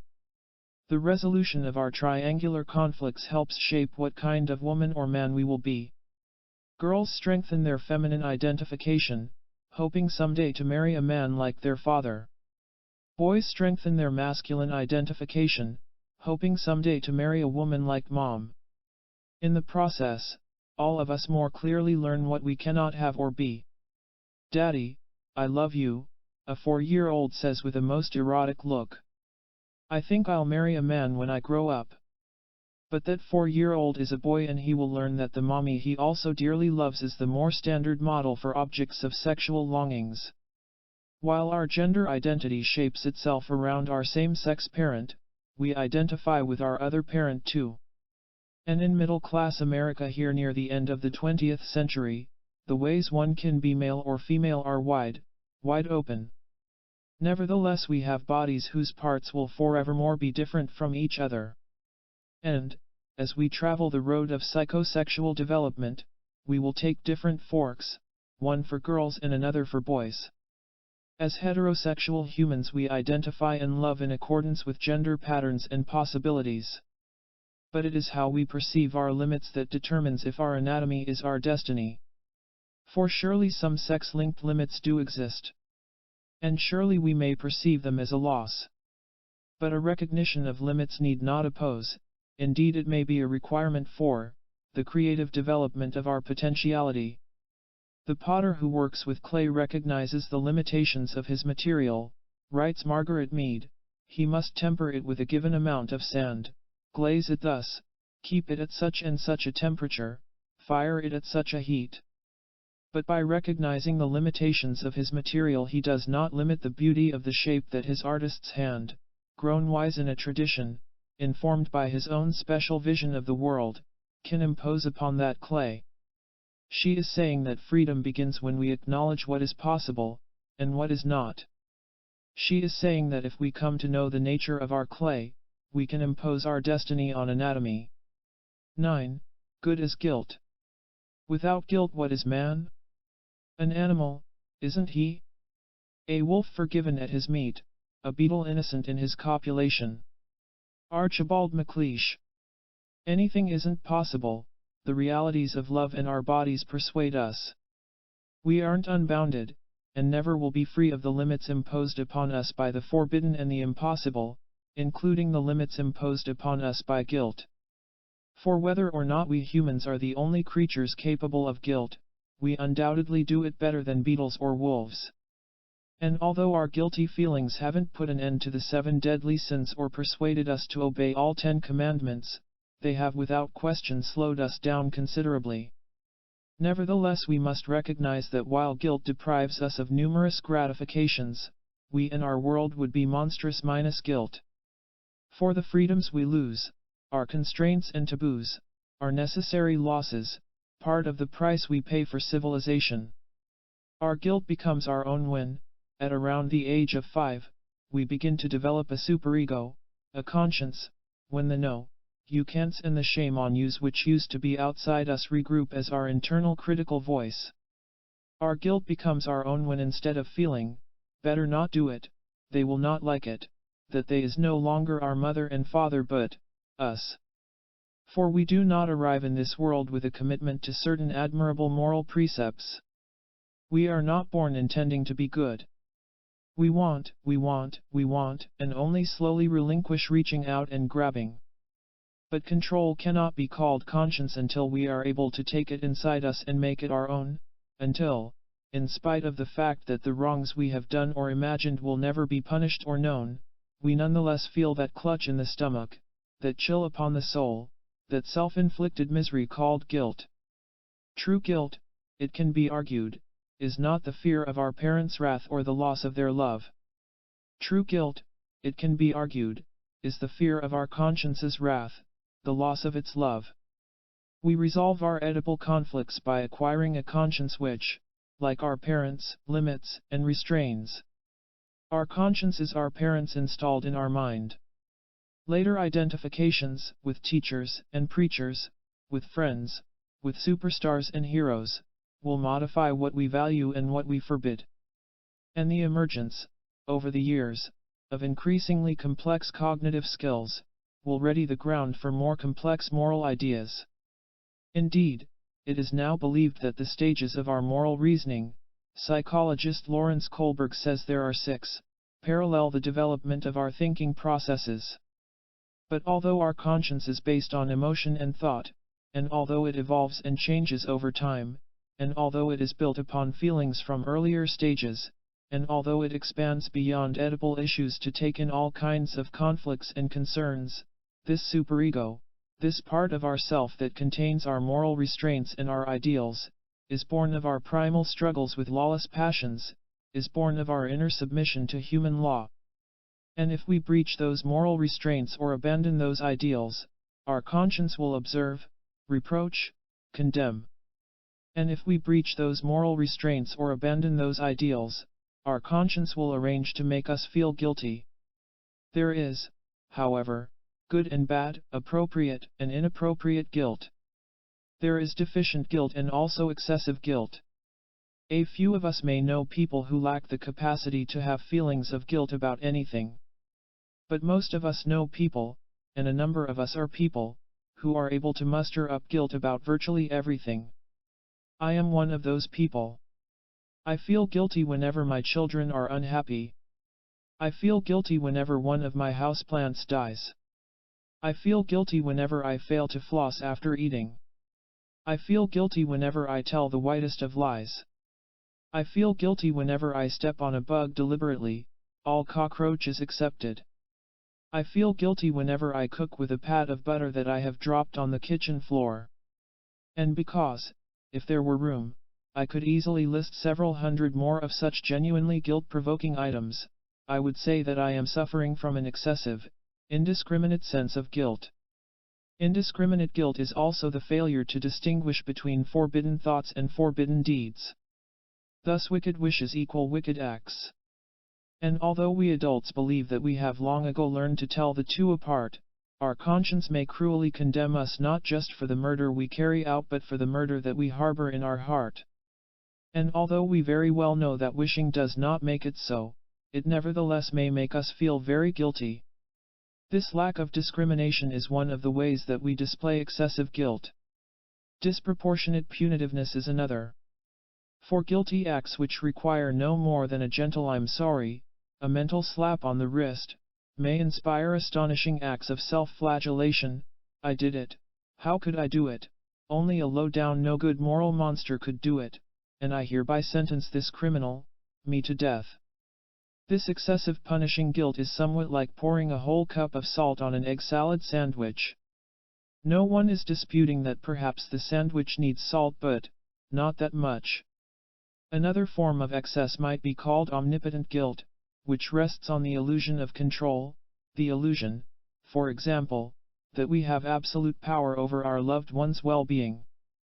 And so, if they suffer or fail or fall ill in body or in mind, we have no doubt that we alone are to blame, that had we done it differently, or had we done it better, we surely would have been able to prevent it. A rabbi, for instance, tells of paying condolence calls, one winter afternoon, on two different families where elderly women had died.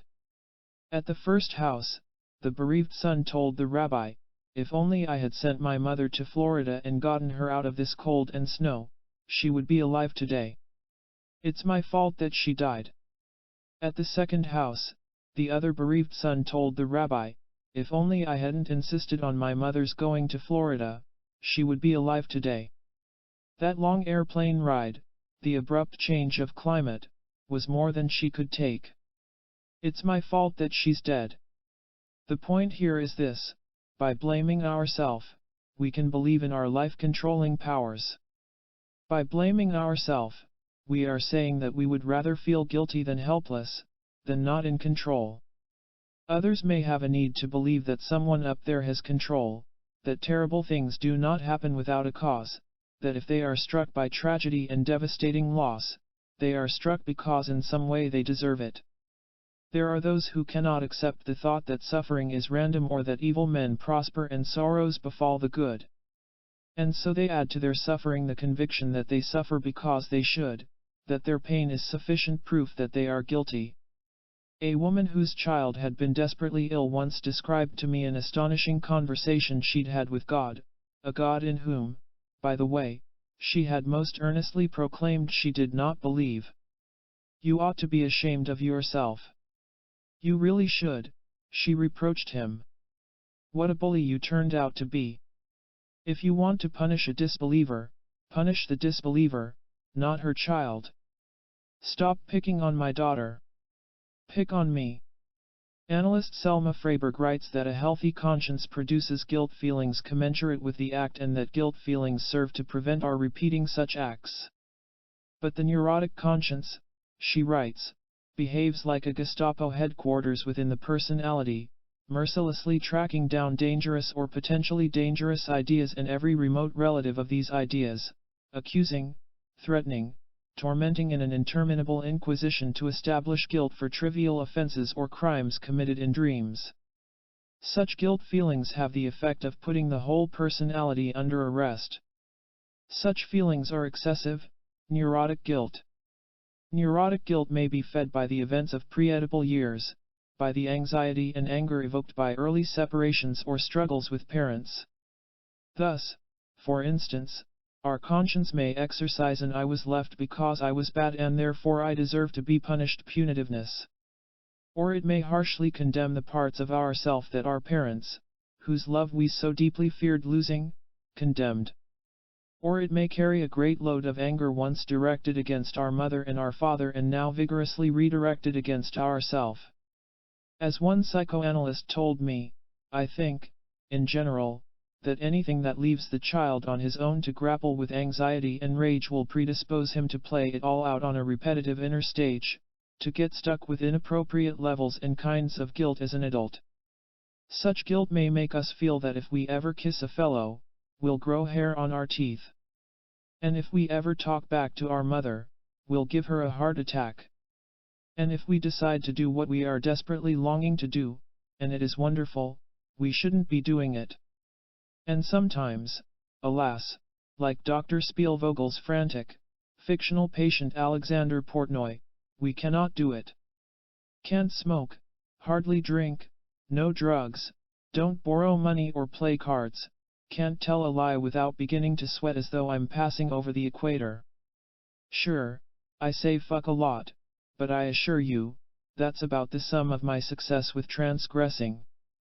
Why is a little turbulence so beyond my means? Why must the least deviation from respectable conventions cause me such inner hell? When I hate those fucking conventions. When I know better than the taboos. Doctor, my doctor, what do you say? Let's put the ID back in Yid. Liberate this nice Jewish boy's libido, will you please? Raise the prices if you have to, I'll pay anything. Only enough cowering in the face of the deep, dark pleasures. Not everyone is as acutely aware as Portnoy, or his creator, Philip Roth, of the moral inhibitions with which we live. We may consciously feel we are freer than we are. For an important aspect of guilt is that it frequently works upon us without our knowing about it, that we can suffer the consequences of unconscious guilt.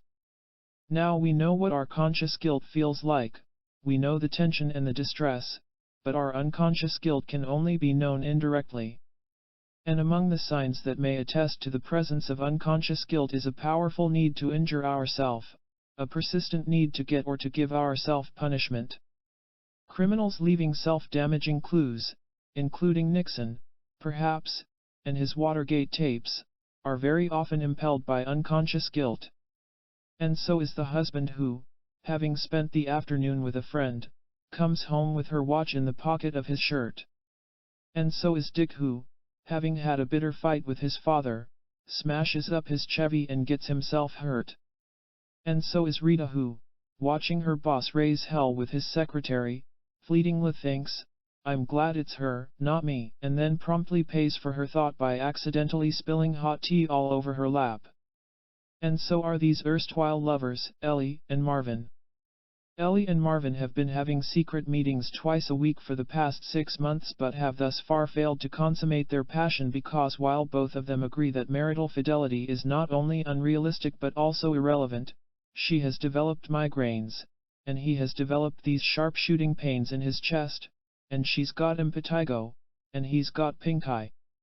Ellie and Marvin drive 40 miles to sneaky luncheonettes in separate cars but have thus far done no more than heavy necking because while both of them agree that sexual exclusivity is not only adolescent but also retrograde, she has developed colitis, and he has developed these dull throbbing pains in his back, and she's started biting her nails, and he's smoking again. Ellie and Marvin yearn to have some love in the afternoon at a motor hotel but have thus far only had a lot of coffee because he is convinced that his phone is being tapped, and she is convinced that a man in a trench coat is following her, and he says what if the motor hotel catches fire, and she says what if she talks some night in her sleep, and she thinks her husband is acting suspiciously hostile, and he thinks his wife is acting suspiciously nice, and he keeps cutting his face with his double-edged razor, and she keeps closing her hand in the door of her car. So while both of them agree that guilt is not only neurotic but also obsolete, they've also agreed to give up secret meetings. Unconscious guilt, however, may extract much higher prices than colitis, migraines, backaches, or mild paranoia. It may insist on a lifetime of penance and pain. And this guilt may derive from any act or omission, from any thought, that our conscience in its infinite wisdom deems wicked. Thus our mother's ill health, our parents' divorce, our secret envies and hates, our solitary sexual gratifications, any and all can become our blame and our shame. And if the new brother or sister we didn't want and wish would disappear does in fact, by illness or accident, die, we may hold ourselves responsible. We, not knowing we think it, might think, why did I kill him? Why didn't I save him? Why? And our lives may crash on the rocks of our unconscious guilt. It was Freud who first observed that analysts sometimes work with patients who ferociously resist relief from their symptoms, who seem to hold on for dear life to emotional pain, and who cling to this pain because it gives them the punishment that they don't even know they want for crimes they don't even know that they have committed. He notes ruefully, however, that a neurosis which has defied an analyst's best efforts may suddenly vanish if the patient gets into an unhappy marriage, loses all his money or becomes dangerously ill. In such instances, writes Freud, one form of suffering has been replaced by another, and we see that all that mattered was that it should be possible to maintain a certain amount of suffering. But sometimes people are guilty and people should suffer, including people like you and people like me. Sometimes guilt is appropriate and good. Not all guilt is neurotic, to be cured, to be analyzed away. We would be moral monsters if it could. But some of us exhibit certain deficiencies in our capacity for guilt. I have a friend named Elizabeth who cannot acknowledge guilt because, in her mind, the guilty are shot at dawn. She has to be perfect, sinless, error-free. And so she will say, the car was smacked up, because she would choke on the words I smacked up the car. And she also will say, his feelings got hurt, because she cannot accept that she hurt his feelings. At best she can say, we forgot to buy tickets and now they're all sold out, when she was the only we in charge of tickets. And as for certain more drastic acts, she once had a love affair with her husband's best friend. She managed to persuade both herself and her husband that she was guiltless because he had driven her to it. Elizabeth is quite capable of telling right from wrong.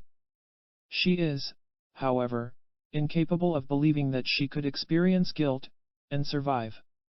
Another kind of deficient guilt is displayed by people who punish themselves after they have committed some dreadful act, but who then go on to commit these dreadful acts again and again, again and again. For although their conscience acknowledges that what they did was wrong, and exacts quite brutal payments for their sins, their guilt never functions for them as a warning signal. It serves them only to punish, not to prevent. It is known that certain criminals are actually seeking punishment in order to expiate unconscious guilt. It is known that certain criminals are suffering from distorted, not absent, guilt feelings. There are, however, the so-called psychopathic personalities who seem to display a genuine lack of guilt, whose antisocial and criminal acts, whose repetitive acts of destructiveness and depravity, occur with no restraint and no remorse. These psychopaths cheat and rob and lie and damage and destroy with remarkable emotional impunity.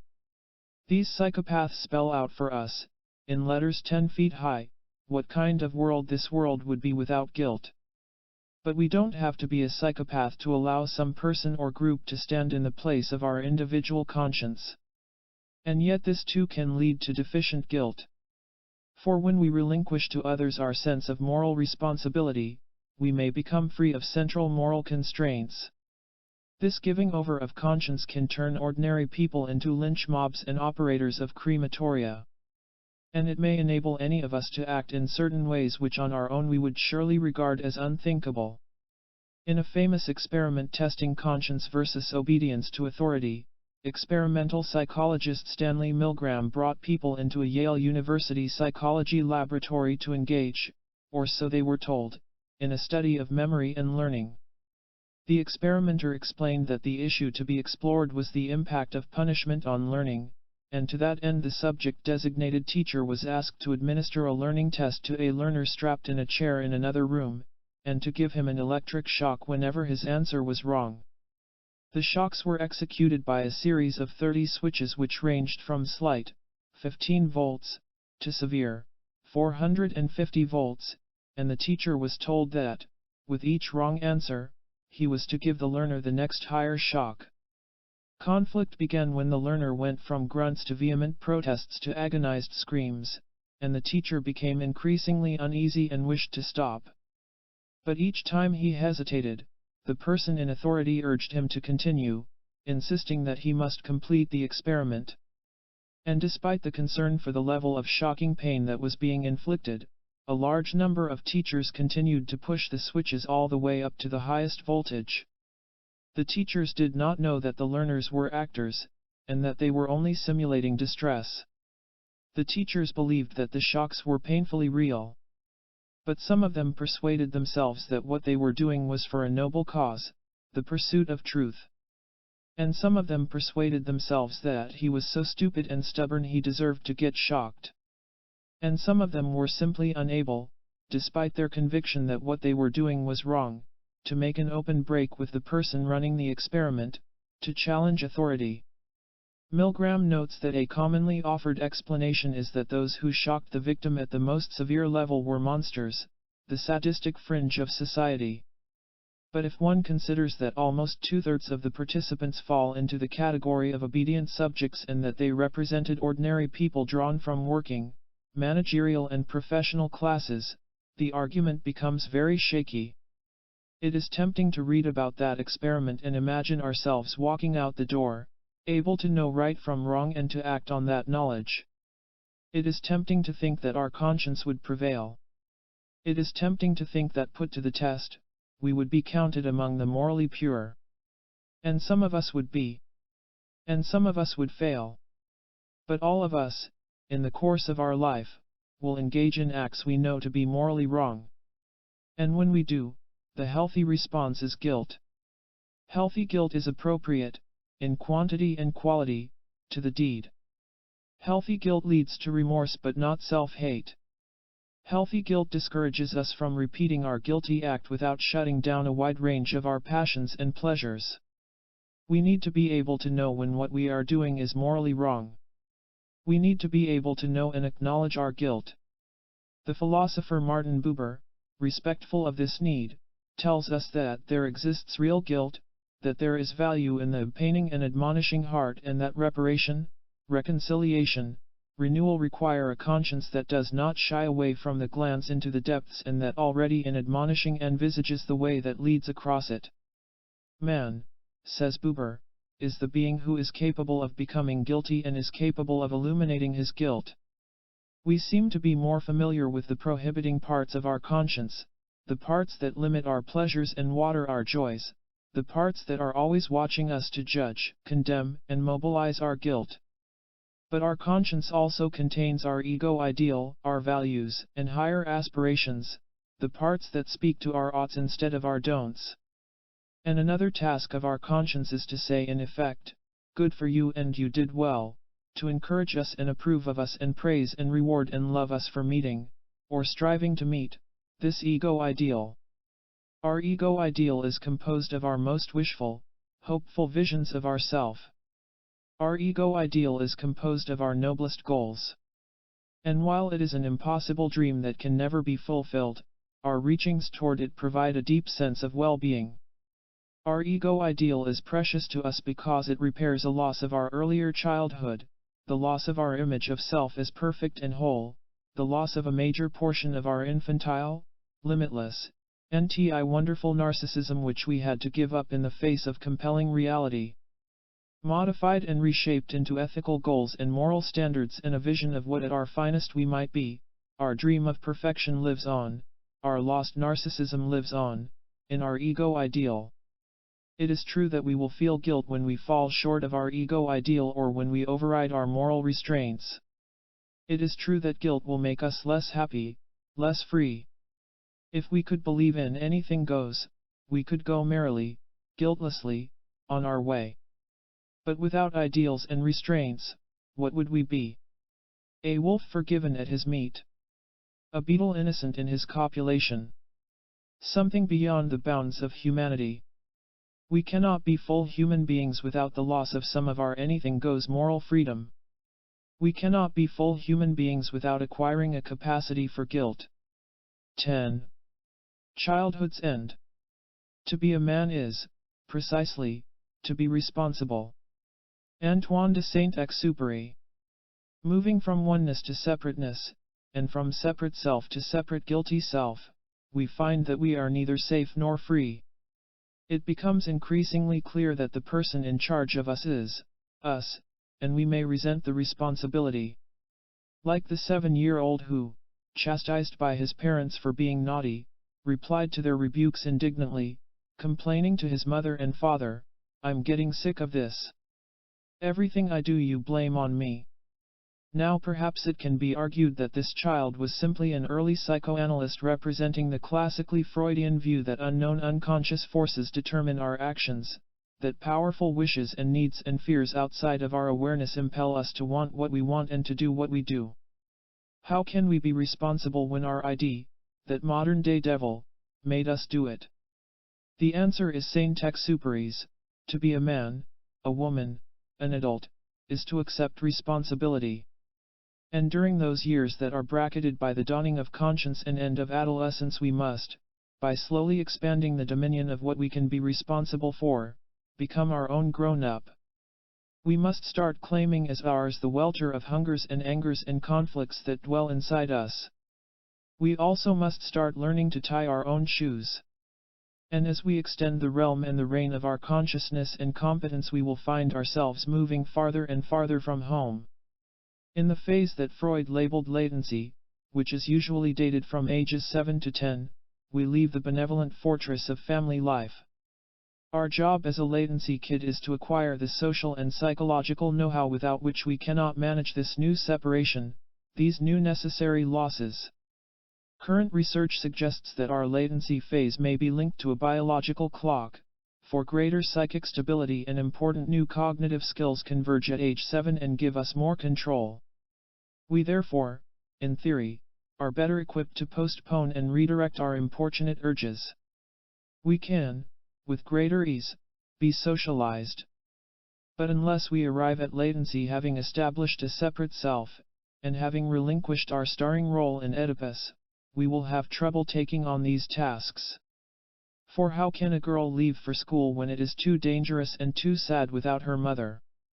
And how can a boy learn his ABCs with things like incest and parricide on his mind?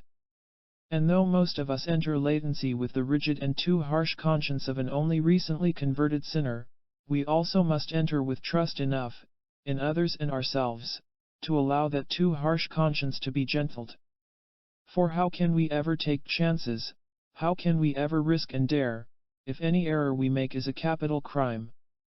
How, if every path is blocked by self-imposed restrictions, can we move out to explore our latency world? We are only 7 years old, but it's time to move out. In latency we will discover, with amazement and relief, that parents are fallible. My dad says it was, but my teacher Miss March says that's wrong. In latency we will find a new set of people to admire, to be like, to love. With our Oedipal tumult behind us and the storms of adolescence yet to come, we will turn our passions and energies toward learning. And through what we learn, through reading and writing and running some small portion of our universe, we will begin to acquire a feeling of mastery. In an interview with Amy, my 9.5-year-old Washington neighbor, she talked about some of the things she has recently mastered. Crossing busy streets that don't have a stoplight. Making my own French toast and all kinds of sandwiches. Playing the violin.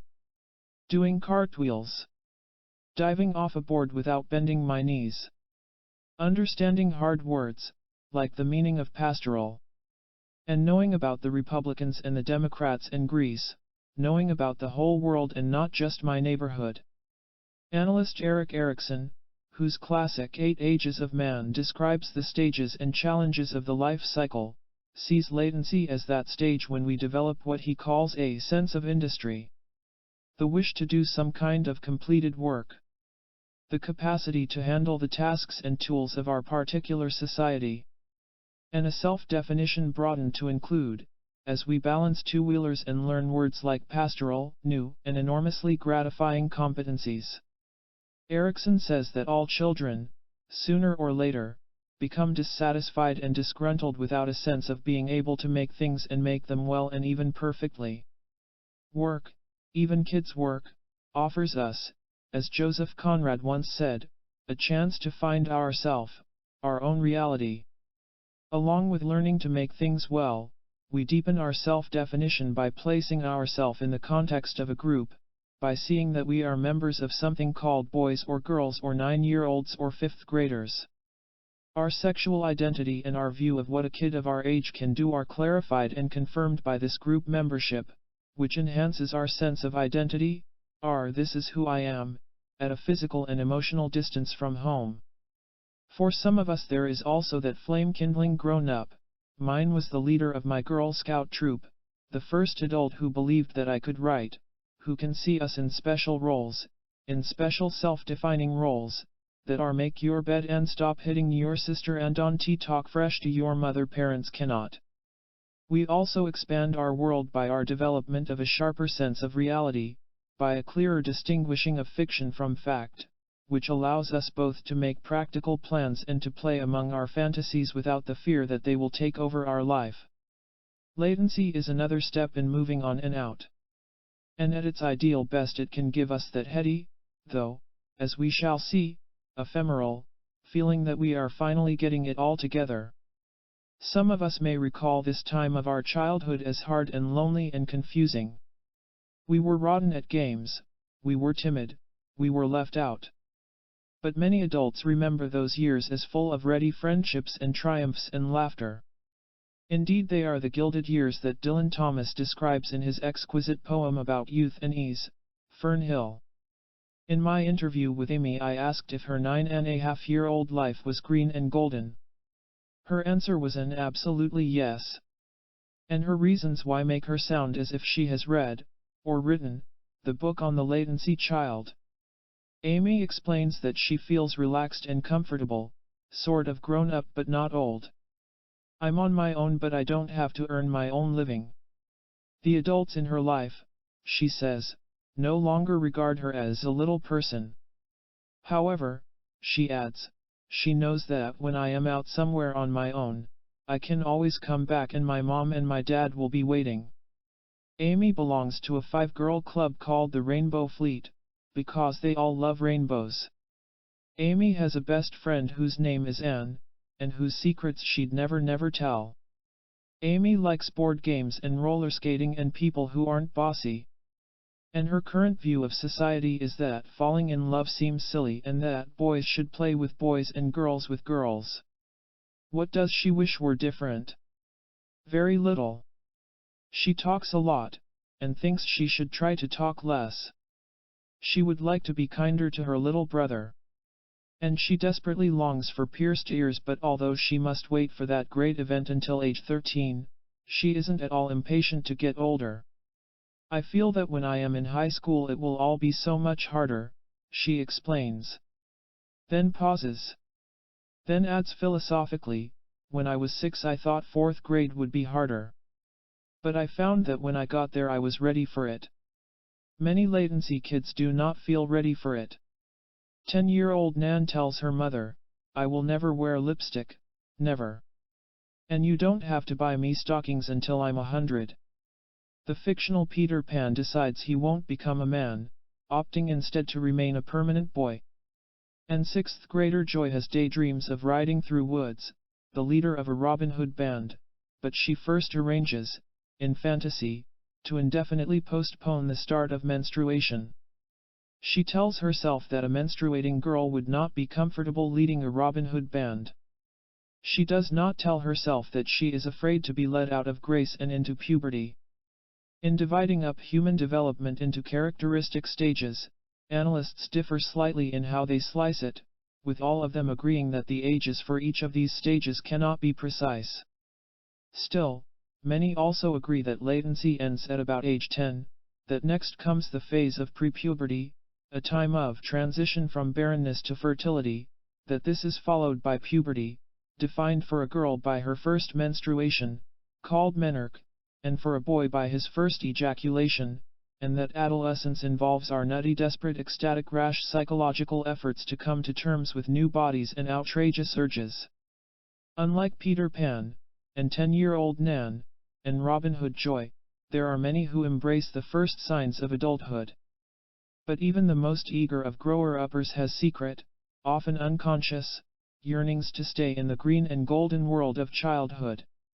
Judy Blume's almost 12-year-old heroine Margaret expresses both sides of her growing-up ambivalence. On the one hand, my mother's always talking about when I'm a teenager. Stand up straight, Margaret. Good posture now makes for a good figure later.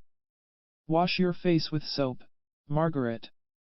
Then you won't get pimples when you're a teenager.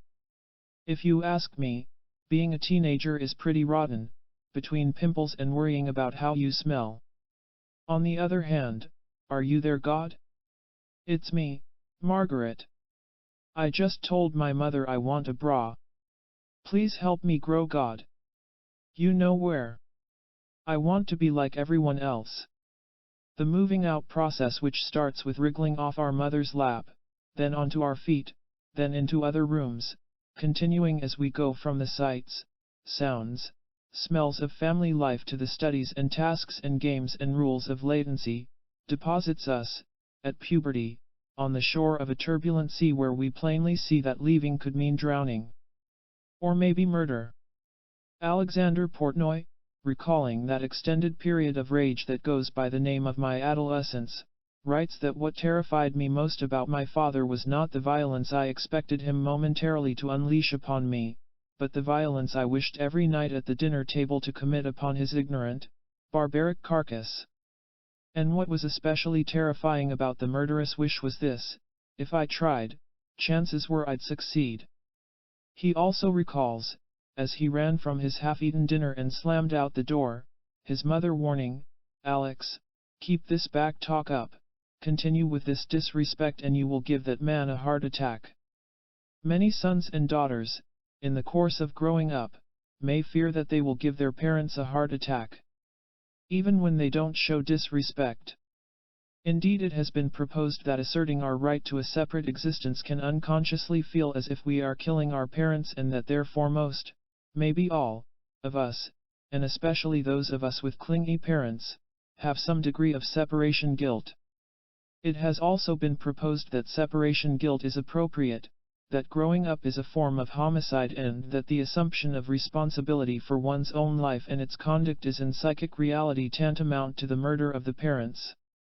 Thus, by becoming autonomous, instead of remaining dependent, by establishing inner restraints, instead of needing our parents to serve as our external conscience, by cutting emotional ties, instead of seeking our gratifications within the family, by taking care of our needs, instead of surrendering that care to our mother and father, we annihilate our parents' roles and take them unto ourself.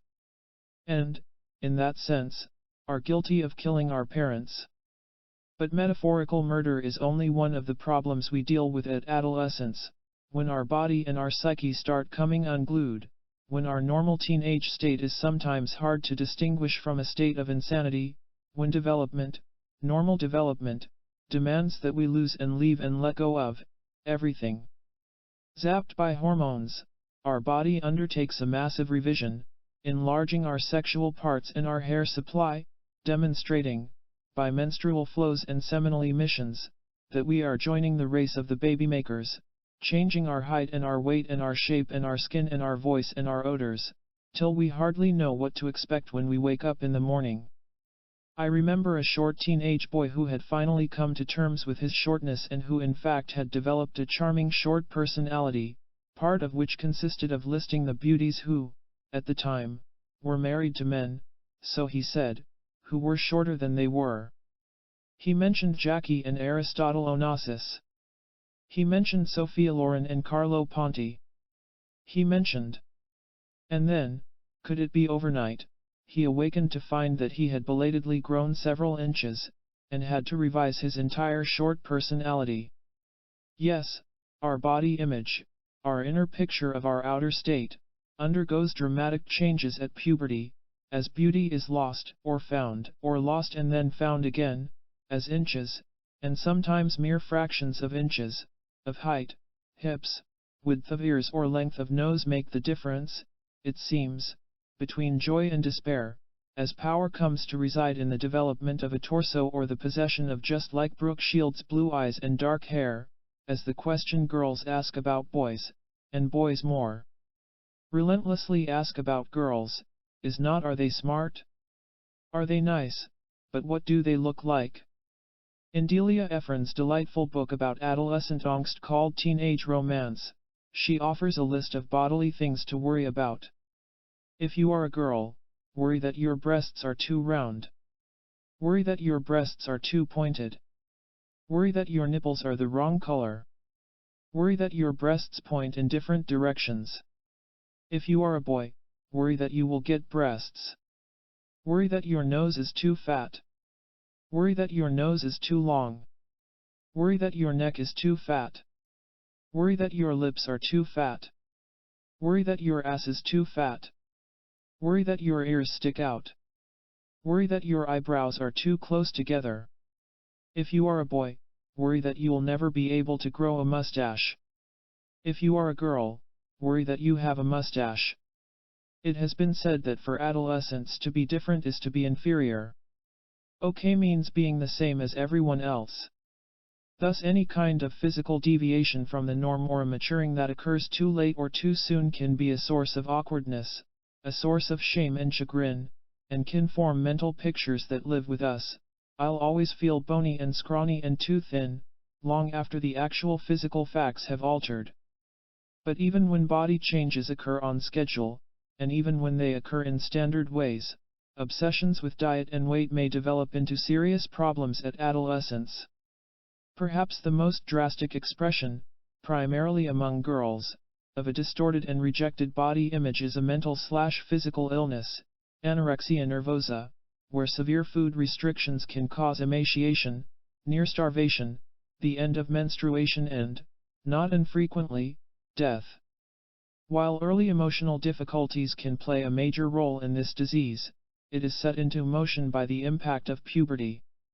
Dr. Hilda Brooke, who has written extensively on the subject of anorexia, pictures the anorexic girl as a fearful 15-year-old sleeping beauty, escaping from adolescence, escaping from change.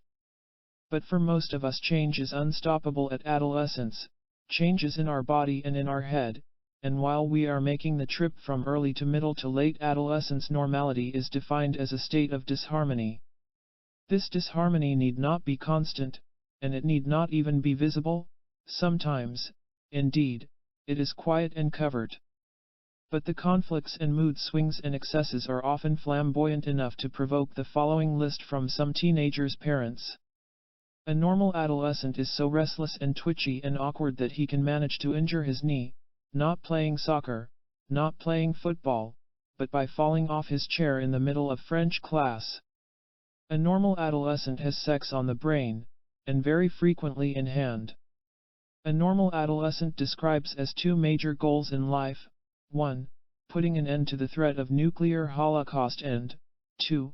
Owning 5 knit shirts with a Ralph Lauren label. A normal adolescent plunges from agony to ecstasy, and back again, in under 30 seconds. A normal adolescent, who now is capable of abstract logical thinking, can use this new cognitive skill to contemplate deep philosophical issues but never to remember to take out the garbage. A normal adolescent shifts from viewing her parents as merely fallible to regarding them as wrong about virtually everything. A normal adolescent isn't a normal adolescent if he acts normal. With that last point Anna Freud fully agrees.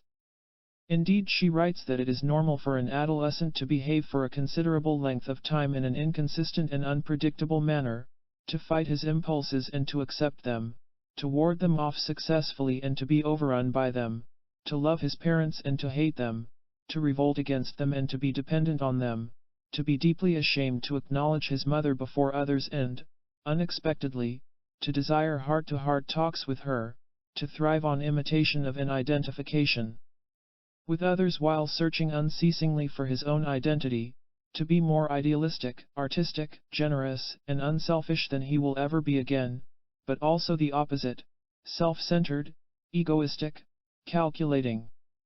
Such fluctuations between extreme opposites would be deemed highly abnormal at any other time of life.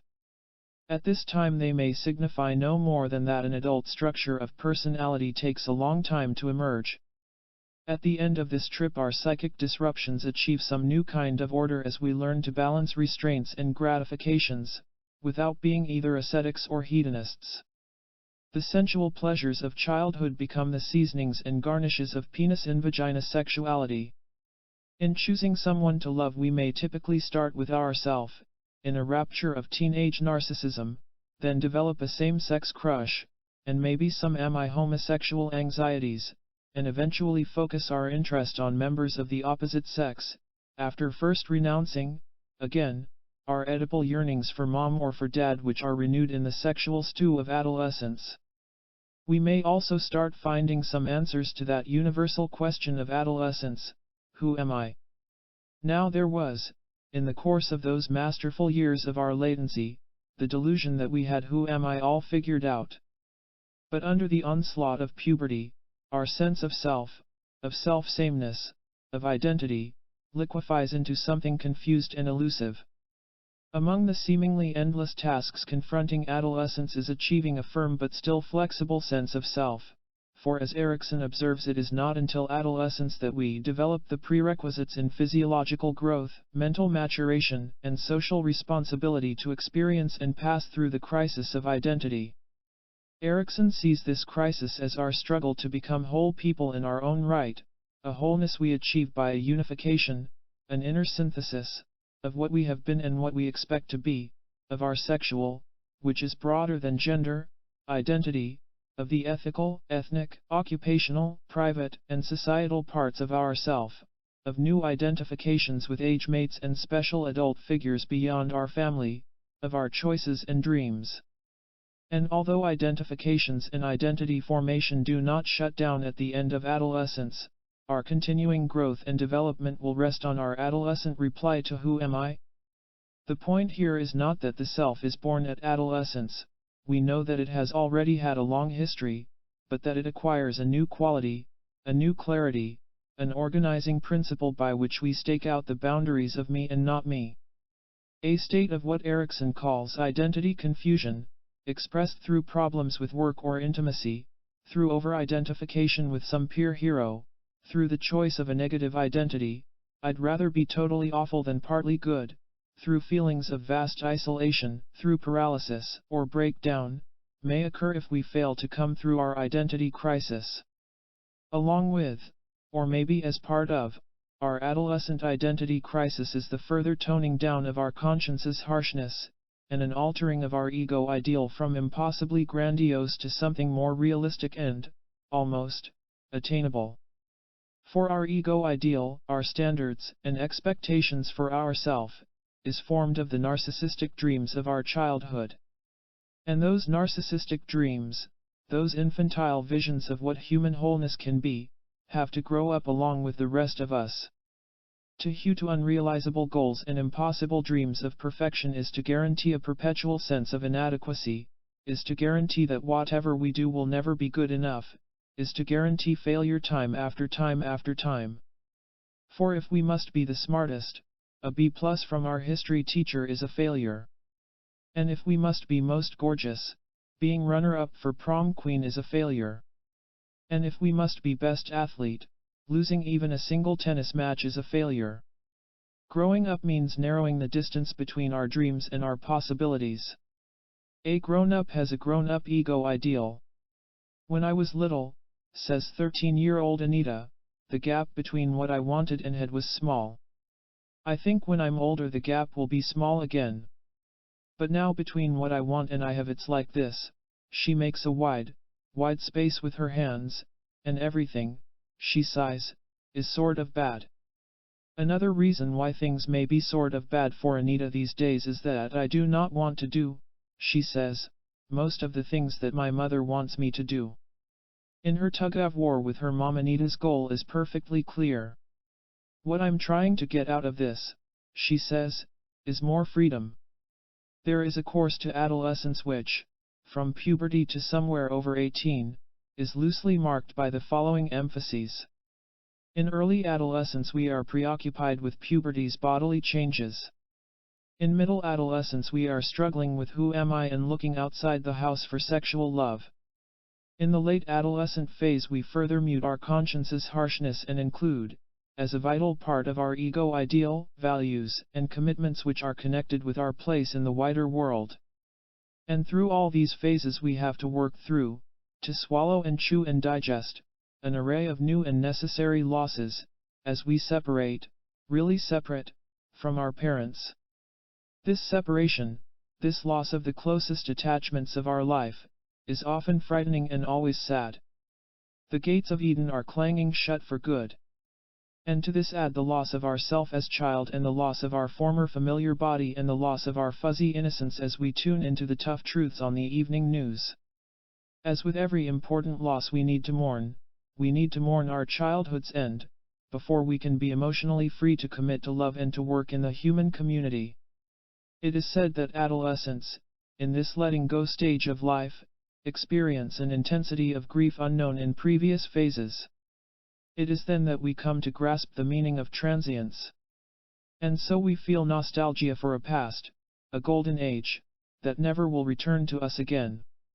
And, as we sigh over sunsets and summer's end and love gone astray and poems about the land of lost content, we mourn, without knowing we mourn, a far graver ending, the renunciation of childhood. Mourning for our lost childhood is another, a central task, of adolescence. There are various ways to evade or accomplish that task. College-bound Roger, for instance, snarls through his last few months at home, battling with his parents every day.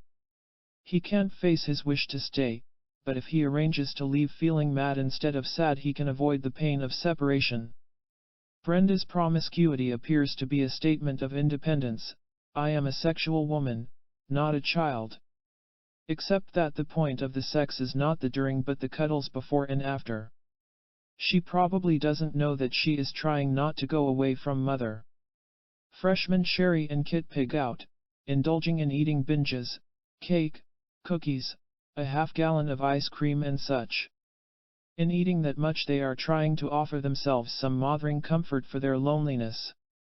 They are two little piggies who wish they could have stayed home. Although senior year of high school, says a college freshman at Yale, I felt as though I were standing on the edge of a cliff, waving my arms to keep from falling off. Now I feel like a cartoon character in mid-flight across the canyon, wondering if I'm going to fall in or bridge the gap to the other side. Going away to college is a time when many shaky selves will falter. Unbuttressed by family and friends, there are boys and girls who will turn to themselves and find nothing there. The college counseling services are filled with students whose separation anxieties are being masked by desperate escapes from pain. And while most of these students are hardy enough to survive their struggles with separation anxiety, some of them may sink beneath their damaging and sometimes deadly solutions. Drugs can blunt the mourning, why not get high instead of cry? Cults can replace the familial security. Dependent attachments or flights into marriage where mates are made into mommies can keep boys and girls adolescents all their life. And if these tactics fail, and separation pain cannot be held at bay, there may be crippling depression, breakdowns, suicide. Compared to the age group of 10 to 14-year-olds, the rate of suicide in 1982 rose about 800% among 15 to 19-year-olds. There are also thousands of kids like J.D. Salinger teenage hero Holden Caulfield, unable to live in the present, pulled by the past. Don't ever tell anybody anything, he writes, at age 17, from a psychiatric hospital. If you do, you start missing everybody. One way, of course, not to miss them is to stay at home, to not go, though you needn't always admit that you aren't going. For while some young people may openly cling, there are those who, under a show of great independence, nonetheless arrange to never depart. The brilliant literary psychologist Leon Edel, for instance, reports that when Henry David Thoreau was about to graduate from Harvard, his mother suggested that he might buckle on your knapsack and roam around abroad to seek your fortune. Henry burst into tears, thinking that his mother was sending him away from her. Later, as Thoreau the transcendentalist, he did indeed go away, to a hut he built in the woods at Wadden Pond, where he made much of the solitary, self-reliant life. However, Edel points out, his cabin was merely a mile away from his mother's house in Concord and there he returned for a visit, every day. Thoreau once said, "Methinks I should be content to sit at the back door in Concord, under the poplar tree henceforth, forever." Edel says that that's what he in effect did, all his life. And although he created a myth of getting away from the world, of sturdy independence, Thoreau, shut up in his childhood, could not leave home. Adolescence is sometimes described, do you remember Margaret Mahler's stages of childhood, as a second separation individuation? It builds on the separate self we established back then. And if that self is too fragile, and if separation feels too much like death, we may be unwilling, unable to try it again. Adolescent individuation, writes analyst Peter Bloss, is accompanied by feelings of isolation, loneliness, and confusion. The realization of the finality of the end of childhood, of the binding nature of commitments, of the definite limitation to individual existence itself, this realization creates a sense of urgency, fear, and panic. Consequently, many an adolescent tries to remain indefinitely in a transitional phase of development. This condition is called prolonged adolescence. Fictional Holden Caulfield's plan for prolonging his adolescence is to figure out how to go on without growing up. The end of childhood seems like the end of all innocence. Rejecting becoming anything like the money-making hypocritical phonies of the adult world, he instead invents a fantasy, a glorious savior fantasy, in which I keep picturing all these little kids playing some game in this big field of rye and all. Thousands of little kids, and nobody's around, nobody big, I mean, except me. And I'm standing on the edge of some crazy cliff. What I have to do, I have to catch everybody if they start to go over the cliff. I mean, if they're running and they don't look where they're going, I have to come out from somewhere and catch them. That's all I'd do all day. I'd just be the catcher in the rye. For many adolescents, growing up means giving up and selling out. It means letting go of innocence and illusions. It means, explains 21-year-old John, graduating from college in the tight job market of 1983 and being offered a position in the office of a conservative senator whose politics he deeply disapproves of, and thinking that maybe he ought to play safe and take it. It also means relinquishing that sense of endless options, that feeling that he could, if he would just decide what he wanted, be a Soviet expert, marine biologist, journalist.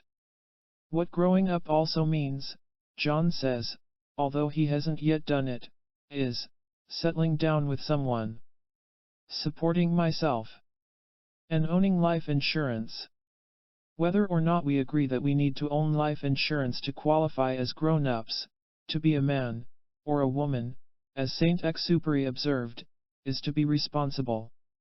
Responsible means that we make and keep commitments. Responsible means, of course, that we tie our own shoes. But it also means that we are not allowed to blame our terrible childhood, or passion, temptation, ignorance, or innocence, for acts that are ours, for deeds that we indeed do. For if, in fact, we do them, we are responsible. It has often been argued that Oedipus, who killed his father, the king, and married his mother, cannot be held responsible because, poor ignorant fellow, he did not know. But analyst Bruno Bettelheim suggests that the guilt of Oedipus derives precisely from his failure to know, and that the point of the myth is to warn of the utterly destructive consequences of acting without knowing what one is doing. There comes a time when we aren't allowed not to know. In the story of Job, as retold by the poet Archibald MacLeish in his play J.B., the tormented hero is offered this cold comfort.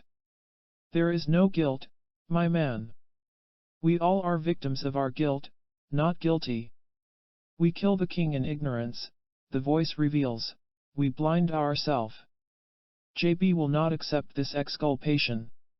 I'd rather suffer every unspeakable suffering God sends, knowing it was I that suffered. I that earned the need to suffer, I that acted, I that chose. Then wash my hands with yours in that defiling innocence. Can we be men? And make an irresponsible ignorance responsible for everything? The answer to that question, the grown-ups' only answer to that question, has to be no. And so, somewhere slightly before or after the close of our second decade, we reach a momentous milestone, childhood's end. We have left a safe place and can't go home again. We have moved into a world where life isn't fair, where life is rarely what it should be. Maybe we've even purchased some life insurance.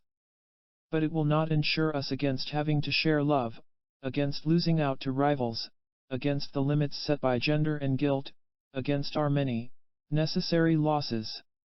There will always be the forbidden and the impossible. As Peter Bios writes, the two Greek goddesses, Tyche and Ankh, the philosophical principles of fortune and necessity, replace the parental figures and become the forces to which man bows. It is tough to grow up. But to acknowledge all this and nevertheless find our freedom, make our choices, recognize what we are and what we might be, is what a responsible adult is all about. Bowing to necessity, we must choose. This freedom to choose is the burden and the gift that we receive when we leave childhood, the burden and the gift that we take with us when we come to childhood's end. Part 3, Imperfect Connections. We are all of us calling and calling across the incalculable gulfs which separate us. David Grayson. 11. Dreams and Realities. Waking life is a dream controlled. George Santayana. Growing up means letting go of the dearest megalomaniacal dreams of our childhood. Growing up means knowing they can't be fulfilled. Growing up means gaining the wisdom and skills to get what we want within the limitations imposed by reality, a reality which consists of diminished powers, restricted freedoms and, with the people we love, imperfect connections. A reality built, in part, upon the acceptance of our necessary losses. And yet, though we repudiate our unfulfillable wishes, they press themselves upon us in sneaky ways.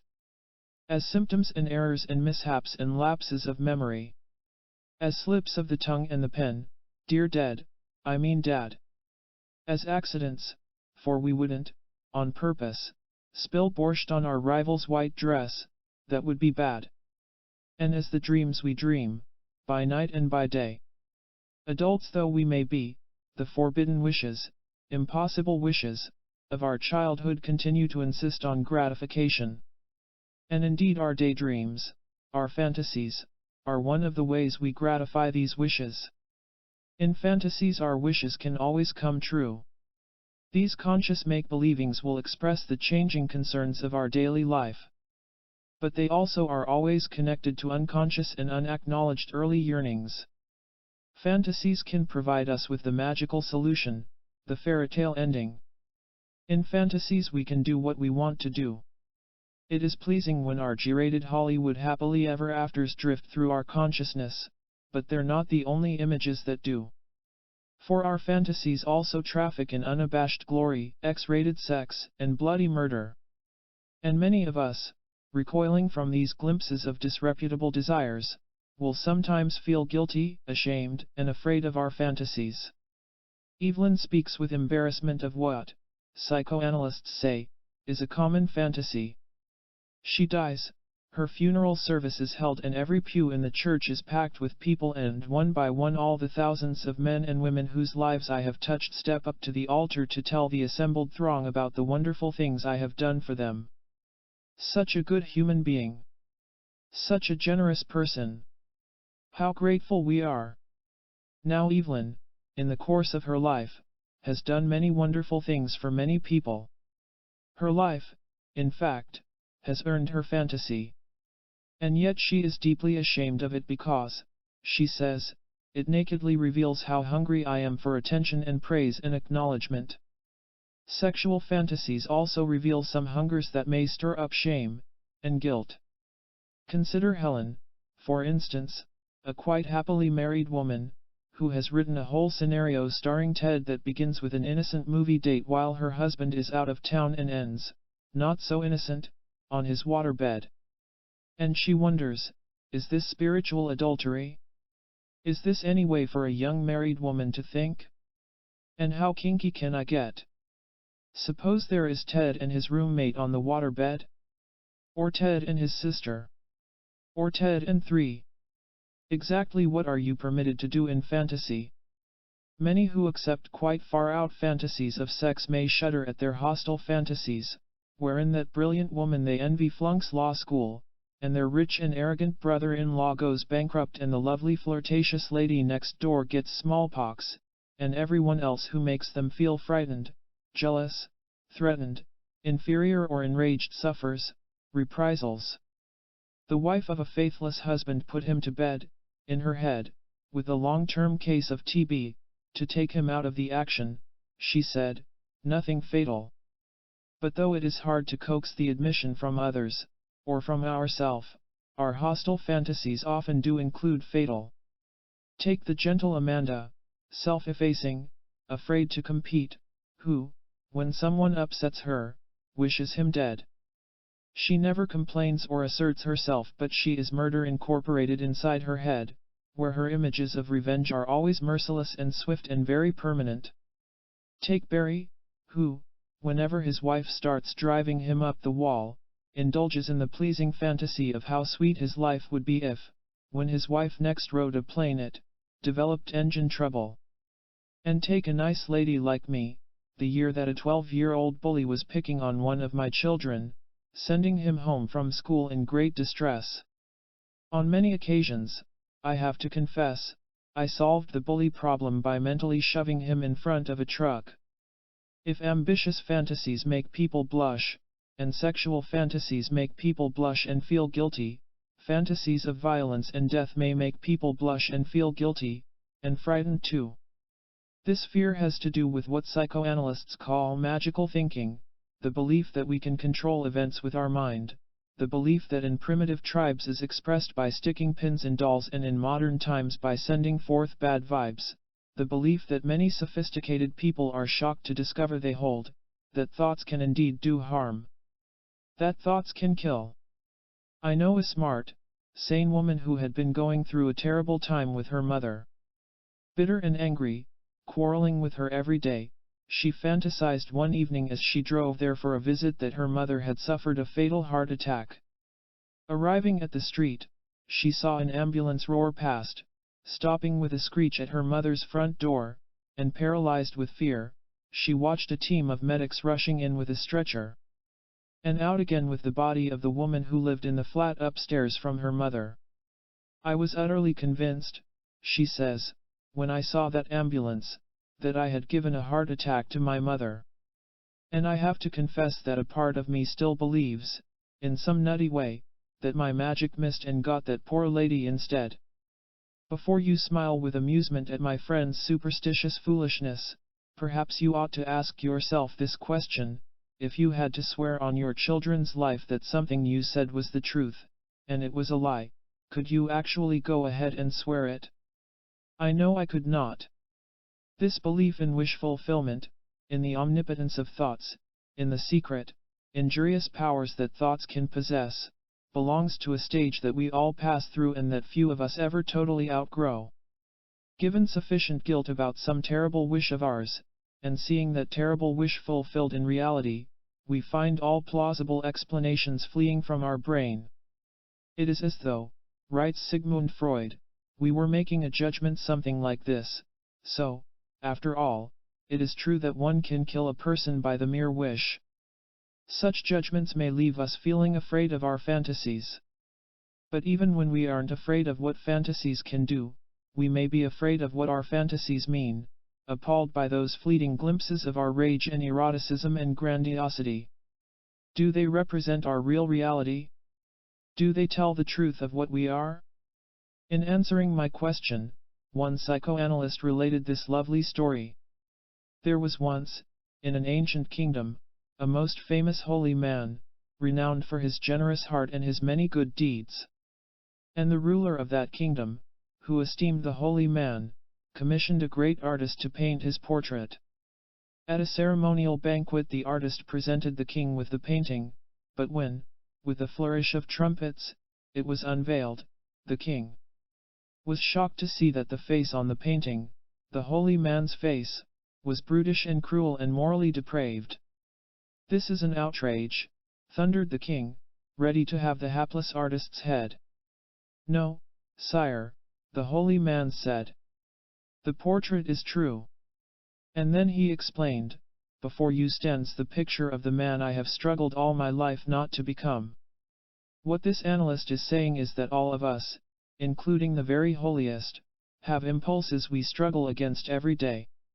And while some of that struggle occurs outside our awareness, there are other urges and wishes, sometimes shaped into those little vignettes we call fantasies, that make us painfully conscious of the person we are trying not to become, the primitive and demanding and amoral and childish person that we sometimes find contained within our fantasies.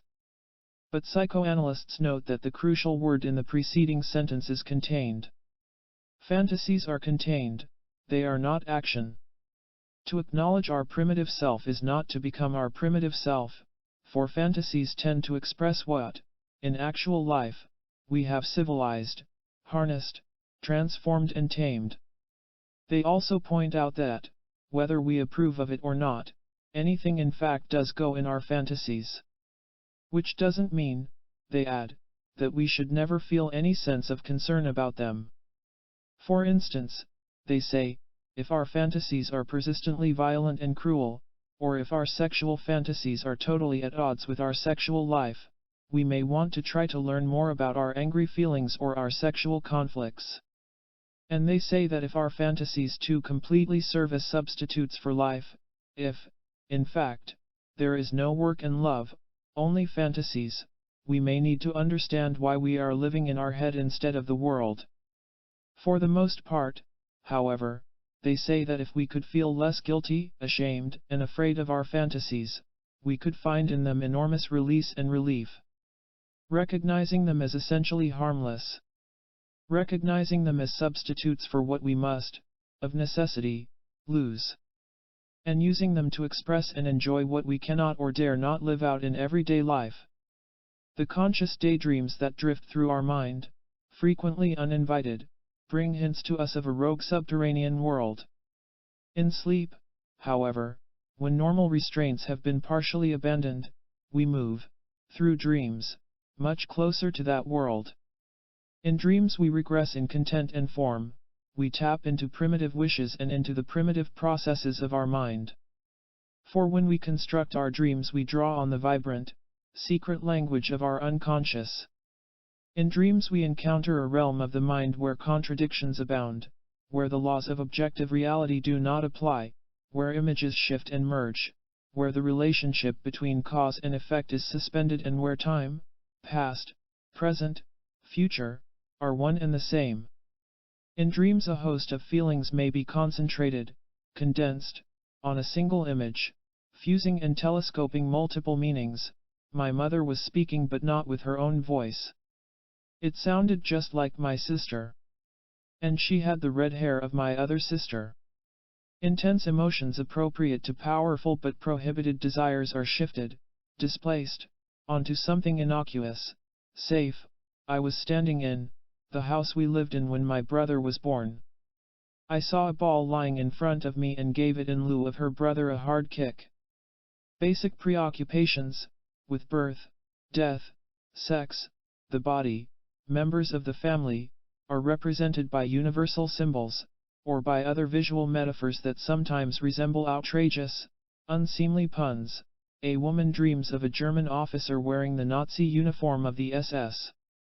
Her associations on waking are to her overbearing mother, urging her to eat with a Yiddish S.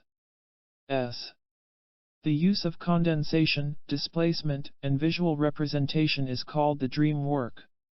The logical part of our sleeping mind, like an editor revising a hard-to-read article, also plays a role in shaping our dreams. It tries to bring some order to the chaos. It takes the peculiar fragments that our dream work has produced and gives them a more or less coherent form. This is the form of the dream we recall on awakening.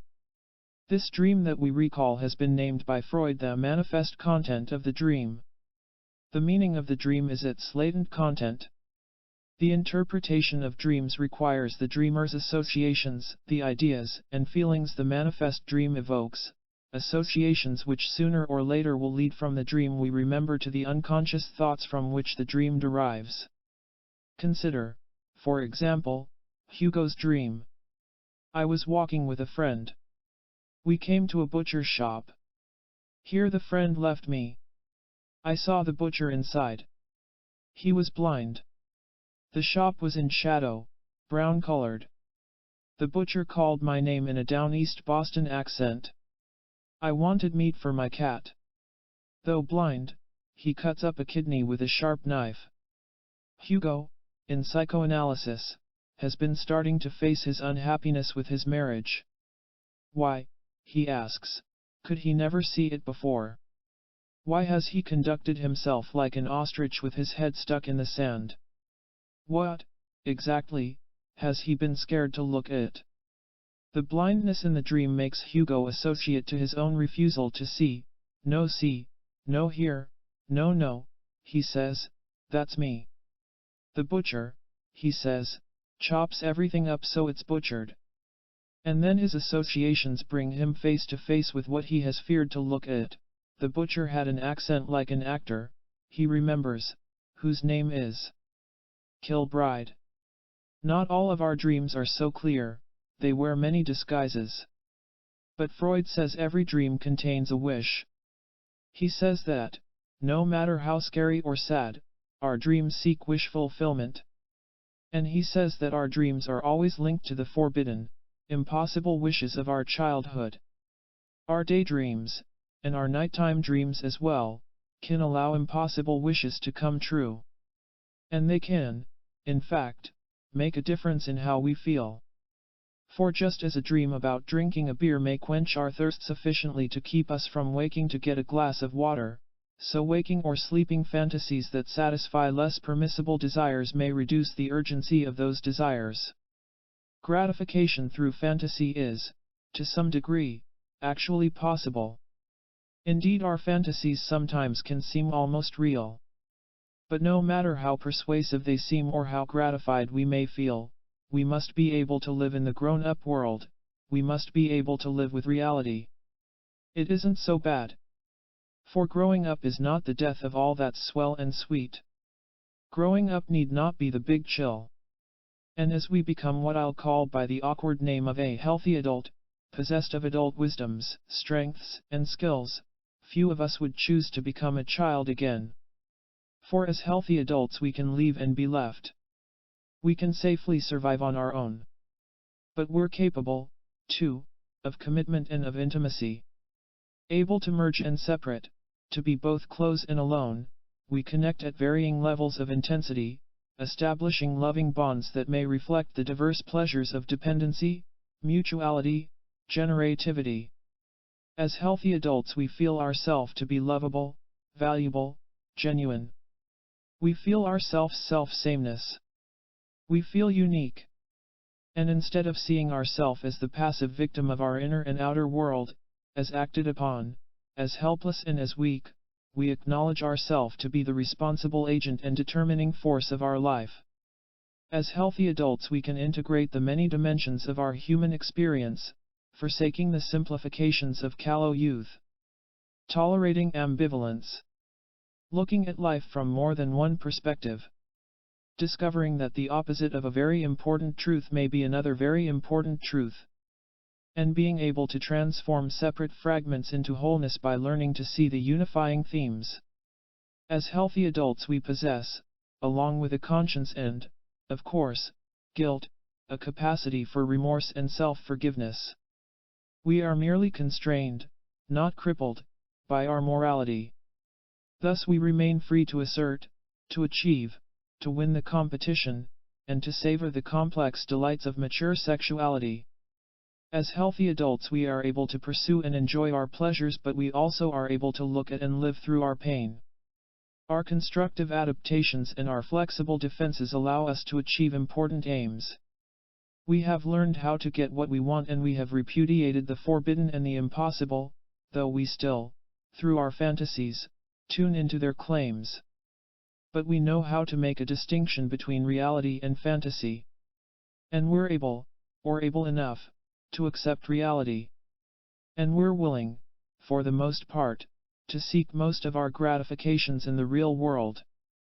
What's called reality testing begins, through frustration, in early childhood, when we find that wishing doesn't make it so, when we find that we cannot long be warmed or comforted or fed by wishful fantasies. We acquire a sense of reality, which means that we can determine whether something is actually there or no, and which means that no matter how vividly we summon up an image of gratification, we can recognize that this image is a picture in our head and not a living presence in our bedroom. A sense of reality also lets us assess ourselves and the world with relative accuracy. Accepting reality means that we've come to terms with the world's, and our own, limitations and flaws. It also means establishing achievable goals for ourselves, compromises and substitutes that we put in the place of our infantile longings because as healthy adults we know that reality cannot offer us perfect safety or unconditional love. Because as healthy adults we know that reality cannot provide us with special treatment or absolute control. Because as healthy adults we know that reality cannot compensate us for past disappointments, sufferings, and loss. And because as healthy adults we eventually come to understand, as we play our friend, spouse, parent, family roles, the limited nature of every human relationship. But the trouble with healthy adulthood is that few of us are consistently adult. Furthermore, our conscious goals are often sabotaged unconsciously. For the infantile wishes we sometimes glimpse in dreams or fantasies exercise great power outside our awareness. And these infantile wishes may burden our work and our love with quite impossible expectations. Asking too much of the people we love or asking too much of ourselves, we aren't, who is, the healthy adults we should be. Growing up takes time and we may be a long time learning to balance our dreams and our realities. We may be a long time learning that life is, at best, a dream controlled, that reality is built of imperfect connections.